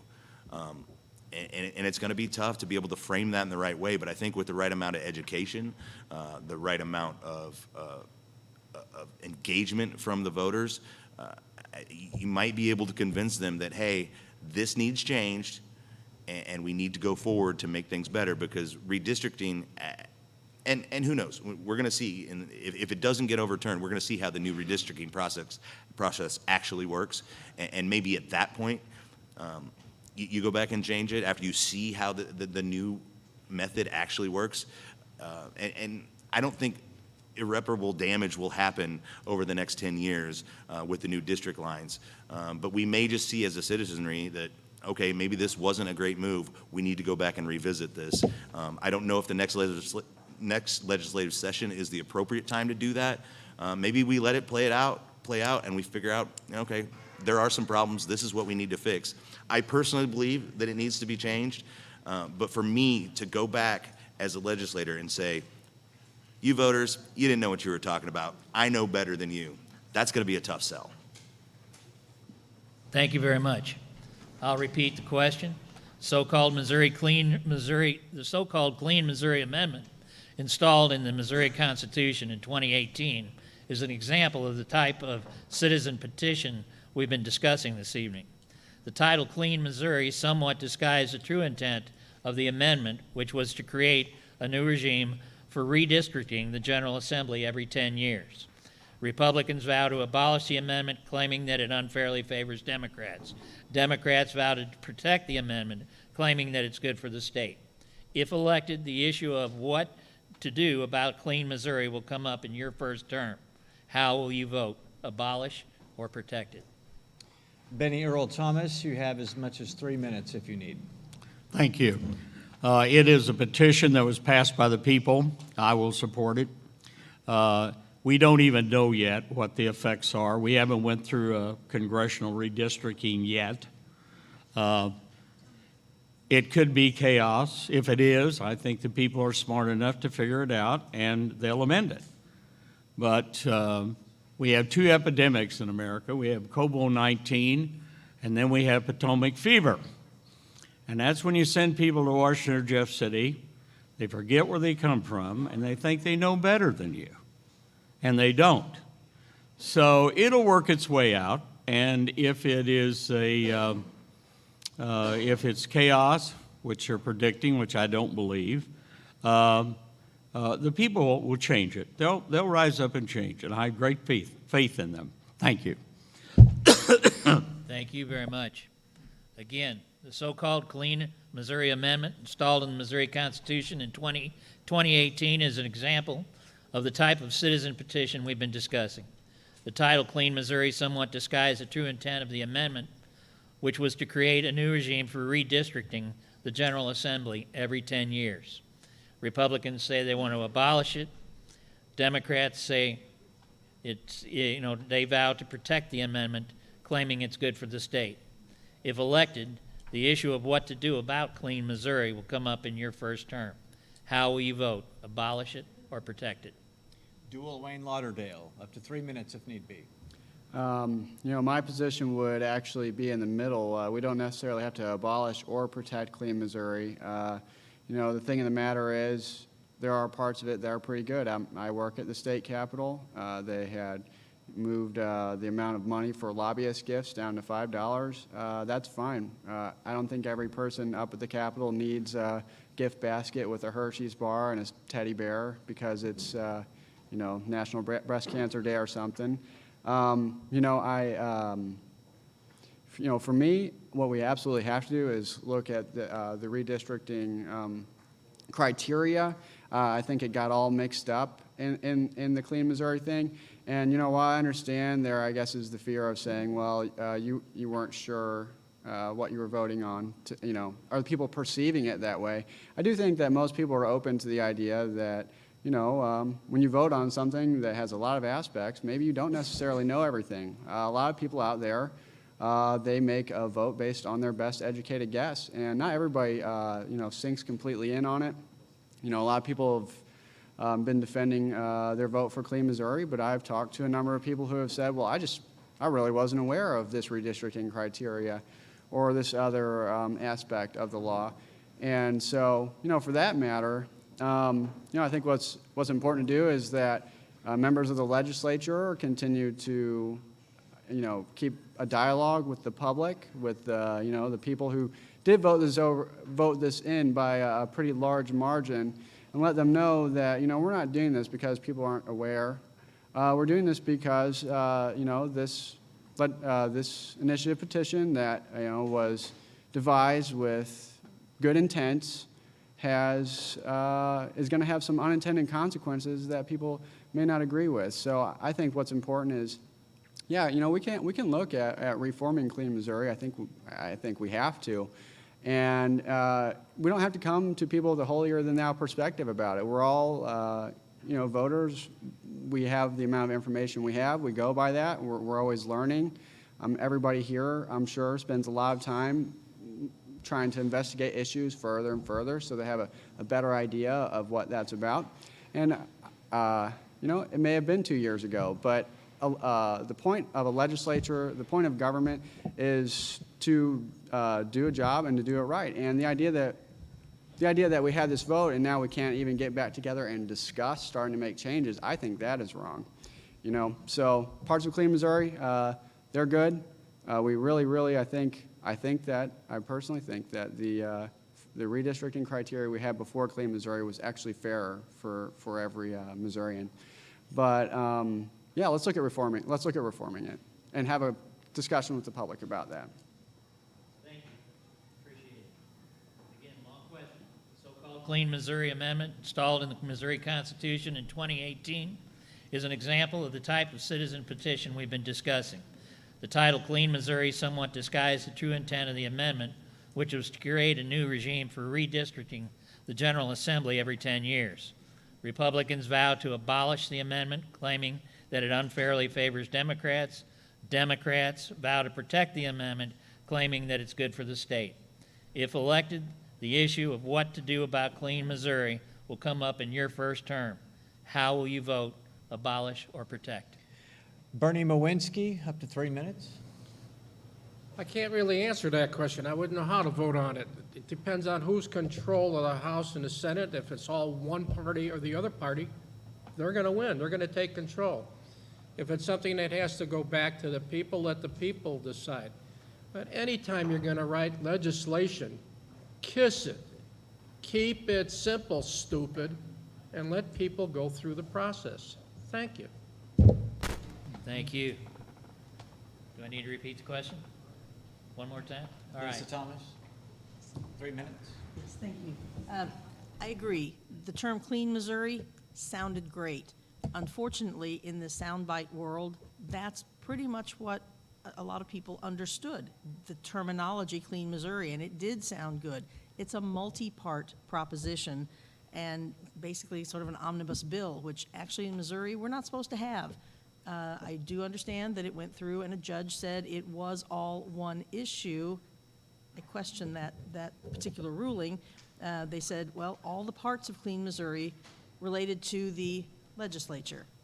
Well, yeah, of course it does. So I don't understand how that actually passed constitutional muster, but it did. And again, I have nothing against the voters of Missouri. I do believe that they are educated and talented and able to make decisions for themselves. However, if they're not given the information, then that's an unfair task. So I don't look to overturn the will of the people, but I do believe this issue needs to be revisited. And again, I come from a world where informed consent is what we do as physicians. You talk about the risks and benefits of treatment with your patients. Also, the risks and benefits of no treatment, so alternatives. If you don't have full disclosure, you're not doing your job, and that's called malpractice. So as a legislator or people proposing legislation, initiative petitions too, I think there needs to be transparency. The information needs to be out there. You don't disguise it in a cute little soundbite and call it something that actually is misleading. You don't have tons of outside money that isn't disclosed coming in and doing the advertising for that. It was absolutely not transparent. And again, I think that's a disservice to our voters. It's not a slam against voters. It's a disservice to our voters. And as a matter of fact, I think it's actually similar to what most of us deal with in our everyday life. I bet every one of you has received your, well, let's just look at your most recent insurance renewal. Just take any bill like that. And they have a privacy policy. Did you really read all 18 pages? Let's be honest. But you said, click, I'm okay with that. Or you went into a restaurant, when you can go into a restaurant now with COVID restrictions, and decided to use their Wi-Fi, their guest Wi-Fi. Did you read all the disclaimer, or did you just say, I want Wi-Fi, click? So honestly, I think people are misled. There's small print or the fast part at the end of an advertisement, you know, risks and benefits, da, da, da, da, da, da. You don't know what all that is, and yet you have to make a decision. So I'm for transparency, making sure the information is out there so that people can make a judgment. Thank you very much. Thank you very much. Appreciate your answer. You're listening to live election 2020 coverage here on KRMS Radio, also on KRMS TV at krmsradio.com, and also on our Facebook site. We're hearing from candidates for State Representative District 124. Coming up shortly, we'll be visiting with numerous candidates for Camden County Sheriff. But before we get to that, we're going to offer closing comments to our 5 candidates again for State Representative District 124. Lisa Thomas, if you would lead the way, 60 seconds for a closing comment. Okay, thank you very much. Well, again, I'm Dr. Lisa Thomas. I'm a psychiatrist, lifelong Missourian, Christian constitutional conservative. I'm running on a platform of liberty, safety, and prosperity. I've been endorsed and I'm very proud to receive the endorsement from Missouri Right to Life, the Missouri Republican Assembly, also known as the Republican wing of the Republican Party, and I've been top rated by the NRA. I believe that this area here, District 124, is a stellar area of Missouri and needs a strong voice in Jefferson City so that we don't get steamrolled by Kansas City or St. Louis, larger areas that often get more traction. So I would like to be that voice. I am first on the ballot with you as my top priority. Please vote on Tuesday, August 4th. That is your constitutional right. Exercise that right and a vote for Dr. Thomas, Dr. Lisa Thomas, and I will be more than happy to be your next state representative. Thank you very much. Benny Earl Thomas, 60 seconds for closing comments. Yes, I want to give you my foundation of my campaign, which is I'm pro-life. I've been endorsed by Missouri Right to Life. I'm pro-Second Amendment. I'm a lifetime member of the NRA, and I'm also endorsed by the Missouri Firearms Coalition. I tend to hold the line on taxes, and again, I want to keep the Jeff City gumshoes out of your life. I've lived here all of my adult life. To me, it is a paradise, and I'm going to protect it from violent change. We have some special interests from St. Louis and Springfield that in the last week have dumped tens of thousands of dollars into this race to try to control it. I think the voters are smarter than that. I think they'll see through it. I'm fourth on the ballot, and I took no PAC money. I'm fourth on the ballot, but I will be first in service. Thank you. Luke Hagedorn, 60 seconds for closing comments. First of all, I'd like to thank Dennis and Ken, all the tech crew who worked tonight, the timekeepers, and of course Christian and Professor Paisley for putting on such a great event. But more importantly, I want to thank everybody here as spectators. You guys give me hope. The fact that you guys are here to see what we have to say and to listen to us, and all the people listening at home, watching at home, it makes me proud to be from here, the place I was born, the place I've always been proud of. But a night like tonight just reaffirms how blessed I am to live here at the Lake of the Ozarks. A group of people to come together and be here for this. I love the lake. I was born here by chance, but I've chosen to stay here, and this is my home. I want to go to Jeff City and be the biggest cheerleader, the biggest advocate, and look out for us in Jeff City, because I truly love this place, and I want what's best for it. Please vote for Luke Hagedorn on August 4th to be your state representative. Dual Wayne Lauderdale, 60 seconds. So again, I'm Dual Wayne Lauderdale. You know, I'm a constitutional conservative. I think I'm the most conservative person in this race. I think the government has a certain set of duties, and I think that if we get back to that, that is what is going to make our country a great place again, and that's protecting life, liberty, and property. I'm the vice chair of the Republican Liberty Caucus in our state. I helped refound the organization after the charter fell out. And actually, they've chosen to give me their endorsement. I've been proud to receive it, because I believe that when the Republican Party does best is when it focuses on free markets, entrepreneurialism, and limited government, limited taxation, and just letting people make their own way in the world. I'm a legislator assistant at the Capitol. I have the most experience to do the job despite being the youngest. I married my beautiful wife, Perla, last year in July. We're going to have a family soon, and I want America to be the place that I grew up in, the great place of opportunity, the place where people can make their own way, live the way they want, as long as they're peaceful and don't interfere with others. And so please vote for me August 4th. And last but certainly not least, Bernie Mowinski, 60 seconds for closing comments. I feel the government has too many professionals. Lifelong politicians, wannabe politicians. Several years ago, we had a doctor who sponsored hundreds of medical bills. I don't know what the agenda of these other people are. My agenda is to serve you and to do what you want. My orders come from you. I've been doing that all my life. That's my military career takes me in that direction. And I will do what you tell me you want me to do. So let's give the government back to the people.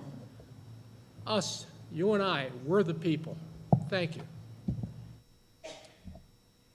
And I believe that wraps up this segment. That wraps it up. That's all. These are candidates for State Representative, District 124, Lisa Thomas, Bernie Mowinski, Dual Wayne Lauderdale, Benny Earl Thomas, and Luke Hagedorn. We appreciate each and every one of you for coming by this afternoon, and thanks for giving the voters in the Lake Ozark area a fresh perspective on things. Coming up next, we're going to visit with 5 more candidates, only these will be vying for Camden County Sheriff. That is coming up next here on KRMS.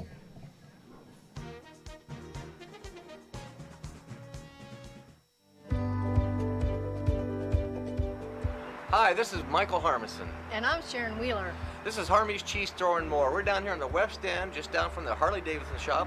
Big blue and yellow building with the mouse on the house. We have over 150 Wisconsin cheeses, wine. We're having our own moonshine made, lots of things. A lot of people know us as a cheese store, but they don't realize we do sandwiches and lunches. Come join us. Harmy's Cheese Store. We are the lake.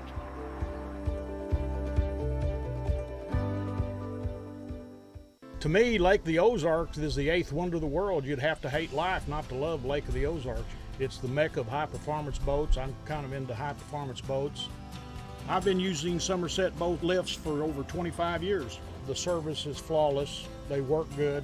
They last a long time. In fact, one of those lifts is the original lift I brought. It's secure. It's easy to dock on if there is such a thing as docking a cat. It protects your boat, and I wouldn't have it any other way. Property damages, lost lives, horrible losses caused by floods can be minimized or prevented. DRIPS LLC believes the best way to prevent human suffering is through a fast and simple, stress-free barrier system.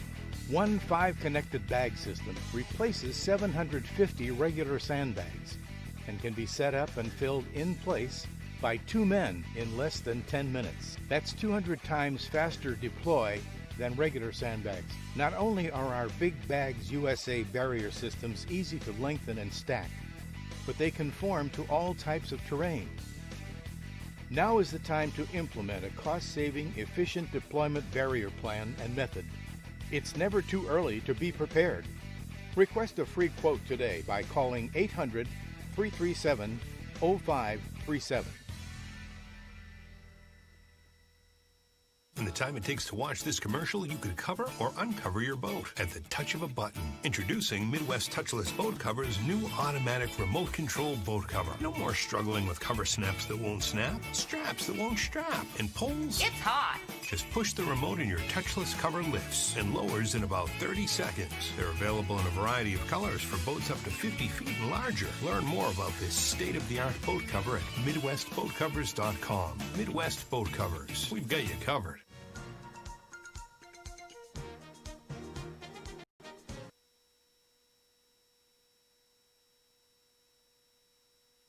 So live coverage of election 2020 with KRMS. It's a pleasure having you, whether you're tuned into the radio on 1150 AM, 97.5 FM, or 103.3 FM. You can also stream us online, krmsradio.com, at KRMS TV. If you're logged on to Facebook, you can also see video footage of tonight's forum on our Facebook page. I'm Christian Blood of KRMS News, joined by Professor Jim Paisley. We're at Seven Springs Winery in Lynn Creek. It has been a fabulous turnout. You still have time to come down if you're on the way. We are about to visit with candidates for Camden County Sheriff. And without further ado, we will mention that portions of our broadcast tonight brought to you by Big Bags USA, Somerset Boat Lifts, Bill's Art Center, and Skelton's Key and Lock.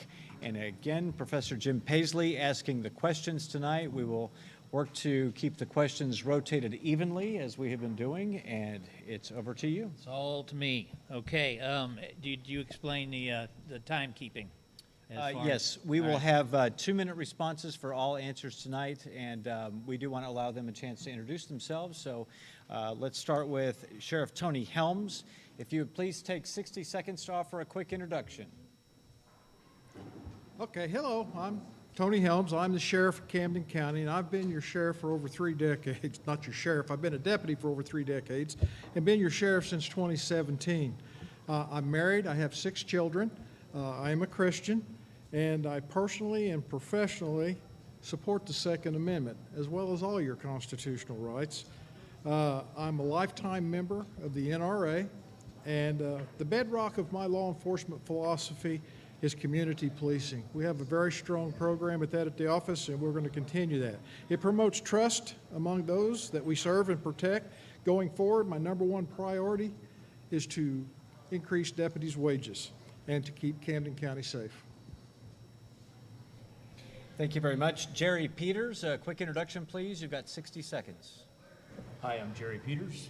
I'm living here in Osage Beach area. I'm a retired United States Marshal, 27.5 years of experience with the government. I've also served 3 tours in Afghanistan. I have 2 children and my wife of 40 years. I too am a lifetime NRA member. I have bled for the Constitution, so I will support every amendment and right that the people have through it. I am excited to be a part of this panel and having the opportunity to be your sheriff. I would ask that you would look at the facts, look at the details of each candidate, and I hope in the end that you would select me as your sheriff. Thank you very much. Thank you, Jerry. Let's shift gears to Chris Edgar. A 60-second introduction, please. Hello, I'm Chris Edgar, and first of all and foremost, I'm a Christian. I've been in this area. I've served this community for well over a decade in law enforcement, from originally in patrol up to investigations. I've worked as a school resource officer. I was the chief of operations at the prosecutor's office. I overseen investigations. I'm currently an instructor for Missouri State University, training police officers. I am a huge constitutionalist. One thing with me, I will protect your constitutional rights. I take my oath very serious that I took within law enforcement. Thank you. Mark Cordula, a 60-second introduction. How you doing? My name is Mark Cordula. I'm 41 years old. I'm a God-fearing family man. Me and my wife have been married for almost 21 years. We have 2 beautiful kids. My daughter Ashlyn graduated school of the Osage, going to UCM to get her Bachelor of Science in Nursing. My son JP starting his sophomore year at school of the Osage. We moved to the lake in 2009 from Southern California, where we reside at the Horseshoe Bend District. I've been a full-time law enforcement officer in Camden County since 2011, working cases, working side by side with the men and women. And I want to continue doing that as their sheriff. I hope to get your vote on August 4th. And Kelly Lowe, if we can get a quick introduction, 60 seconds, please. Good evening. My name is Kelly Lowe. I'm also candidate for Camden County Sheriff. Been in law enforcement for 24 years. Currently remain in law enforcement. Through that time, I've received extensive training, have attended extensive training in both leadership and command school. I've served in the Drug Narcotics Task Force unit with K-9, and I retired from New Mexico. We moved up here, my wife and I, Allison, moved up here in 2017, and we've been here ever since. I've returned to law enforcement, and I'm prepared to lead the sheriff's organization as your next Camden County Sheriff. Thank you very much, Kelly. Before we get into the questions, I will lay out the ground rules quickly. Candidates will be given 2 minutes for opening and closing comments. We do have questions for each and all of our candidates. They will have 2 minutes to respond. We do have a timekeeper located at the table in front of the stage. When the questions are asked, please watch for those signs. When the 30-second sign goes up, that obviously means you're halfway through. Timeout means your time is up. We do want to stress this is not a pep rally. We want all of our candidates to be heard, so please be respectful of that. And if you would, please make sure your cell phones are either muted or turned off for the duration of tonight's forum. Our forum is obviously designed to give residents and the business community the chance to become more informed and more familiar with the candidates to find out what in fact they are all about. And with that, we will turn this back over to Professor Jim Paisley for the first round of questions. All right, here we go, gang. First question. In the event that we could see a spike in the coronavirus numbers this fall, calling for new quarantine restrictions, how would you, as sheriff, handle the implementation and enforcement of the new guidelines? And for the first response, we'll turn to Kelly Lowe. If there were to be a spike in the coronavirus that required an additional or an extended quarantine, as sheriff, I believe what I would do is I would first make sure that the employees are safe. I would give them the options to make the choice as to how they wanted to proceed when they come onto duty, as far as becoming protective and wearing protective gear, or the choice to opt away from doing that. I also believe the same thing would apply to the public. As sheriff, I would not go out there and then strictly enforce somebody wear a mask, or strictly enforce somebody go home or not go to any one particular place. I would encourage safe practices. I would instill the encouragement for everyone to go out there and follow the rules and guidelines of CDC. But unless legislation came down and made an actual law that prohibited it, there's nothing that we can enforce. There's plenty of other things going on out there that we can enforce, and that's gonna continue to happen. And if we spend all of our time trying to corral everybody to stay home or stay within their own boundaries, what we're doing is we're allowing all of the other crime that's continuing to go on to just burden us with a short of manpower and the ability to go out and investigate and take care of those issues. Thank you very much. I'll repeat the question. In the event that we could see a spike in coronavirus numbers this fall, calling for new quarantine restrictions, how would you, as sheriff, handle the implementation and enforcement of the new guidelines? Mark Cordula, 2-minute response, please. Well, I've answered this quite a few times. Once again, if it violates the Constitution, I will not enforce any mandate or law that's created. However, I would be out there making sure getting all the information for everybody, putting it out there, letting them make the choice. Just like the businesses have a choice to let you come in the business with a mask on or without. That is their choice. You have the choice as the public to either wear a mask or not wear a mask.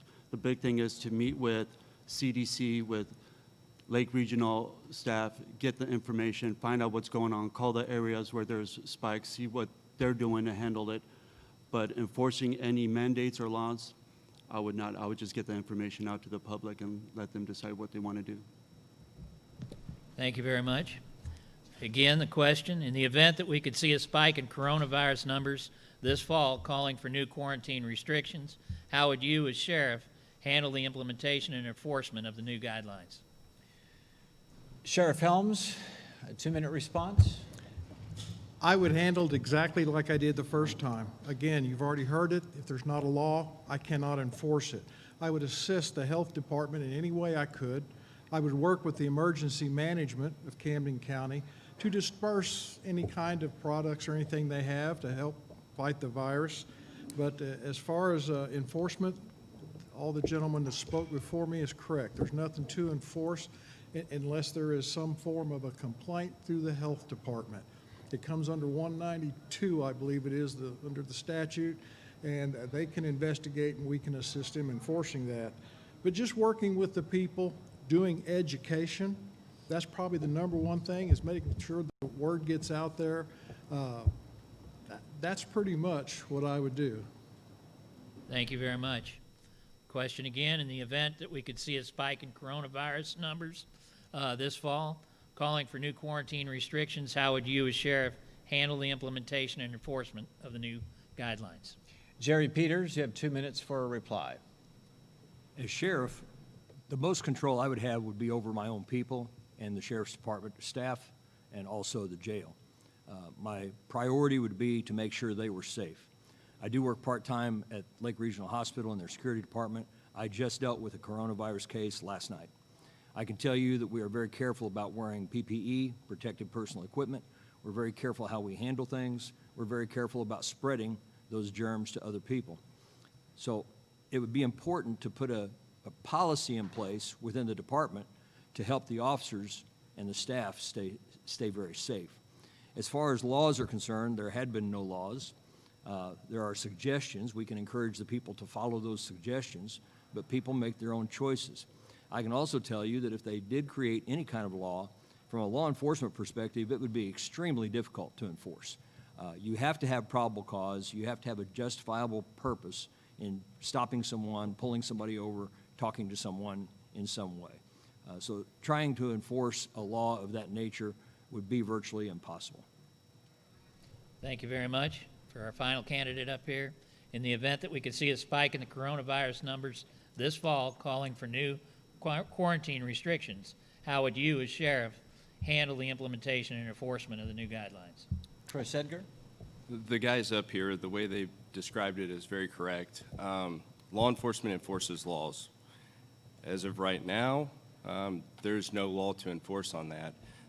Even if it's a mandate, it's still not enforceable by law enforcement.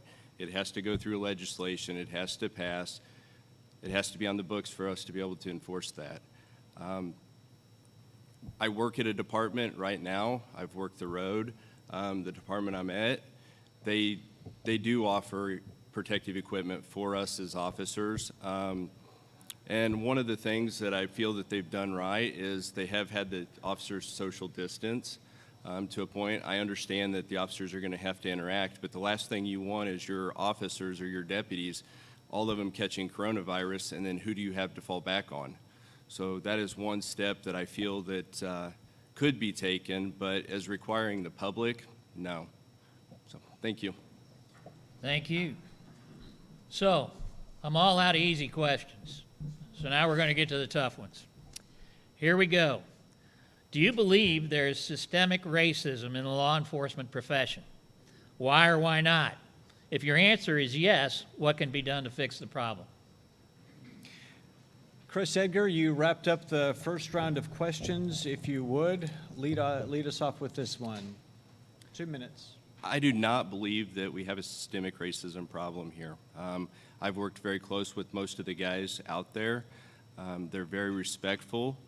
One of the things that, especially with me training, I train a lot of this, everybody gets respect, no matter what. So even if you're dealing with somebody on the side of the street, it doesn't matter. Everybody is human. That's the one thing that we need to look at. Now, maybe some officers may look at that different. And one thing about law enforcement is if we have a problem, we will weed out the problem. And that would be a huge problem, is if we had a racist officer that didn't take that serious. I think it's very important for diversity within the community. I would encourage diversity within the department. I think having people from different backgrounds, different diversities, would be a great opportunity for this area. I think through that we could all learn. So, thank you. Thank you. Again, I'll repeat the question. Do you believe there is systemic racism in law enforcement profession? Why or why not? If your answer is yes, what can be done to fix the problem? Jerry Peters, you have 2 minutes. I believe there's racism in every group of people. I've traveled throughout the world, and I can tell you I've seen it firsthand. It doesn't matter if that group of people are law enforcement, doctors, firefighters, somewhere in those groups, there is racism. How do you deal with racism? First of all, you have to educate people. Some people will make racist comments. They don't even understand that they are racist comments. They tell a joke, they throw something out. They're unaware of what they're doing. The important thing is to help them understand that they cannot do that. The government puts us through tremendous amounts of training. It's not just racism, but it's also religious training and things of that nature, because some cultures, it's okay if you ruffle a little boy's hair. Other cultures, that is a complete no-no, because you're violating their spiritual strengths. So being aware of what the purposes are, we could go about educating our people, and I would not stand for anyone not treating every person they dealt with in a fair and concise manner. And I can tell you, the most of the law enforcement personnel and military personnel I've dealt with deal with things the same way. They treat everybody the same in every situation. That gives you a background and a structure to operate from. The only time we change differently is whenever somebody gives us a reason to change. If you buck up against law enforcement, if you buck up against an officer trying to do his job, you're probably going to get treated differently than the person who's just complying. Thank you very much. Thank you very much. Again, do you believe there is systemic racism in the law enforcement profession? Why or why not? If your answer is yes, what can be done to fix the problem? Mark Cordula, 2 minutes. No, I don't believe there is systemic racism in law enforcement. As Mr. Jerry Peters pointed out, there's some sort of racism. I think racism's been used too many times as the main thing. I think there's prejudice amongst people. I don't see racism here. Everyone's got some sort of prejudice. The men and women that I've worked with in the county, I haven't seen that. I've seen them treat everybody the same, regardless of race, religion, sex, sexual orientation, no matter what. They've all treated everybody the same. These are the men and women that run into burning houses or vehicles at $13.76 an hour. They don't stop to ask what your race or preference, religious preference is. So no, I don't believe it is in the community we're here. Thank you very much. Again, do you believe there's systemic racism in the law enforcement profession?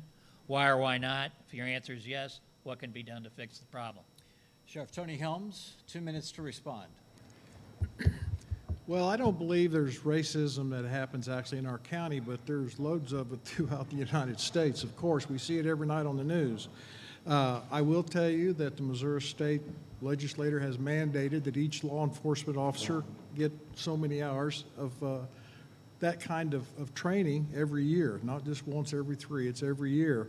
I think in Camden County that what happens with us, we have a very low population of people of color, whatever that they're, you know, Spanish or black or whatever.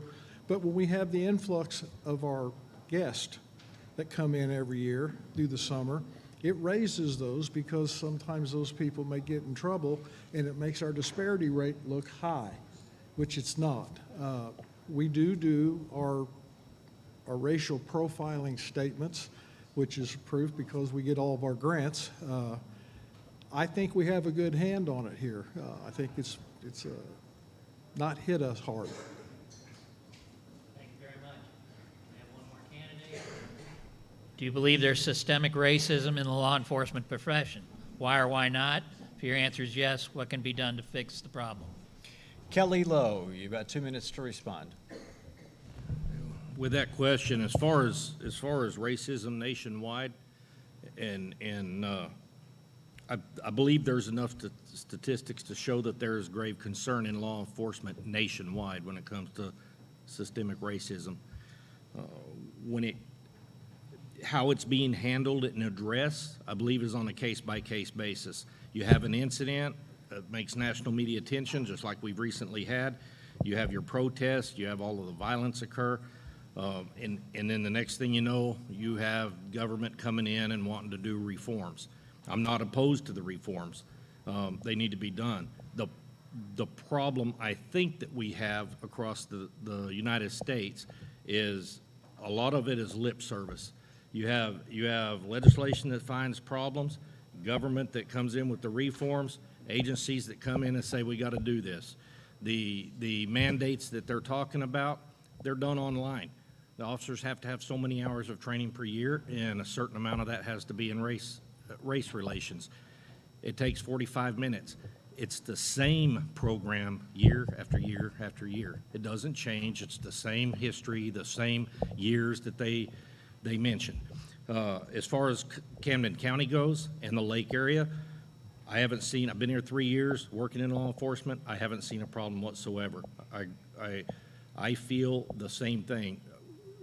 The population's not that big, but the influx of visitors during the proper season, the recreational season, it gets there. And I've had one incident in which all of the racism was thrown in our face, but it was a group of kids, and I believe they were using the recent incidents in New York basically as a ploy to create problems. We had it resolved quite quickly. Thank you very much. We'll move on to the next question now. With all the current violence that we're seeing taking place throughout the nation, what are your thoughts on the current trend for the early release of criminal offenders, also known as catch and release?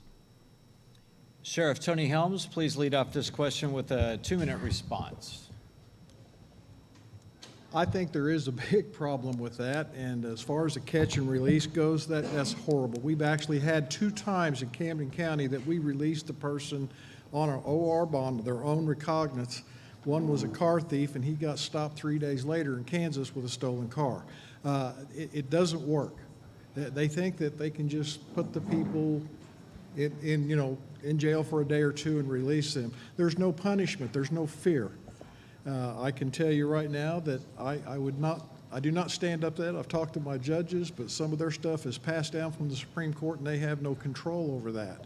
So, no, I think it's a big problem. Thank you very much. And for the audience, we did ask these questions of the circuit judge candidates earlier today. So again, the question, with all the current violence we're seeing taking place throughout the nation, what are your thoughts on the current trend for the early release of criminal offenders, also known as catch and release? Jerry Peters, 2-minute response. I believe when you have an offender that shows promise, that is not someone who's been a lifelong offender, they may be able to be released early in some instances. But in a lot of cases, you have people that are known to be hardcore, felonious criminals. And to release them, I believe, takes away the authority and undermines the power that law enforcement and the courts have to enforce the laws of this country. What it does is it creates a lack of accountability. They know that they can go in, come right back out a couple days later. I have a case in point. Just about 6 months ago, I was helping over at Lake Ozark PD. A gentleman pulled a knife on me. I dealt with that. He went to jail. After 2 days, he was let out. Within 3 days, he was arrested again. After about 2 days, he was let out again. Within a week, he was arrested again. Folks, that's costing you money as taxpayers. It costs the department money as a functioning facility of that type of work. And it creates additional risk to the officers and to the general public. If we're just going to let people go every time we pick them up, then there's really no reason to pick them up. And if we're not going to enforce the law, then what we're going to have is utter chaos. Thank you. Thank you very much. Again, the question is, with all the current violence we're seeing taking place throughout the nation, what are your thoughts on the current trend for the early release of criminal offenders, also known as catch and release. Chris Edgar, 2 minutes. One of the things, I don't know if a lot of people understand, but the way the law is, this was ruled by the Supreme Court. So the only way that this is going to be overturned is by the people. That is where transparency comes into play. As the sheriff, I can bring this to the people and we can talk about that. That's the way this will be fixed. Is what the catch and release law is. For example, if someone breaks into your residence, you're not home, they take your stuff, you feel pretty violated. It's the worst day you could probably have that day. But that doesn't fall under a violent offense. So therefore, that's going to fall under a catch and release, so now they're going to be released. Let's be real. What do you think they're going to do when they get out?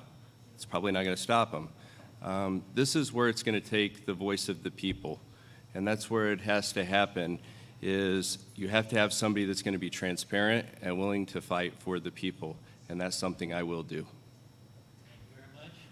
Again, the question, with all the current violence we're seeing taking place throughout the nation, what are your thoughts on the current trend for the early release of criminal offenders, such as catch and release?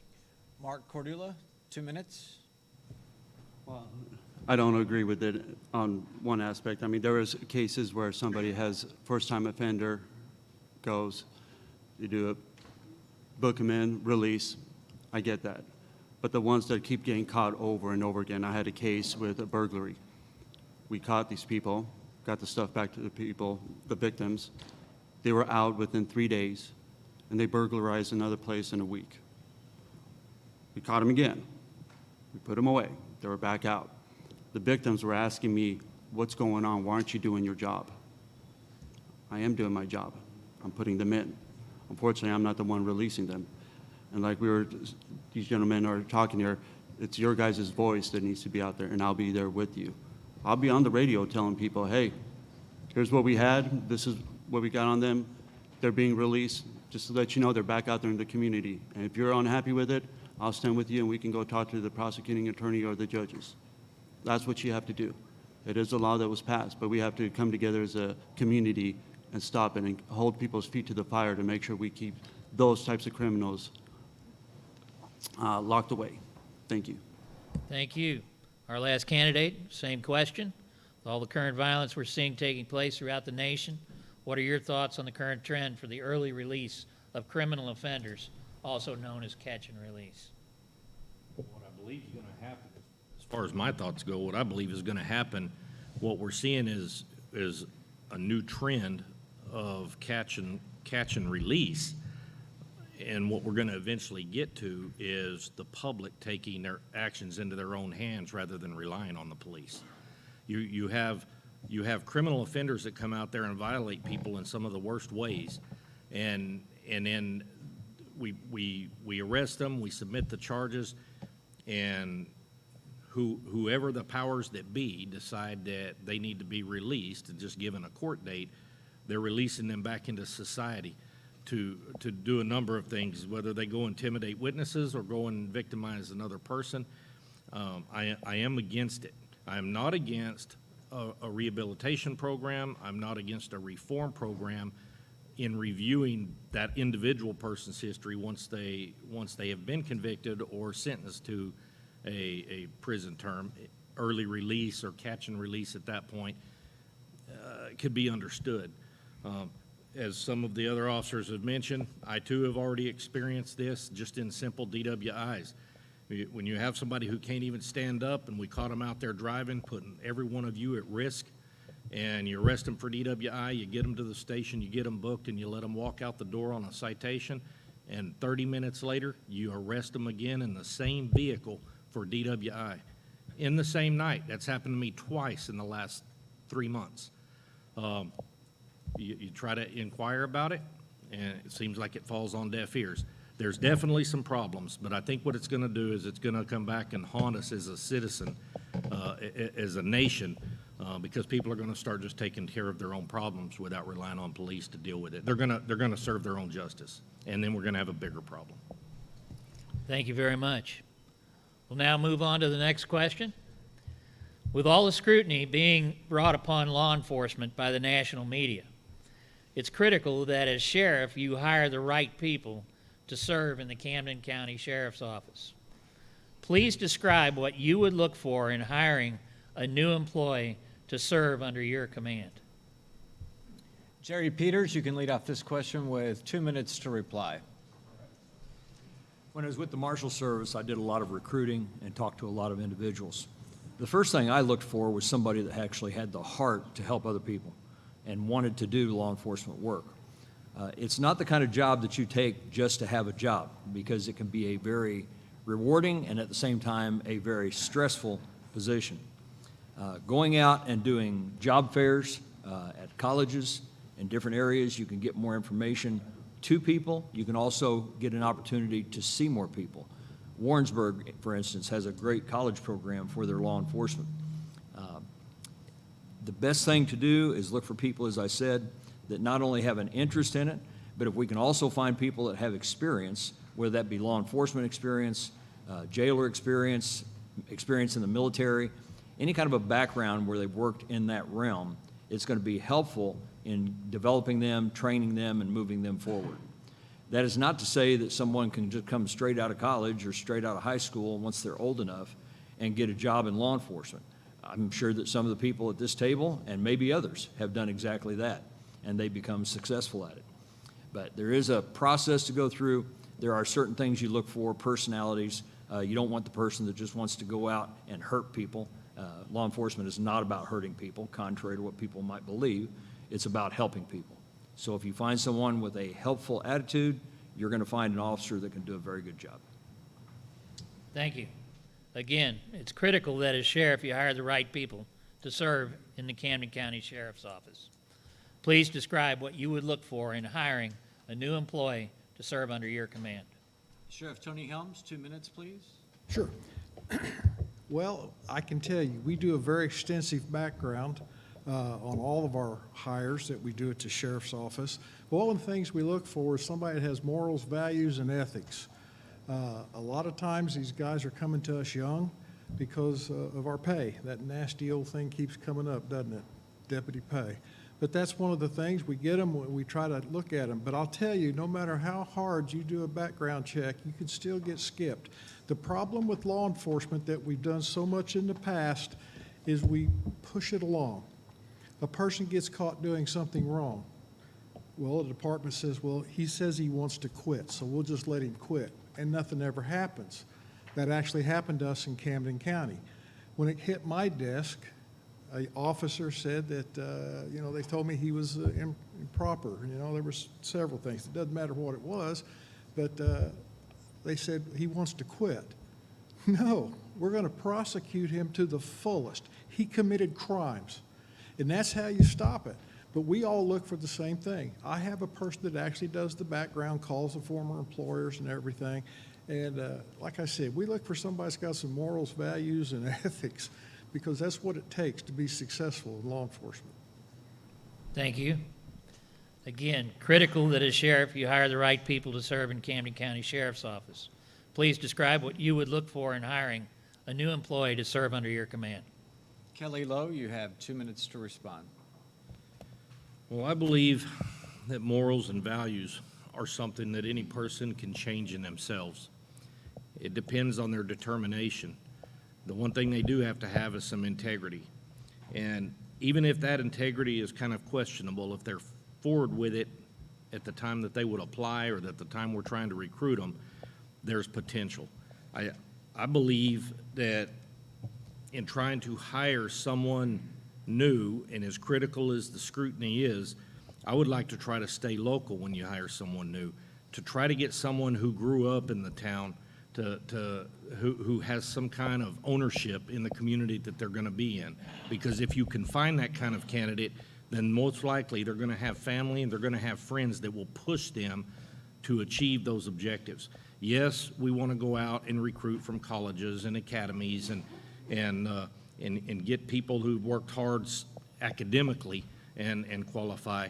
But I think we're a lot of times overlooking people just because they had a slip up when they were a teenager, or we're overlooking people because they've never really done any kind of real job, or there's a number of things. I personally was involved in hiring an individual who came in, applied 3 different times, failed the test 3 different times, the entry test, came back a 4th time, finally passed it, and I hired him. 22 years later, he's one of the top officers, and of course, this is back in New Mexico, for a sheriff's department. Has done really good things and just something I can be really proud of. That's the kind of candidates we need to find. That's the kind of candidates I would look for. I certainly wouldn't hire someone I didn't feel would meet the challenge or that we couldn't help to meet the challenge. Thank you very much. Again, it's critical that a sheriff, you hire the right people to serve the Camden County Sheriff's Department. Please describe what you would look for in hiring a new employee to serve under your command. Mark Cordula, 2 minutes, please. We'll start off with, you got to give everybody a physical agility test. You got to make sure that your deputies that are out there are able to perform the job. When you call for their assistance to come into a house or anything, you want them to be able to make it there, get in the house, and give you assistance if need be. Number 2, a written test. You want to know that the officers are trained, well-spoken, well-written in their report writing. From then on, you move into checking into their backgrounds. Give them a call 24 hours before, say, I'm going to show up at your house. You get there. For 24 hours, anybody can clean their house, make sure it's presentable if it's just dusty. But when you get there and there's drunk people hanging out or, you look into their past. Then you go to their previous employments. You talk to the people, not just the people that like them, but the people that don't like them. See what they have to say about the individual you're looking to hire. Now, hiring somebody out of state, that's fine also. I mean, we were talking about diversity. I mean, that's how you get it here. You get people from the West Coast, East Coast, South. You get everybody here so they know how to handle the tourists that come in. And, just look into their backgrounds and make sure you know who you're hiring. Thank you. Thank you very much. We have one more candidate to answer the question. That it's critical that a sheriff, you hire the right people to serve the Camden County Sheriff's Office. Please describe what you would look for in hiring a new employee to serve under your command. Chris Edgar, 2 minutes to respond. Thank you. That's a very good question. The things that everybody was talking about up here, background is important. I understand that. But as at the prosecutor's office, I was also involved with looking into 4 officers that had done things that they shouldn't have been doing. And we ended up prosecuting some of those officers. So I can tell you, background checks don't always work. So how do you solve that problem? First and foremost, the #1 killer in law enforcement is suicide. How do you fix that? Psych evals, training. You have to, as an officer, when I first started, I had to go through a psych evaluation that lasted 4 hours in front of a psychologist to make sure that I was of sound mind to be able to perform this job. This job takes a lot out of people. So I think every officer should have a psych eval, not just when they hired either. It should continue. Yeah, that's one thing that I plan on having is a psychologist available for the officers to be able to talk to that. I never, as a sheriff, want to have to call a family member and tell them one of my deputies has just killed themselves. A polygraph test, that's another way. It's hard when you're hooked up to a machine that that tells somebody if they're lying when they're telling you a lie. I mean, it's going to lay it out there. When I looked at another department in the St. Louis area, they sent a detective up to my house without notice and talked to all of my family, my children, and then did a walkthrough of my house to make sure that I was who I said I was. I think those are some important things, and those should happen. I mean, you are entrusting somebody with a firearm to protect you. You want to make sure you have the right people doing it. Thank you very much. We'll now move on to the next question. What experience in law enforcement leadership and other various law enforcement positions have you held that makes you qualified to run a first-class county sheriff's office with 100 employees?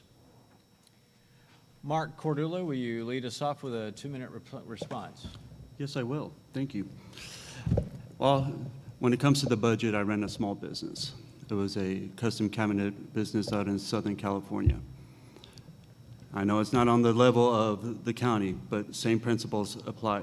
Don't spend more than you have, don't buy what you don't need, and hire the right people for the right positions. When it comes to the experience in law enforcement, I've worked here. I've been here since 2011 working cases from burglaries to homicides to sexual assaults. I can tell you, I don't know about these gentlemen, but I put in 32 hours straight on a case, went home to sleep for 4 hours and came back and did another 12 hours. That's the dedication I had as a detective in this county, and I will continue having that dedication. I've worked with multiple agencies here, everything from Kitts Harbor, Children's Division, Lake Regional Hospital System, Health System, CADV. We've all worked together, the Prosecuting Attorney's Office. We got to continue those relationships, and I will do that as the sheriff.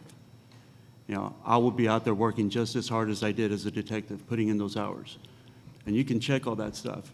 I don't know how many times my checks were 120, 130 hours. And I will continue doing that as your sheriff in the community and in the office. Thank you. Thank you very much.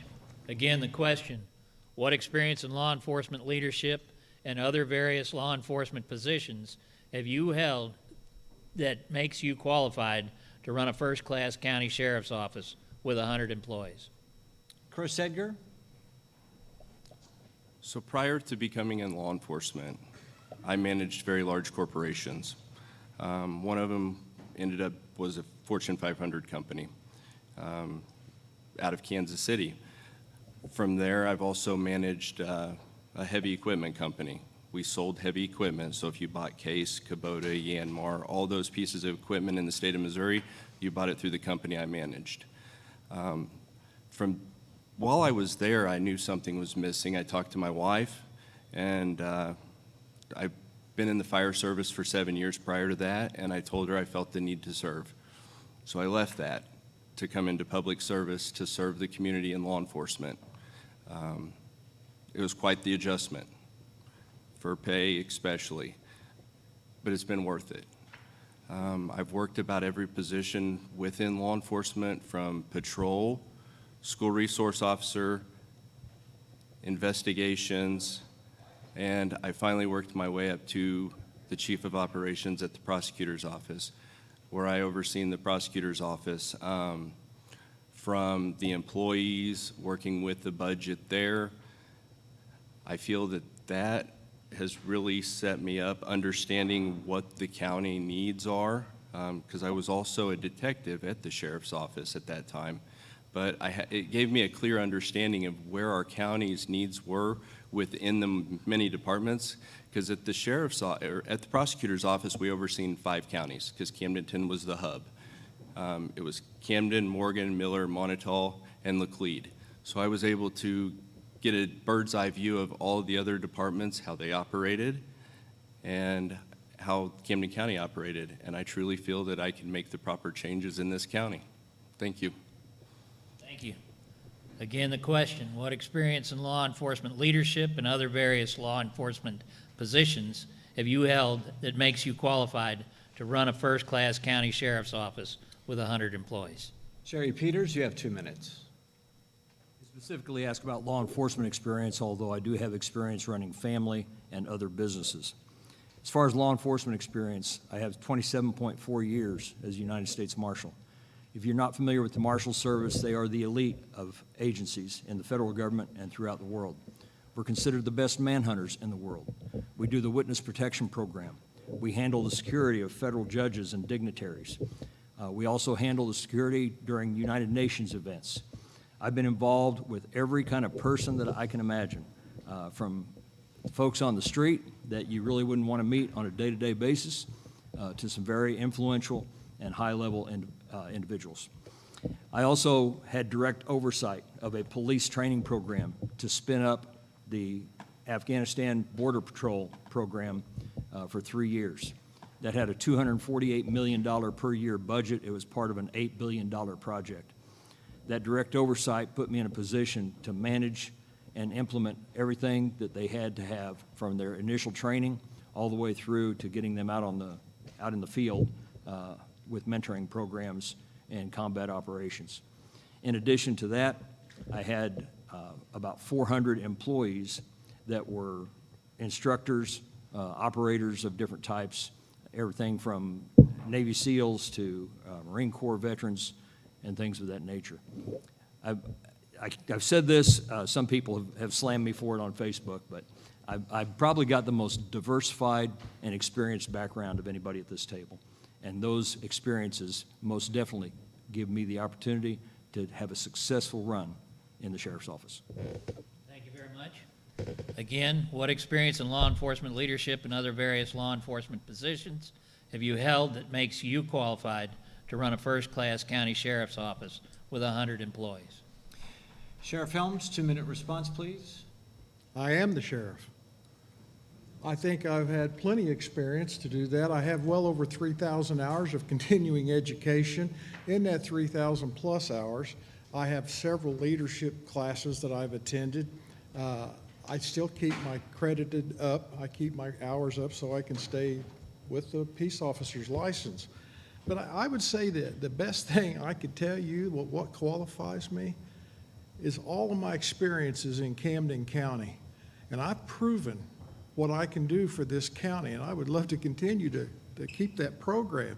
But the best thing that qualifies me is 3.5 years of being your sheriff. And we have one final candidate to ask a question. What experience in law enforcement leadership and other various law enforcement positions have you held that makes you qualified to run a first-class county sheriff's office with 100 employees? Kelly Lowe. I've had 24 years experience in leadership, because the minute that I became certified and commissioned, they placed a badge on my chest and a gun on my hip and asked me to go out and protect a population of anywhere from 45 to 75,000 people at any one given time. You don't go out there and confront that kind of population without having the ability to get people to follow you and understand you.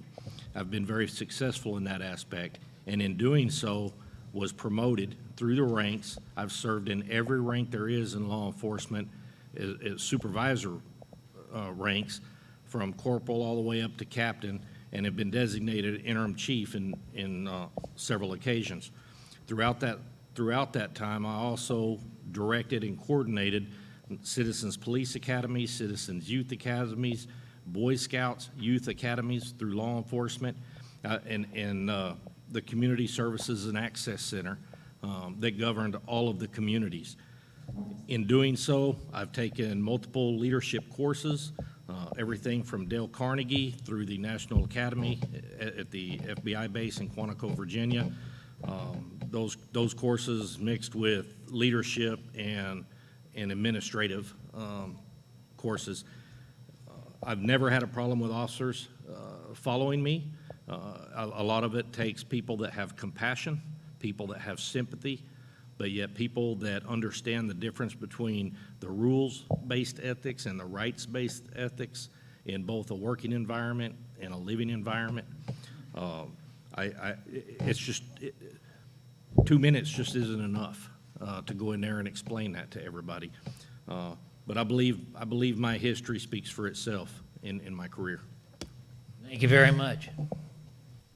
So, I know you're going to be upset, but this is going to be the last question you get from me. Are you ready?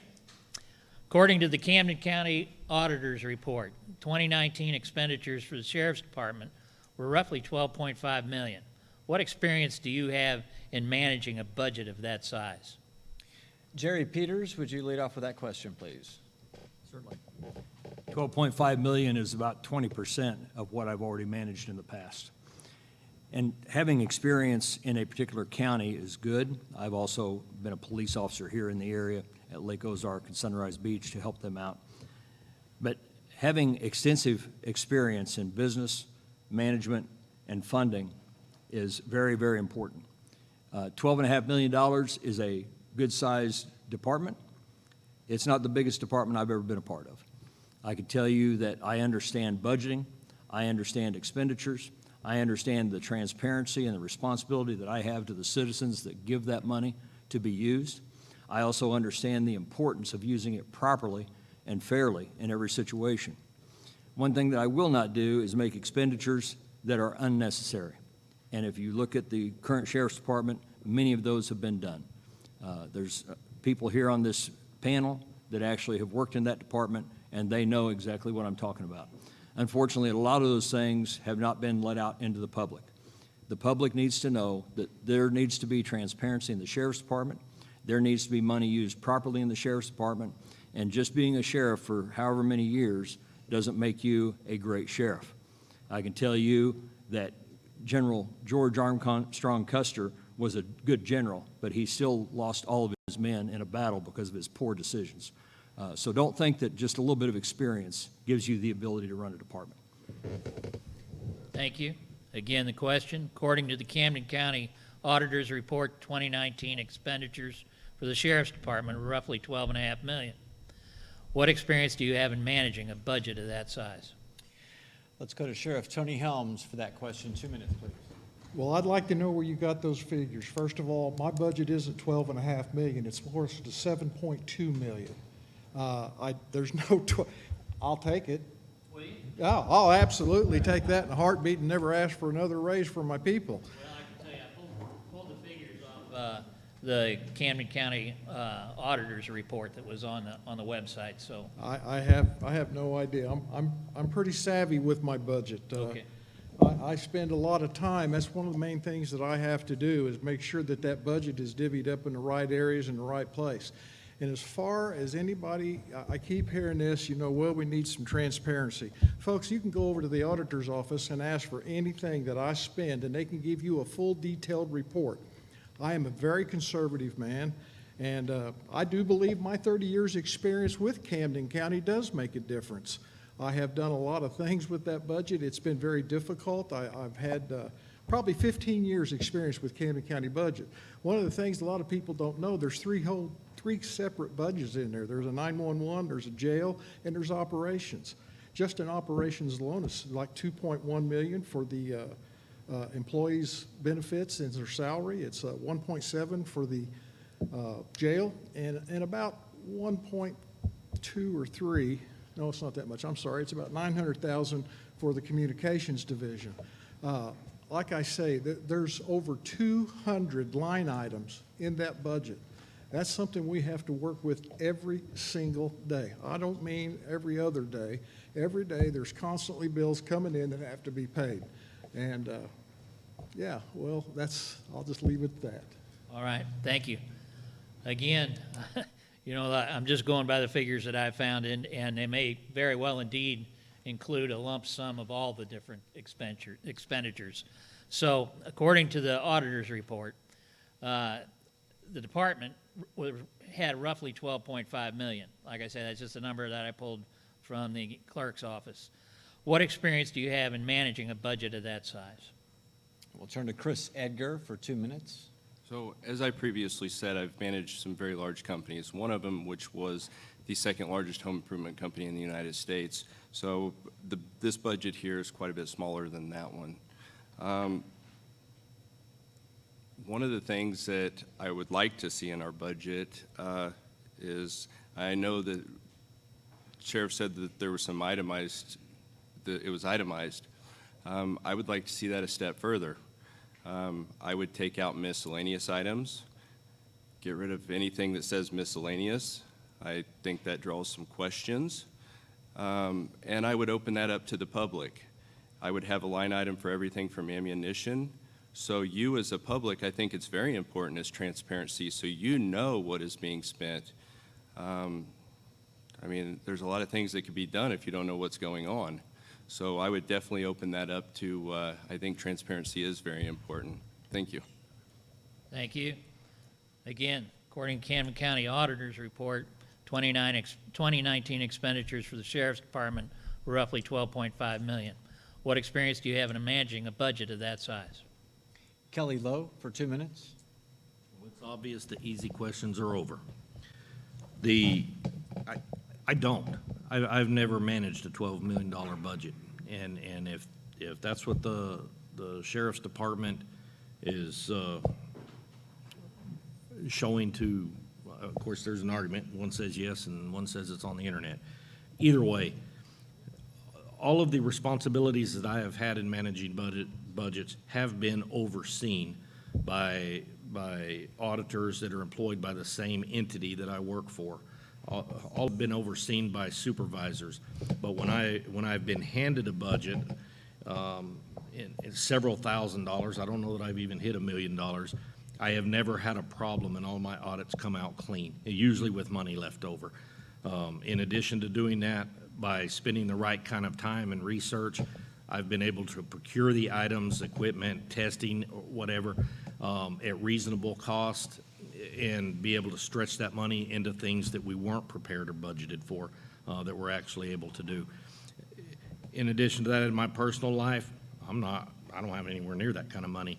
But when you can take, a couple of police officer paychecks, and you can manage to make that stretch and get all of your bills paid, your car payments, your house payments, your insurance, your health insurance, the whole works, plus raise kids, I think I got a great deal of understanding the expenditures of money. So that's my answer. Just honesty, integrity, morals, ethics, and the fact that you understand the concepts. Thank you very much. We have one more candidate to answer this question. That will turn to Mark Cordula for 2 minutes. Thank you. Well, it's the 7.2, that's a little bit closer to my bank account, so it'd be a little bit easier to Okay. that one. But all jokes aside, I mean, realistically, I don't have experience on that kind of a scale. But like was said, us as deputies making $13.76 an hour, feeding a family of 4, paying bills, we make do.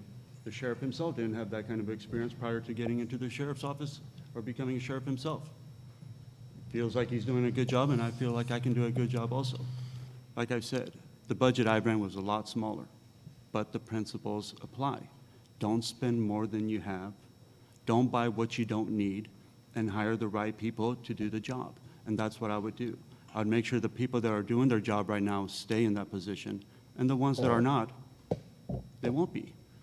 I mean, I'd like to make a more complex answer to that, but it really isn't. I'd have to get in there first, sit down with my team, and go over it.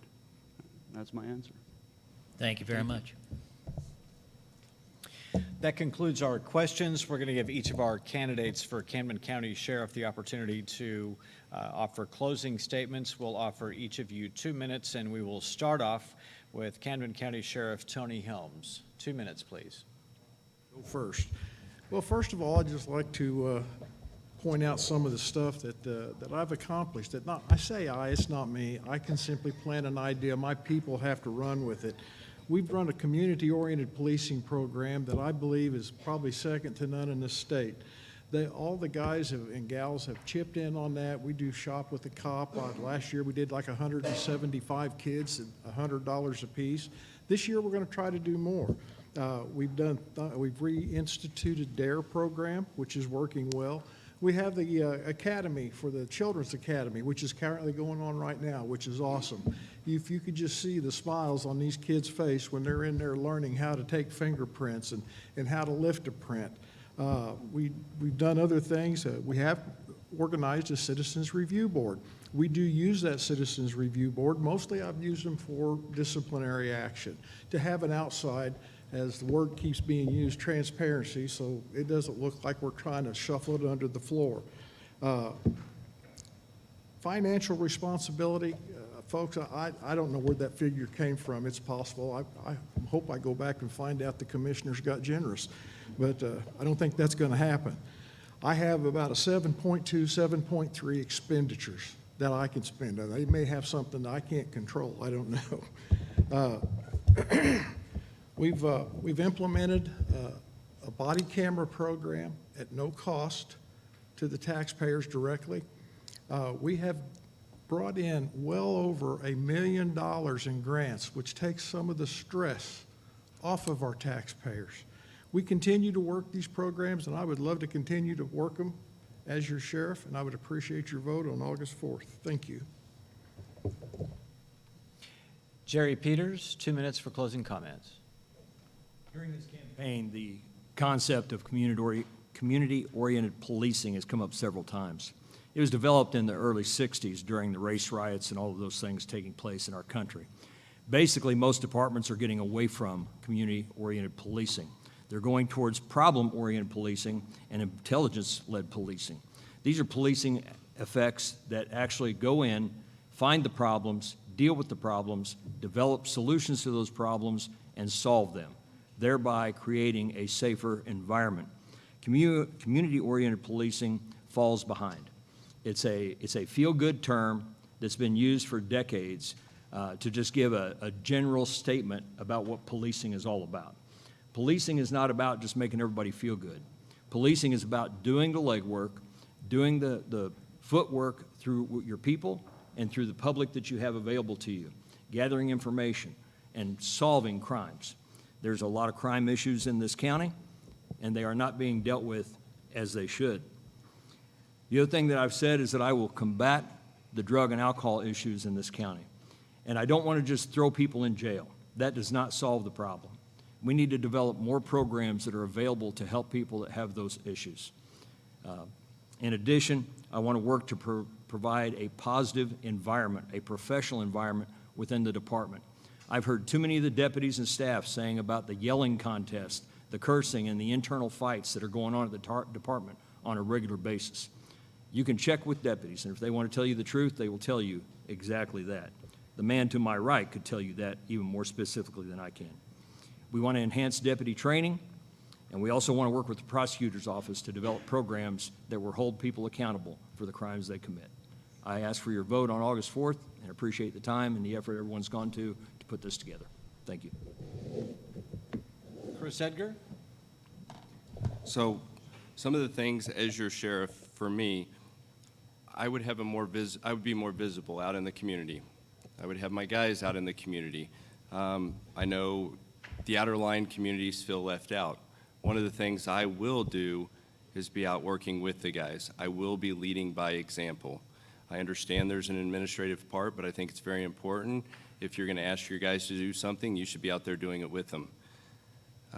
I'll incorporate open meetings.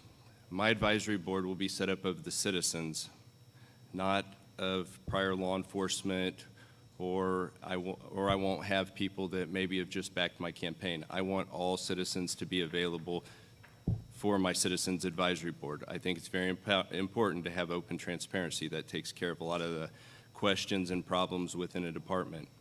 When I was a business manager, when I managed a company, I had a board of directors I had to report to. As your sheriff, I have to report to the taxpayers. I think it's very important to have that open communications with our taxpayers. I'm also an instructor for the post for law enforcement for Missouri State University. I will bring training up within our department. Our deputies we will work with Missouri State University. I've sat down with them and come up with some ways to get our training costs down that will take care of a lot of that. I will also implement some training for officers dealing with mentally disabled or drug addictions. I think that there's some areas that may be lacking within the area that can be fixed there. I think training is very, very key. And I think my time's up. Thank you. Mark Cordula? All right. Listen, bottom line is I love what I do.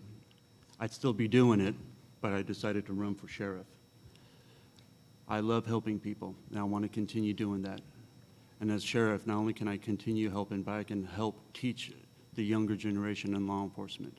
Now, as they said, what they're going to do, I'm going to tell you what I'm going to continue on doing. I'm going to continue being out there in the community. I'm going to continue on helping people try to get justice. I disagree with some of the statements. You need community policing.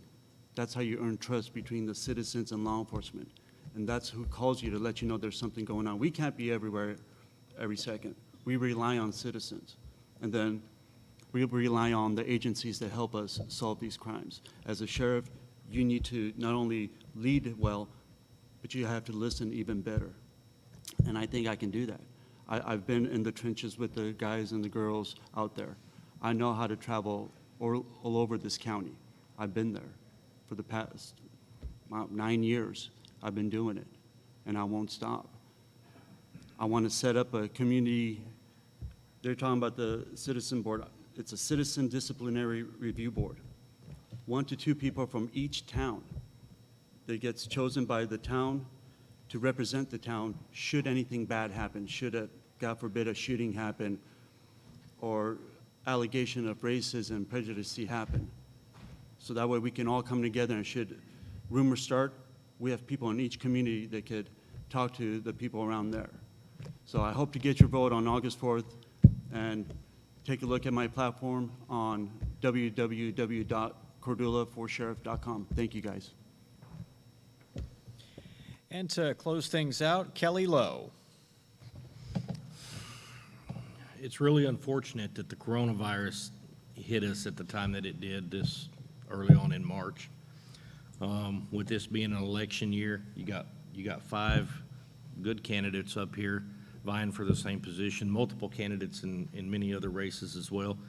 But we have all been restrained in our campaigning efforts and our ability to get out and meet and greet the community and individual people as a result of that coronavirus.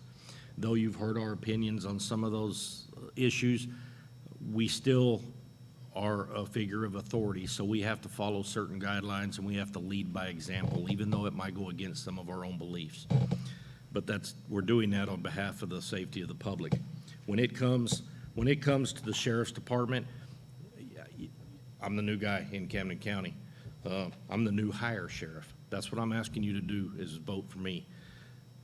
On my website, my application and my resume, along with all of my accolades, all of my training, all of the things that I can't expand on in 2 minutes with each question are on that website. I ask that you please look it up and review that. If you're wanting that same kind of candidate, you asked what kind of people we would hire, and everybody up here talked about quality and integrity and morals and ethics, and I have that, every bit of that, and you can see it in my website. I'll take a psychological exam if you feel like it might be necessary. I'll take a polygraph. I've been doing this for 24 years. I have an impeccable and unprecedented career. I don't think there's a question there. What I would like for you to do is visit my website at www.kellyloweforsheriff.com. You'll find all of that information. You can contact me. My numbers are on those websites. It's just unfortunate that I wasn't able to campaign like I really wanted to campaign. And I don't think we need to build newer or more programs for a lot of things. I think we just need to strengthen the collaboration between the entities that already exist with those programs and take it a little more seriously. Nonetheless, I'd appreciate your vote on August 4th. Thank you. Well, I have one final thing I'd like to say to everybody here. First off, thanks to everybody that attended tonight and all the candidates. I also want to say that time and again, especially on my call-in radio show, I hear people say that they're fed up with government. They're tired of it. They're wanting change. On and on it goes. And everybody complains. But guess what? Our forefathers gave us the opportunity to make those changes. Don't expect somebody else to do it for you. Next week, you go to the ballot box and you have all the power. We forget that. So I ask everybody here in attendance, everybody out there watching, go vote. You have the ultimate power. Thank you. Professor Jim Paisley, it's been a pleasure working with you for the first time. Now, KB does not get you all to himself anymore, so we're going to get you on later in the afternoon is what we'll do. It's been a pleasure visiting with everyone today. A number of great sponsors that we want to thank before we wrap up. Seven Springs Winery, which of course is where we are at. It's been a spectacular venue. The City of Osage Beach, Alpha Graphics, and also our veterinary at the lake. Jeff Hedberg, Bobby Bash, Team Remax, Lake of the Ozarks, Skelton Tactical, Jennings Insurance Group, MJ's Mini Mart, Econolift, Clearwater Carpet Cleaning, Silver Dollars Restaurant, Ellerman Roofing, a division of Kimes Corp., Ozark Granite Works, Best Dam Plumber, Emergency Restoration Pros, Atlantis Dive and Dock Salvage, Harmy's Cheese Store and more, Midwest Touchless Boat Covers, Big Bags USA, Somerset Boat Lifts, Bill's Art Center, and Skelton's Key and Lock. This has been the Lake of the Ozark Candidate Forum. I'm Christian Blood for Professor Jim Paisley for KRMS Radio News. Have a great night.